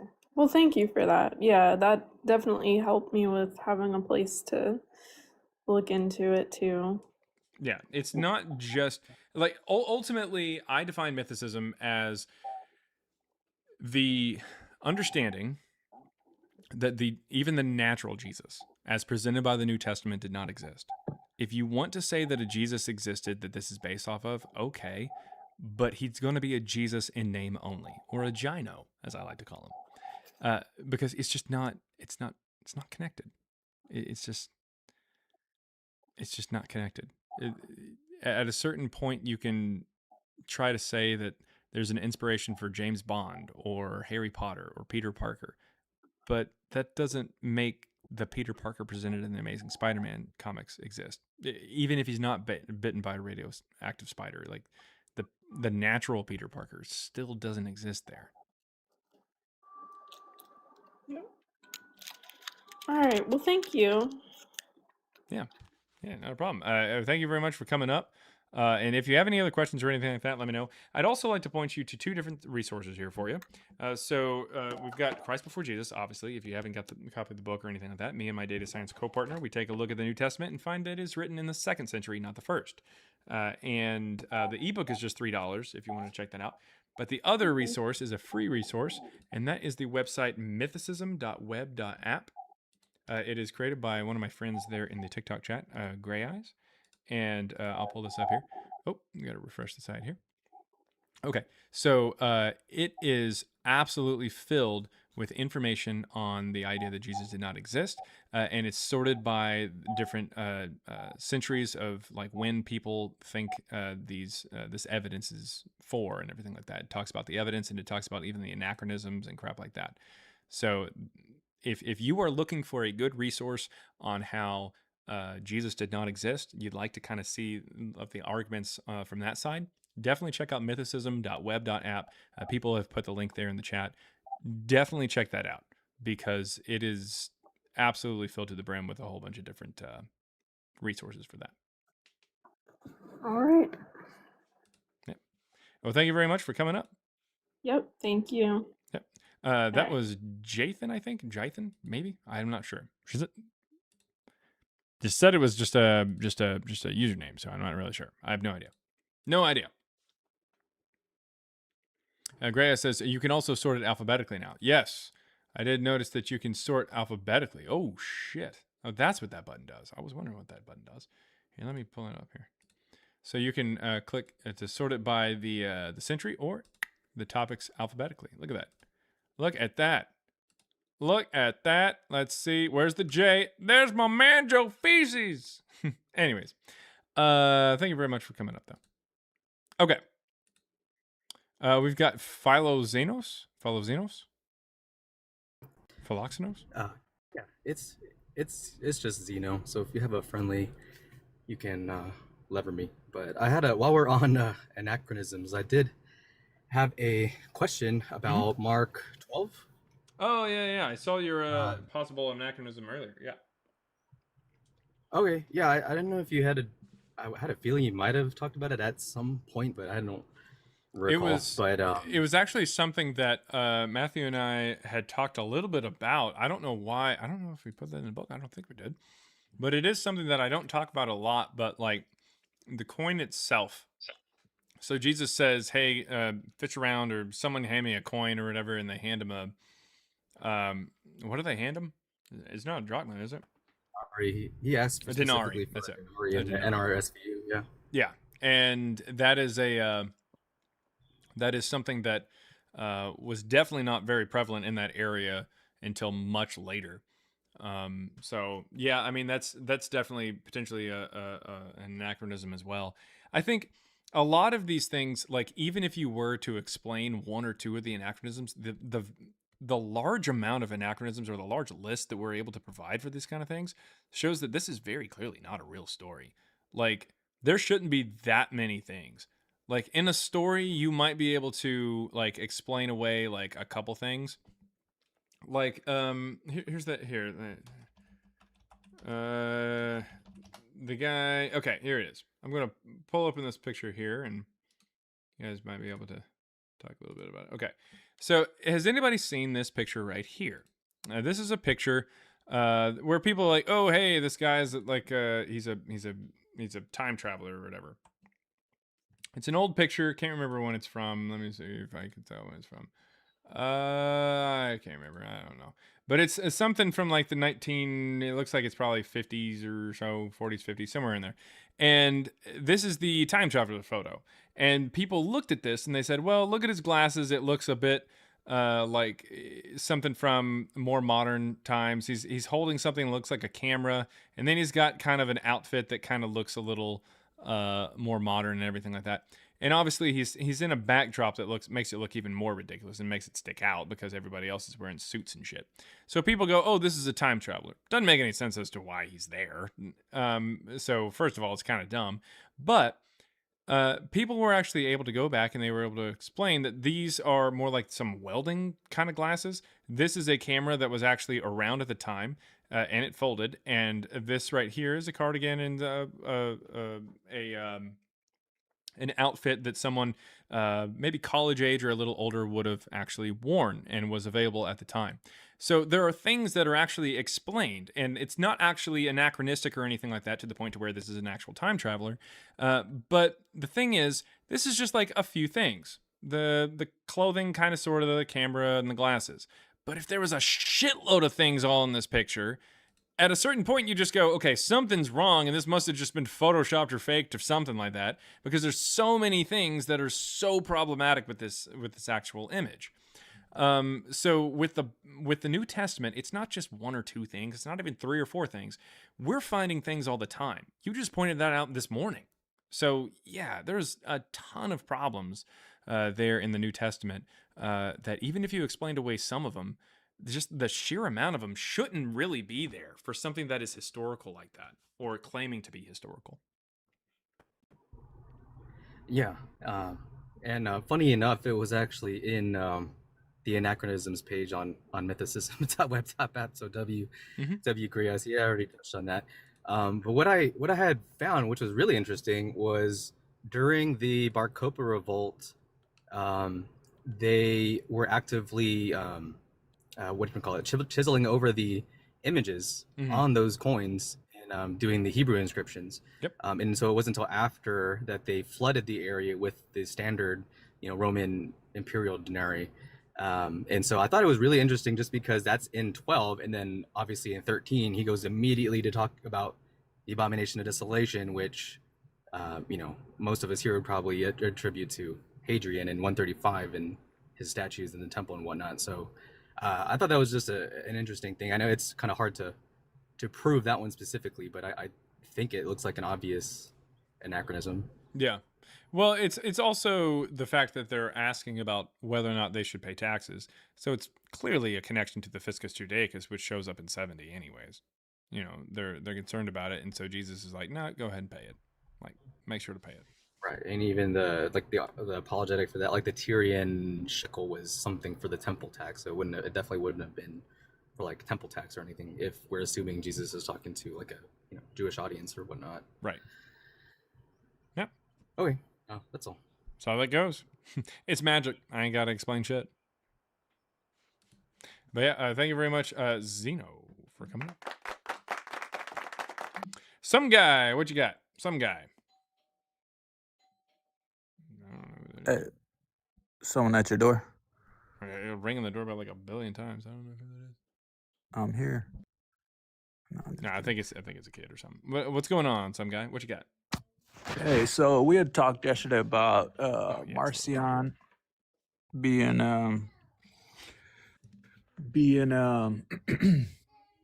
used by like Tertullian and all of them.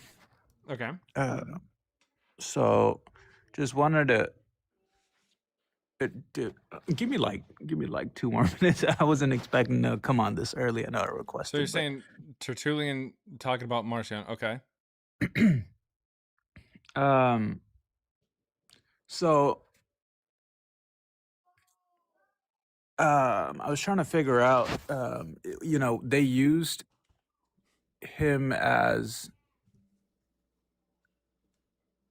like being the dude. Give me like 5 minutes. I'll be right back.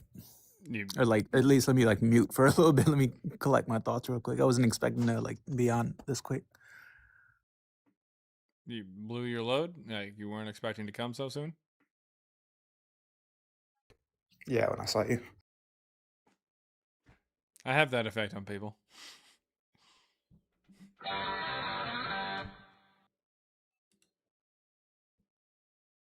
He needs 5 minutes to smack it around a bit.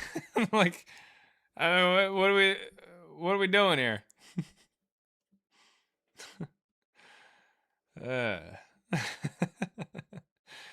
Helicopter. You caught him mid video. Just got a Yorkum real quick. Sometimes you talk to Jorkum, and sometimes the Jorkum talks to you.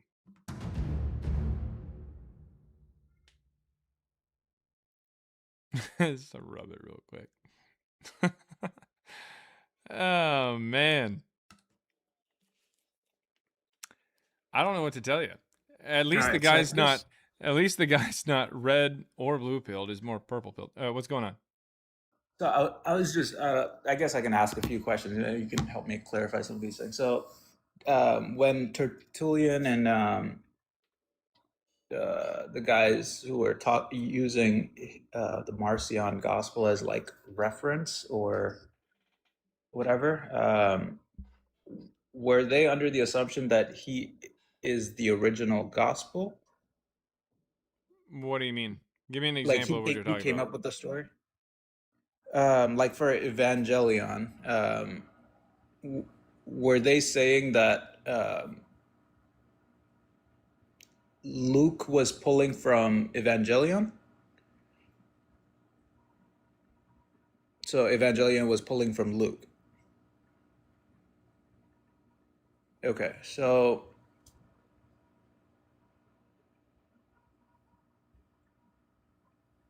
why do you like disagree with that?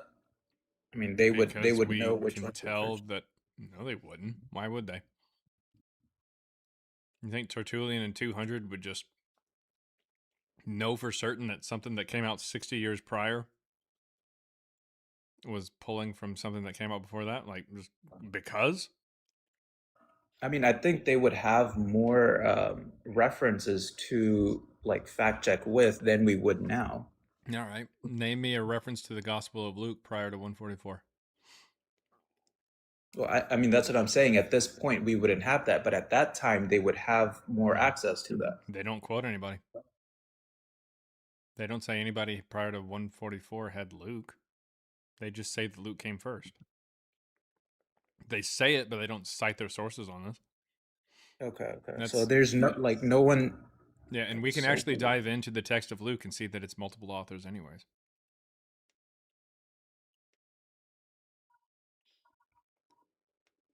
I don't understand where they like come up, like how they kind of back that up, because I understand that they're saying like how the church people fathers who claim that, yeah, like how they how claim did they that back Luke, up that Luke came first?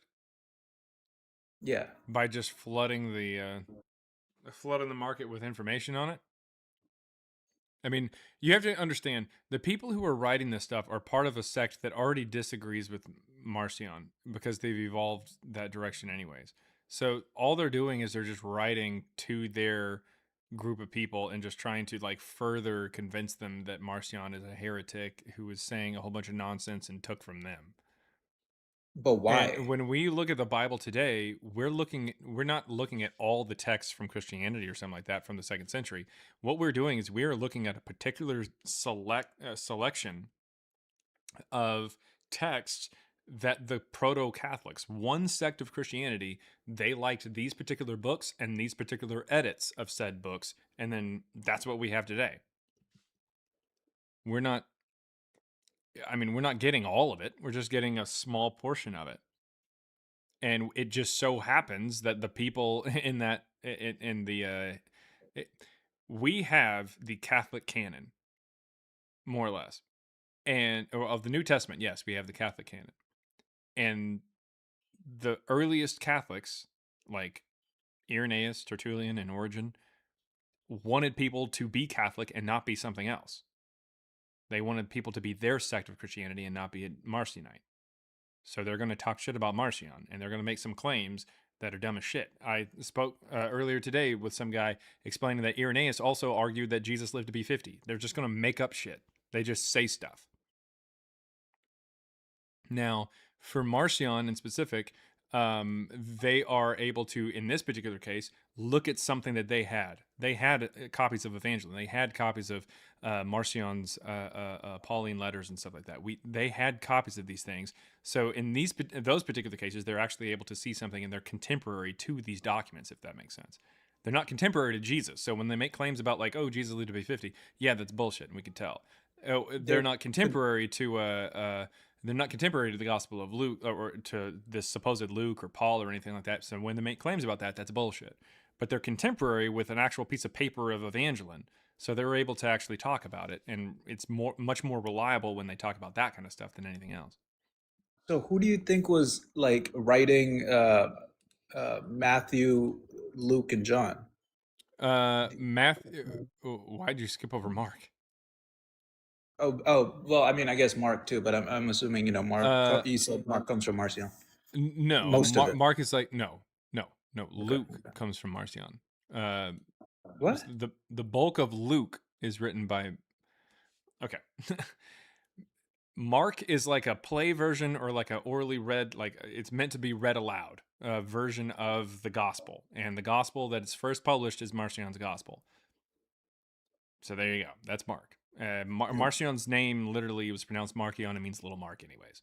So the point is, that's where we get it. I'm not saying that Marcion wrote it. I'm just saying that is like a version of the gospel that he introduces. Matthew is a refutation to Marcion's work, where it has Jesus born here. He's the descendant of David and stuff like that, supposedly, and all this kind of shit. Where basically it's trying to make Jesus the Messiah. All right, and it also refutes a lot of the Marcionite concepts, like Jesus coming to take us away from the old covenant and the old laws from the God of the Bible and stuff like that, Yahweh, in the Old Testament, and instead. Jesus says, I came to fulfill the laws, not to abolish the laws. So it's a refutation to Marcion. Luke straight up uses Marcion's Evangelion from chapters 4 to 22 and then adds to it to make the Gospel of Luke.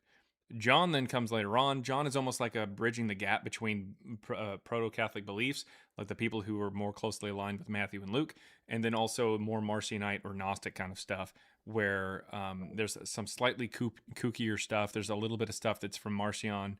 There's no birth story. It's a little more ridiculous. He's more of like a straight up deity in that text.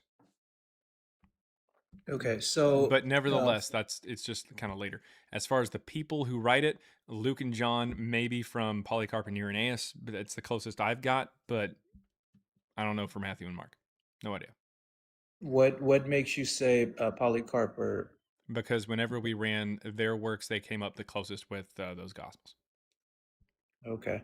And for Luke, I think you said 4 through 22, and that like all of that matched with the material that's in Marcion, yeah. Like it 100%? Yeah, no, there's slight edits in there, but it's very clearly a different author, and that's how we know, because whenever it separates that portion, and we know that portion is found in Evangelion, and also Irenaeus makes the claim that the Marcionites believed that their gospel came first and Luke added to it, we know that that's the case.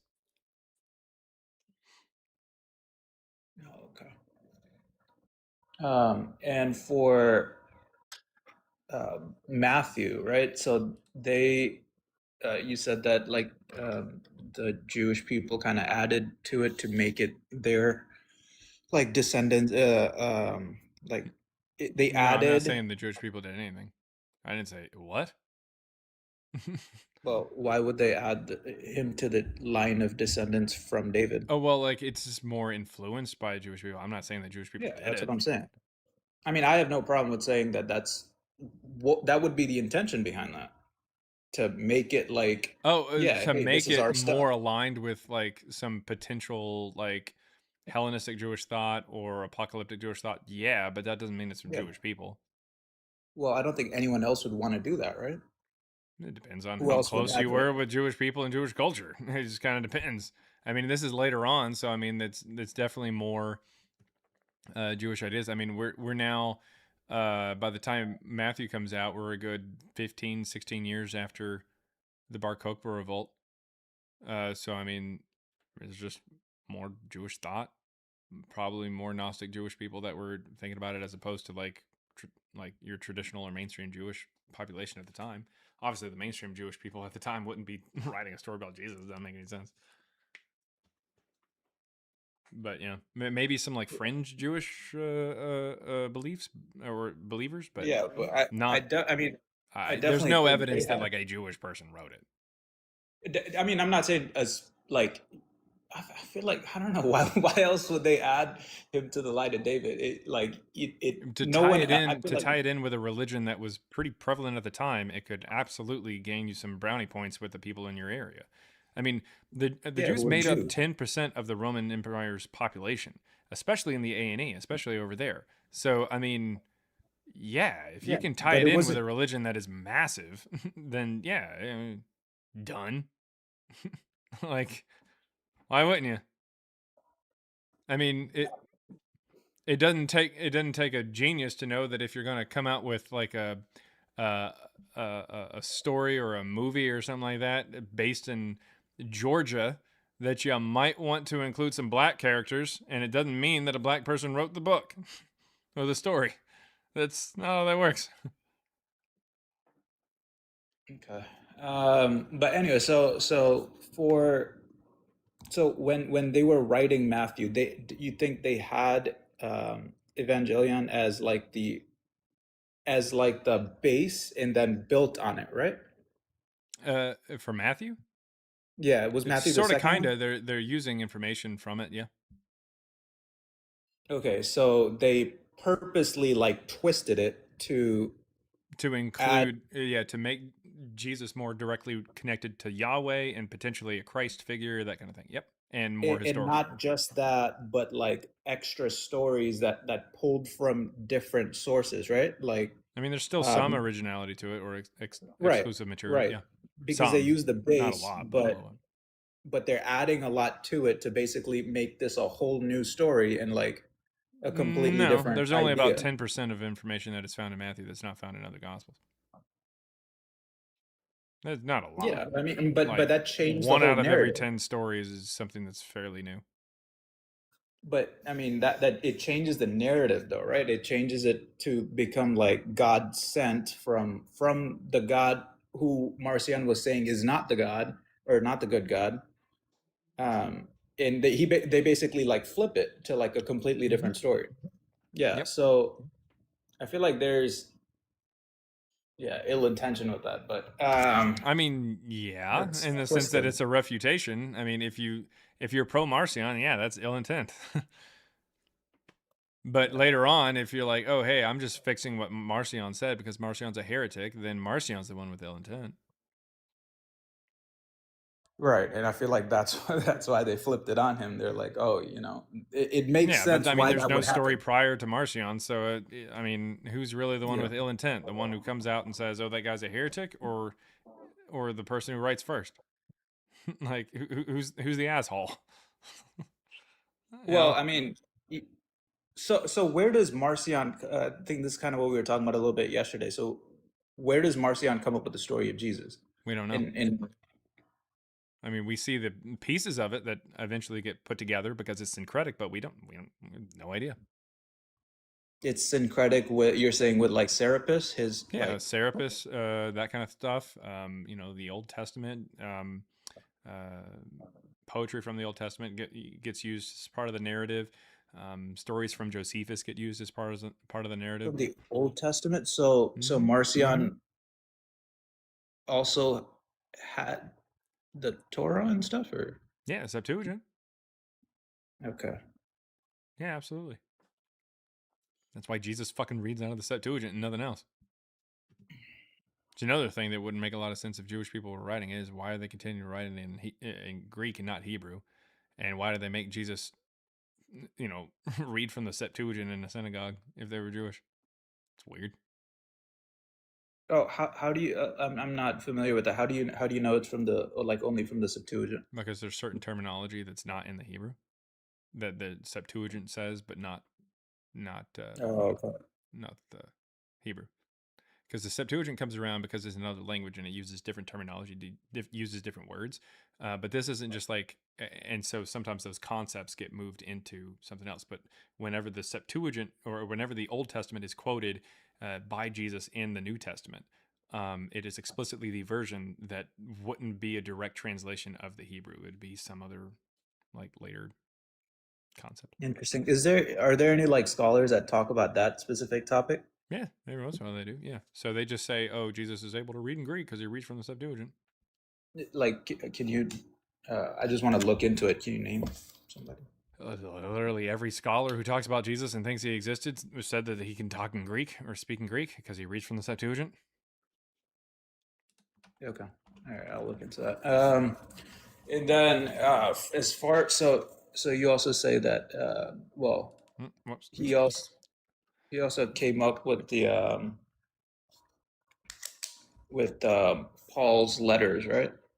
Is that the oldest version that we have of Paul's letters from Marcion? Oh, yes, it is.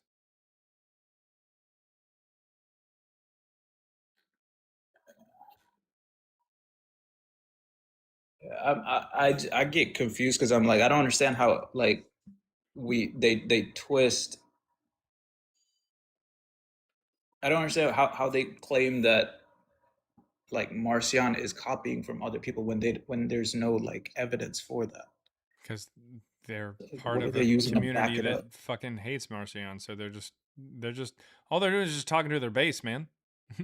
But why do they hate him so much? He's just doing his own thing. They are people who don't like they are moved away from the idea. That's just a sect of Christianity that doesn't accept this second God. That's all that it is. They want to connect Jesus with Yahweh and just call it a day. That's all that it is.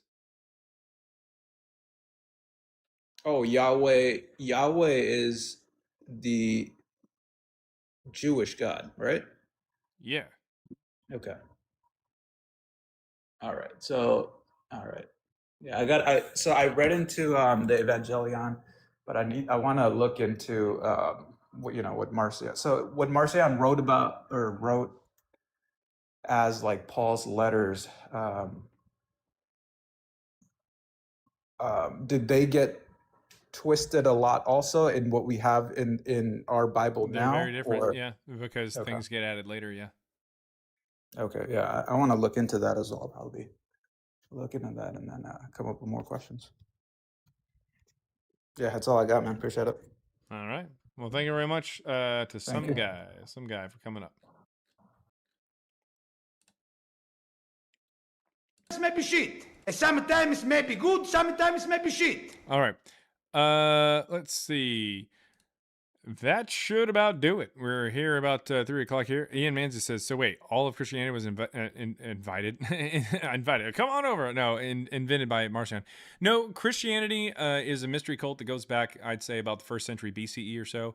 Technically with roots going back to about 300 BCE, I would say. However, the story of Jesus, the mythology of Jesus first starts showing up in the middle of the 2nd century with the first New Testament canon being published by Marcion there in about 144. So the middle of the 2nd century. We don't have any stories of Jesus or Paul or anything like that prior to that. We do have mentions of Christians, but they don't have any connection with Jesus or anything prior to that. It's just the Christianity starts showing up there in the and again, the 2nd century, the middle of the 2nd century, early to mid 2nd. Yep, there you go. Vegan said, I just came back and now you're leaving. Hell yeah, I am. It's about 3 o'clock.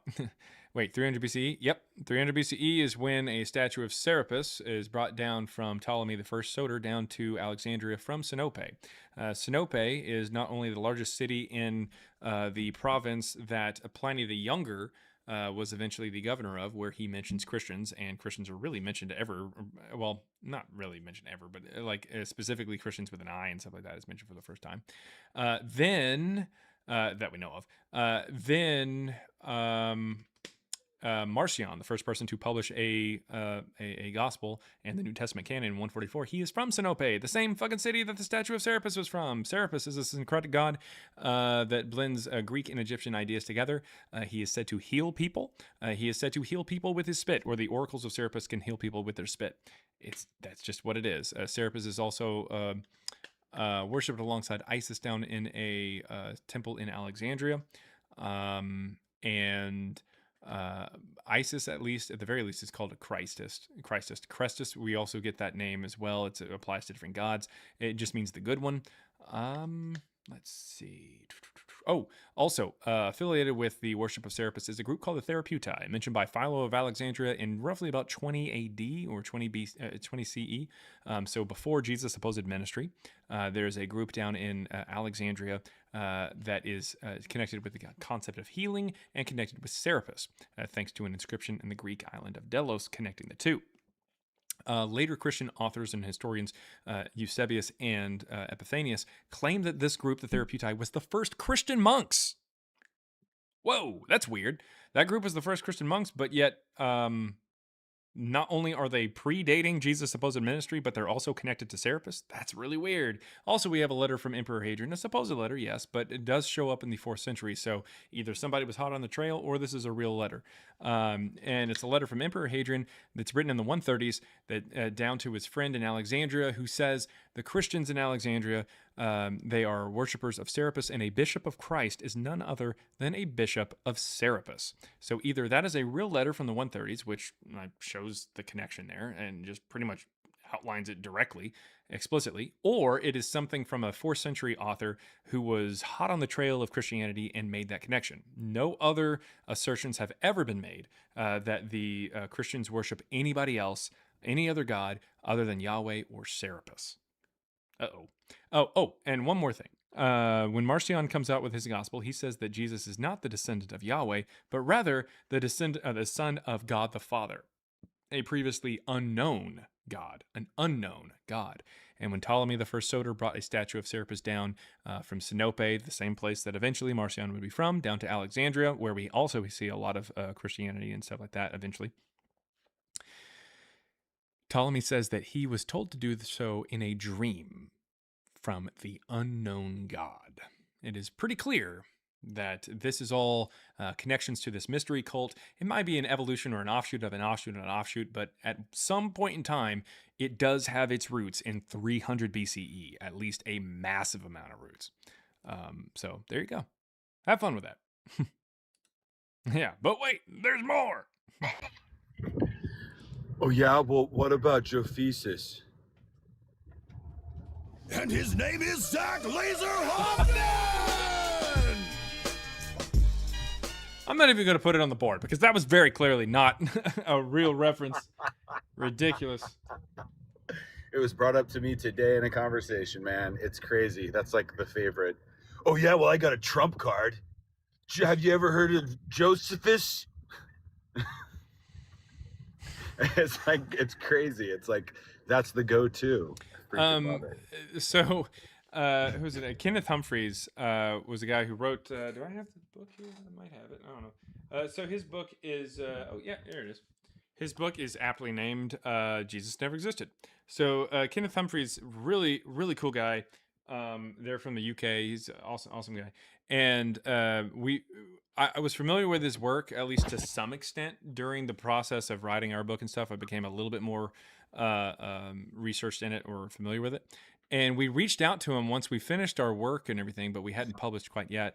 We reached out to him and he agreed to do this like video call with us. And so we talked to him and he was a really cool guy, like I said, but he told us, he's like, the one thing about being a mythicist is that you're constantly going to be getting emails and people asking you and stuff like that. And I actually like put myself out here on a live. He said, it doesn't matter how long you'll be talking about this stuff. It could be years, decades. There's going to be some dipshit who emails you and is like, but have you considered Josephus? And it's like, well, yeah, dude, like the most popular piece of evidence that people point to. No, I haven't read that at all. Like I've never even heard of him. And it's just, it's ridiculous. And he said that people will say that they've even read his book and they'll still, which talks about it, and still bring it up. It's so dumb. Yeah, they bring it up. Yeah. And we were thinking, we were like, oh man, that'll be funny if that actually happens to us. And that's exactly what happens to us. Yeah, yeah. It's got to be refreshing when somebody's at least like, what about Marabar Serapion? Yeah, or yeah. They have about something. You're like, okay, well, you've actually read a little bit more. It's Yeah, nice. you've read a little further down on the list of the top 10 or something like that. Yeah, cool. Every once in a while, someone's got some like off the wall question that's a lot of fun though. Yeah, like Christ consciousness or that Rome invented Jesus. I know you love those. Oh, yeah. As soon as somebody mentions the word consciousness, I'm like, okay, I'm out. I'm like, I've completely checked out. Oh, it's awful. There was somebody, I think 2 days ago, that you like indulged for quite a while on that stuff. I can't remember who it was, but it was really, I was like, oh my gosh, this person's not even picking it up. She just rambled on and you kept asking. Yeah. Yeah, that was the person who said that they had like the gift of discernment or whatever, I'm pretty sure, wasn't it? Yeah. Yes. Yeah. Yes. And I was like, you kept asking. I was like, when are you gonna drop this clown? It was hilarious.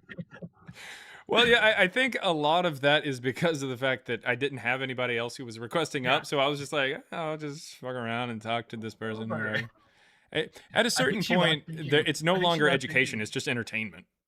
Right. I'm pretty sure she left and like went to her little group of friends. It was like, I had a really good conversation with the cowboy guy online. He really heard me. I think I got through to him. I think I really got through to him.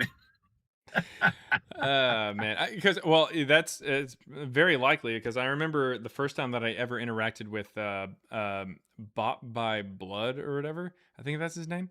I had a conversation with him, and then he literally went to his friend. I think it was Exploring Reality or something.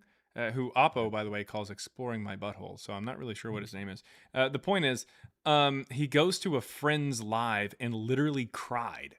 Like, literally. Like, he crying, he tells him, hey, I just talked to this mythicist and he's got all this stuff, this data science stuff. And so what they decided to do was just insinuate that, like, I had just made it up. That was just, I had just made it up. And so they came, they started spreading the rumor that I just kind of made it up. And what's really funny about that, I was kind of talking a little bit about like Godless Engineer earlier because someone asked a question about him. Godless Engineer had that live with Richard Carrier where they were trying to debunk Christ before Jesus. And instead of making mythicism better, they just made the atheist community or the deconstruction community worse. Because what ended up happening was the day after that I went live, and Bought by Blood came up on the live in the comments or whatever and just said, oh, hey, here's that grifter that was disproven. I was like, you're quoting two mythicists who talked about this mythicist. And like, I was like, this is so stupid. Unbelievable. I was here for that. I remember that happening. That's crazy, dude. It's ridiculous. It's just stirring up trouble in the community. We don't need that. We don't have to infight. We don't have to infight like all the 40,000 Christian denominations do to get the thing right. Exactly. If you think that Jesus actually existed, have fun. It's whatever. Welcome to the deconstruction community and have fun. Right. But I mean, there's people in the deconstruction community who believe in a bunch of gods, and I'm talking to you, Bree, out there. Ridiculous. Freaking. The mouse noise. Oh my gosh, I love it. Mezzo says, I think a little infighting is good. We should check in on each other. Yeah, well, I mean, maybe Maybe a little bit, but like in the sense that like we should actually like try to encourage people to keep digging and keep asking questions, that kind of thing. I mean, my position has changed a little bit since we came out in March of 2024, but to straight up have like if I had a live that said, "Hey, Mezzo and Joel are grifters," or something like that would be insane. That would be insane. Mostly because everyone just knows they're grifters. They're not grifters, by the way. To anybody who's watching, Joel and Mezzo are actually really cool. They're not grifters. Mezzo's kind of a grifter. I mean, we all know. But, yeah, well, I don't have to have a live to explain the obvious. It's funny. I actually have had more interaction with Joel than I have Mezzo. I'm not sure Mezzo knows me as well as Joel does. So it's funny that I'm saying I love you, Mezzo, just so you know. I pretty much worship you. But no, but I think accountability and desiring to know more truth and disbelieve more false things is different than infighting. Where infighting would be like, you know, my Presbyterian world that I came from, my more Reformed world that I came from, couldn't hang out with like Arminians. So we were all super Calvinist, and we couldn't even do church with Arminians. And there's sharp disagreement, and like you might not even be a Christian, and it's like it gets ugly. And I'm like, dude, we don't have to do that. We don't have to do that with. I mean, people who are in deconstruction are all over the map on different things that they think. And, you know, I think it's a healthy thing for us to all discuss what's true and what's false without having to get in each other's faces and try to discredit somebody. Mm-hmm. I mean, if somebody's causing harm, discredit the shit out of them. Let's stop them from causing harm. Right? That's not. But I don't think that a mythicist is thinking that another mythicist is causing harm. I don't. I mean, I don't think so. I mean, to be fair, it's not like I don't believe women and I panel somebody with 7 sexual harassment allegations against them. But somehow I'm the one causing harm, I guess. I don't know. Oh man, what a mess. Yeah. What a mess. Anyways, let's see. Mezzo is literally a ninja. Yeah, it's because he kind of shows up. Is he in here? He was just commenting. Yeah, well, I mean, I don't know if he's here now. I don't know. He's he might everywhere. not be. I don't know. He's just kind of He's kind of a ninja. He kind of is a ninja. He comes in and out. Like you talk about him and he's there. And then he's gone. And you're like, ah, shit. It's kind of disgusting. It's kind of disgusting. Do I have a sound for Mezzo? I probably do. I think I do. Here we go. There he is. That's probably That's a really appropriate Mezzo sound. That well, either that or yeah, better. That sums Mezzo up in a sound. If Mezzo were a sound, we have the meat sauce. Oh, I like them. Oh my god. Oh shit. All right. Now Aaron is up here as well. Aaron, what you got? So, my favorite topic, a new fucking study came out, was just published about the shroud, called DNA Signatures Preserved in the Official 1978 Sample Collection of the Shroud of Turin. Oh boy. What does it say? So, people are going to bring it up. The conclusion, they claim without evidence in the paper that the samples taken for 1988 could have come from a repaired section. Okay. But all it says is they could. They did DNA testing on a ton of stuff, and their conclusion is the shroud is such a mess of contamination that we will never get a clear DNA sample to prove anything. Actually, I ended up across this just the other day. Even though it came out yesterday, I ended up across it. It was published yesterday, and I actually ended up with the same information yesterday. I just happened to see it. Yeah. But it was just a little bit of like it was on AI. I didn't actually see the thing, but it was like on Google AI or whatever. It just kind of pulled out some of that abstract or whatever. That basically is just like it's such a clusterfuck that we don't have any clue from the DNA methods or from from that particular method, like analyzing the DNA and everything on it. There's not any real way to determine anything.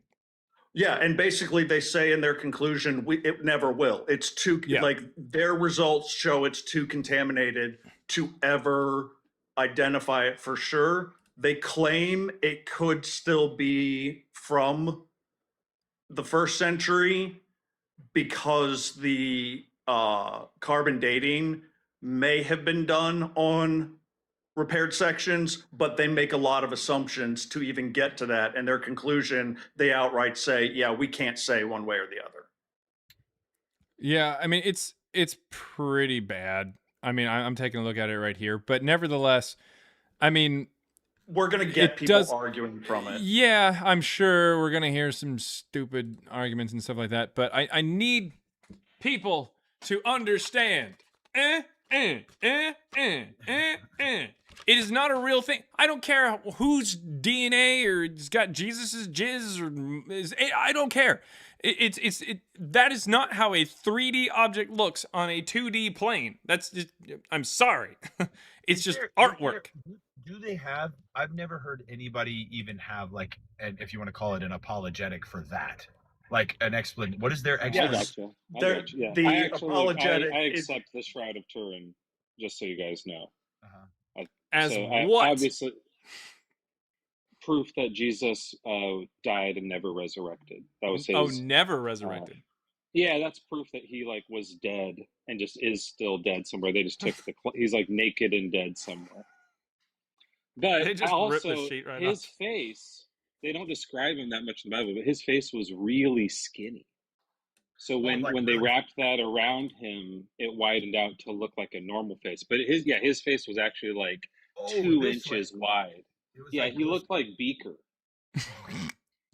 So the apologetic Zach was asking about, the apologetic is that it was a nuclear style explosion and light, and it went straight up and straight down instead, and like nothing to the side. It's magic. They just refer to magic. Yeah.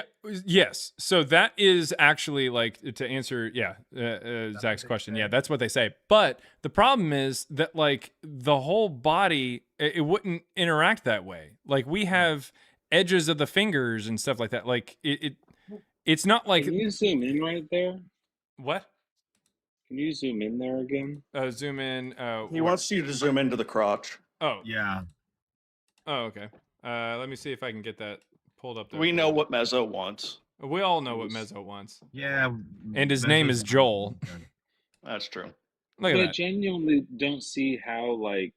Look at the you arm. Wouldn't see you would see a little bit of it. Well, no, not if it's over to the side. We don't know Look how at this. big he was. Oh, that's why he's going that way. 'Cause, yeah, he had a hook. Okay. Well, no, well, I'm saying like, look. I mean, just look at the finger. Look at the salad fucking fingers on this guy. You know what I'm talking about? Like that's ridiculous. You got like, that's why Jesus scissor hands over here. Proportionally, his face was really skinny too.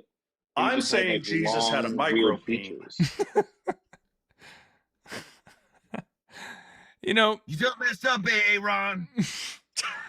You know, in all honesty, back around this particular era of time, having a small peener would be a sign of being intelligent. Having just a giant meat hammer, that would show that you're just a fucking imbecile, just a knuckle dragging loser. So the point is, in the minds of the people who were creating this Jesus character and God and all these different people, all your favorite heroes from the Old and New Testament had tiny penises. Tiny. That's all I'm saying. Do you mean like under 8? Oh, wait. What? like Mezzo, relatively tiny. Are you saying that like, tiny to you is under 8? Oh, centimeters. Still. No, I do inches. I'm American. So like these tiny Yeah, who do you think he is, Joel? Your reference is Joel, so it's centimeters. Oh, okay, that makes sense. All right. Hey, why is my fucking sound effect a fart? I've never farted on your live one time. He amended it. Oh, I did amend it. Yeah, your sound effect is this. I mean, it makes sense. I have no idea what that sound effect is. And Zach, I know who you are, and I love you. Love you too, man. And he's gone. And he's gone. Yeah, he's It's back to the fart now. That earned him the fart sound. Yeah, you earned it. You earned it, Mezzo. Oh, that's amazing. I love it. I do want to also quickly say that the shroud the weave pattern, the chevron weave pattern could not have been made on a loom until it was invented in the thousands. Yeah. Yeah. In China. And I have a really great article about the guy. So in 1988, when they got the sample, they had an expert in all of this go in and look at the shroud. He's the one that figured out the chevron pattern on it, and he found a mistake in the pattern. And there's an article where he lays out exactly where there is a break in a wheel on the loom that created that. Like, he knows how the loom was broken to create the pattern on the shroud. He was that good. Damn. Yeah. Damn. That's the shroud. I mean, it's cool looking. I will admit that it is a cool looking piece of art, but it's a piece of art. Like, that's what it is. You know, and people, they're like, oh, but it was made with blood, and not all scientists even recognize that. But even if it was, it's like, okay, yeah, someone absolutely could have done that by saying, hey, look, I believe that Jesus would have been covered in blood, so when I'm going to make this image of Jesus, I'm going to use blood. I mean, it makes sense. So, I mean, I don't know. It's just, it's definitely a fake, absolutely. It's just, it's no longer just a Catholic concept, because like when I was growing up, the Shroud of Turin was brought up every once in a while, but almost to be like, this is bullshit. Like, within my circle, my community, my church, my family, that kind of thing, the Shroud of Turin was seen as like this, like almost like idolatry kind of thing, like an idol. It was silly Catholic stuff. Same, yeah, same in mine, man. But now the Protestants are trying to cling to anything and everything that for viability, to the point to where they'll even accept this thing that they've said was dog shit for the last, I still 1600 years, think it's or 600 years. I still think it's niche. I still think it's niche groups of them, though. Because, because a lot, at least the circles that I came from, this is still not an argument. It's not a point of evidence that they'll bring up. They think of it as like Catholic propaganda or something, So while I have heard, at least in debates or in conversations that I've had here, I've heard Protestants bring it up and be like, hey, the Shroud of Turin is evidence. I'm like, dude, what are you talking about? Like, this, to me, the types of Christians who bring that up are the ones that within Christian circles, like at least the ones I came from, would deem the less serious Christians, ones that they're not as serious about the word, not as serious about the faith, all of that. They just are kind of more lightweight. You know what I mean? Yeah. Yeah. I believe it. As someone in the chat asked, is there, are there any scholars who use it as evidence? And the answer is no. There's no scholars who cite it. They're not like, oh yeah, when we're talking about Jesus, we're pointing to the fucking shroud. Like, no one does that. Even the Catholic Church backed off. You mentioned this before. They backed off a long time ago and said we don't validate it. Yep. It brings people closer to the faith. It renews your faith, restores your faith, increases your faith, but they stop short of saying that it's real. Yeah. And your crazy ex-girlfriend, I am breathing fine. I am still modding I'm modding the YouTube chat. Okay, your crazy ex-girlfriend. I honestly, I don't know who that is, but it's I like the username. It's funny. And she's pretty funny in the chat, assuming she. Oh, yeah. Speaking of crazy, hey, Christina. I think it's a she. I think. I don't know. It might be a dude. He just said, speaking of crazy, hey, Christina. Yeah, he did. Yeah, caught that. Thanks. You want me to get at him? You want me to get after him? I got you. Yes, please. Yeah. Rude. I know you got my back. You done messed up, hey, Ron. You done messed up. You done messed up, hey, Ron! For fuck's sake. Do I need to add, does Jesus have a micropene to our list of podcast questions? Is that going on? Is that going on yes. like the list? Yes. Okay. Absolutely. But Absolutely. the shroud makes him seem hung, right? I mean, it seems like they're making the Well, the answer to fingers the question extra can be long. no. Like, does he have a micropene? No. He's got something Okay. that looks like a baby's arm holding an apple. Well, if you look at that image you had up, it looks like he has giant balls. It looks like his ball sack is hanging just under his hands. So, like, it may be one of those micropenes where just by comparison of This how is huge grapefruits? his ball sack is. Yeah. Do you see? There's a dark spot under his hands. That is his ball sack. What? I think it's this image right here. So, this, like, right here? Yeah, right there. Oh. Right there. What the fuck? People really look at that and think it's real. I don't understand. Look at the length of his arm. What is he like? He's got like orangutan arms or something like that. Like, what is this? Oh yeah. There's so many shroud questions that we need to address. So many. Okay. That was all. Shroud me I'm just harder. making a list. Shroud me harder. Ridiculous. Shroud me harder, Daddy. I hear that Okay. a lot. Okay, bye. And I don't know how to respond. And on that note, Oh, wait, no, pull the lever. Pull my lever. Pull my lever. Ayo, Pull the ayo. lever. Kronk. Hey, I don't know what's going on over there, but Pull the lever, Kronk. all right. Oh, yeah, I don't even know why we have that lever. So anyways, again, thank you to anybody and everybody who stuck around longer than 30 seconds. 35-second gang, rise up. I've got to hop off. I don't know if anybody heard a crying baby on the microphone, but I got to go see what that was all about. Yikes. Apparently there's a baby in here. Oh. It's not a baby. It's like a little toddler thing. I don't know. I have no idea.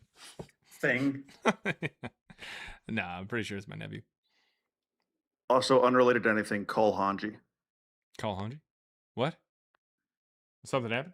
Other than the thing like a couple days ago there with this. Oh, and he left. Okay. A toddler thing. Yeah. 1 week it's a kitten. Now it's a baby. Exactly. A toddler. Whatchamacallit. Zach, when's the next time you're going live? Dude, looks like I'm having some weird reception issues. I don't know if you can hear me, but I'll be going live again in the morning. No. Sorry, Monday. I'm taking the weekend off. Monday morning. And now is that on your that's on your voiceover channel, right? Yes, voiceover channel. Yes, exactly. All right. Make sure And that it'll you're be in following the Julian calendar. with the what? I'm just kidding. Sorry. Anyways. I'm hopped up on pre-workout, man. I'm getting a little sassy. Okay.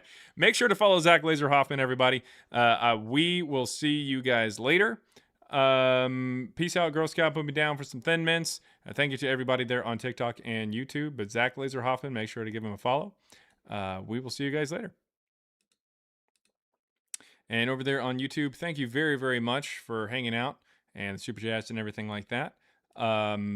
Please feel free to check out Christ Before Jesus. The link is in the bio. I did want to at least let's see. I did at least want to get to some super chats really fast that I wasn't able to. $1.99 there from JT Money says, was his name Jesus or Yeshua? Literally neither. Because the first Gospels actually use something called a nomina sacra. So the first letter and the last letter, so it would be more like an I and an S. So Isu would be what it's pronounced like. Isu is there in Greek. But we don't have the name Yeshua actually spelled out, or even Jesus spelled out, or like Isus is spelled out for quite some time. But Yeshua is the name that people say that he would have had in Aramaic if he was a real person, but we don't have any evidence that he was a real person or would have had that name. In fact, there are some people like mentioned as disciples, like Philip and Andrew, who don't have Aramaic names. They just have Greek names. Andros and Philip are Greek names, not Aramaic or Hebrew names. Thank you very much for the $4.99 there from Sir Game a Lot as well. $2 there from Elope Note says Queef Consciousness. Jesus Christ. All right. I'll go ahead and put it down just because I have to. And then finally, $2 there from Elope Nope says, do you have a sound for Elope Nope? Get one. I think I probably do. Babality. There we go. I'll use that one. That's fun. All right. Again, thank you very much there on YouTube for your support. There are a couple of videos, by the way, where Matthew, my co-author, and I answer some questions.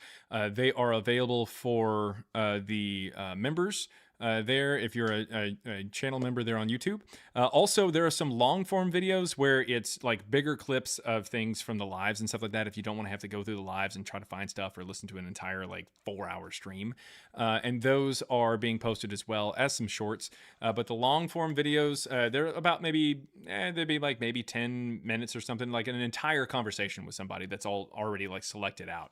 If you want to get early access to those, go ahead and join the Latras's Army membership there on YouTube.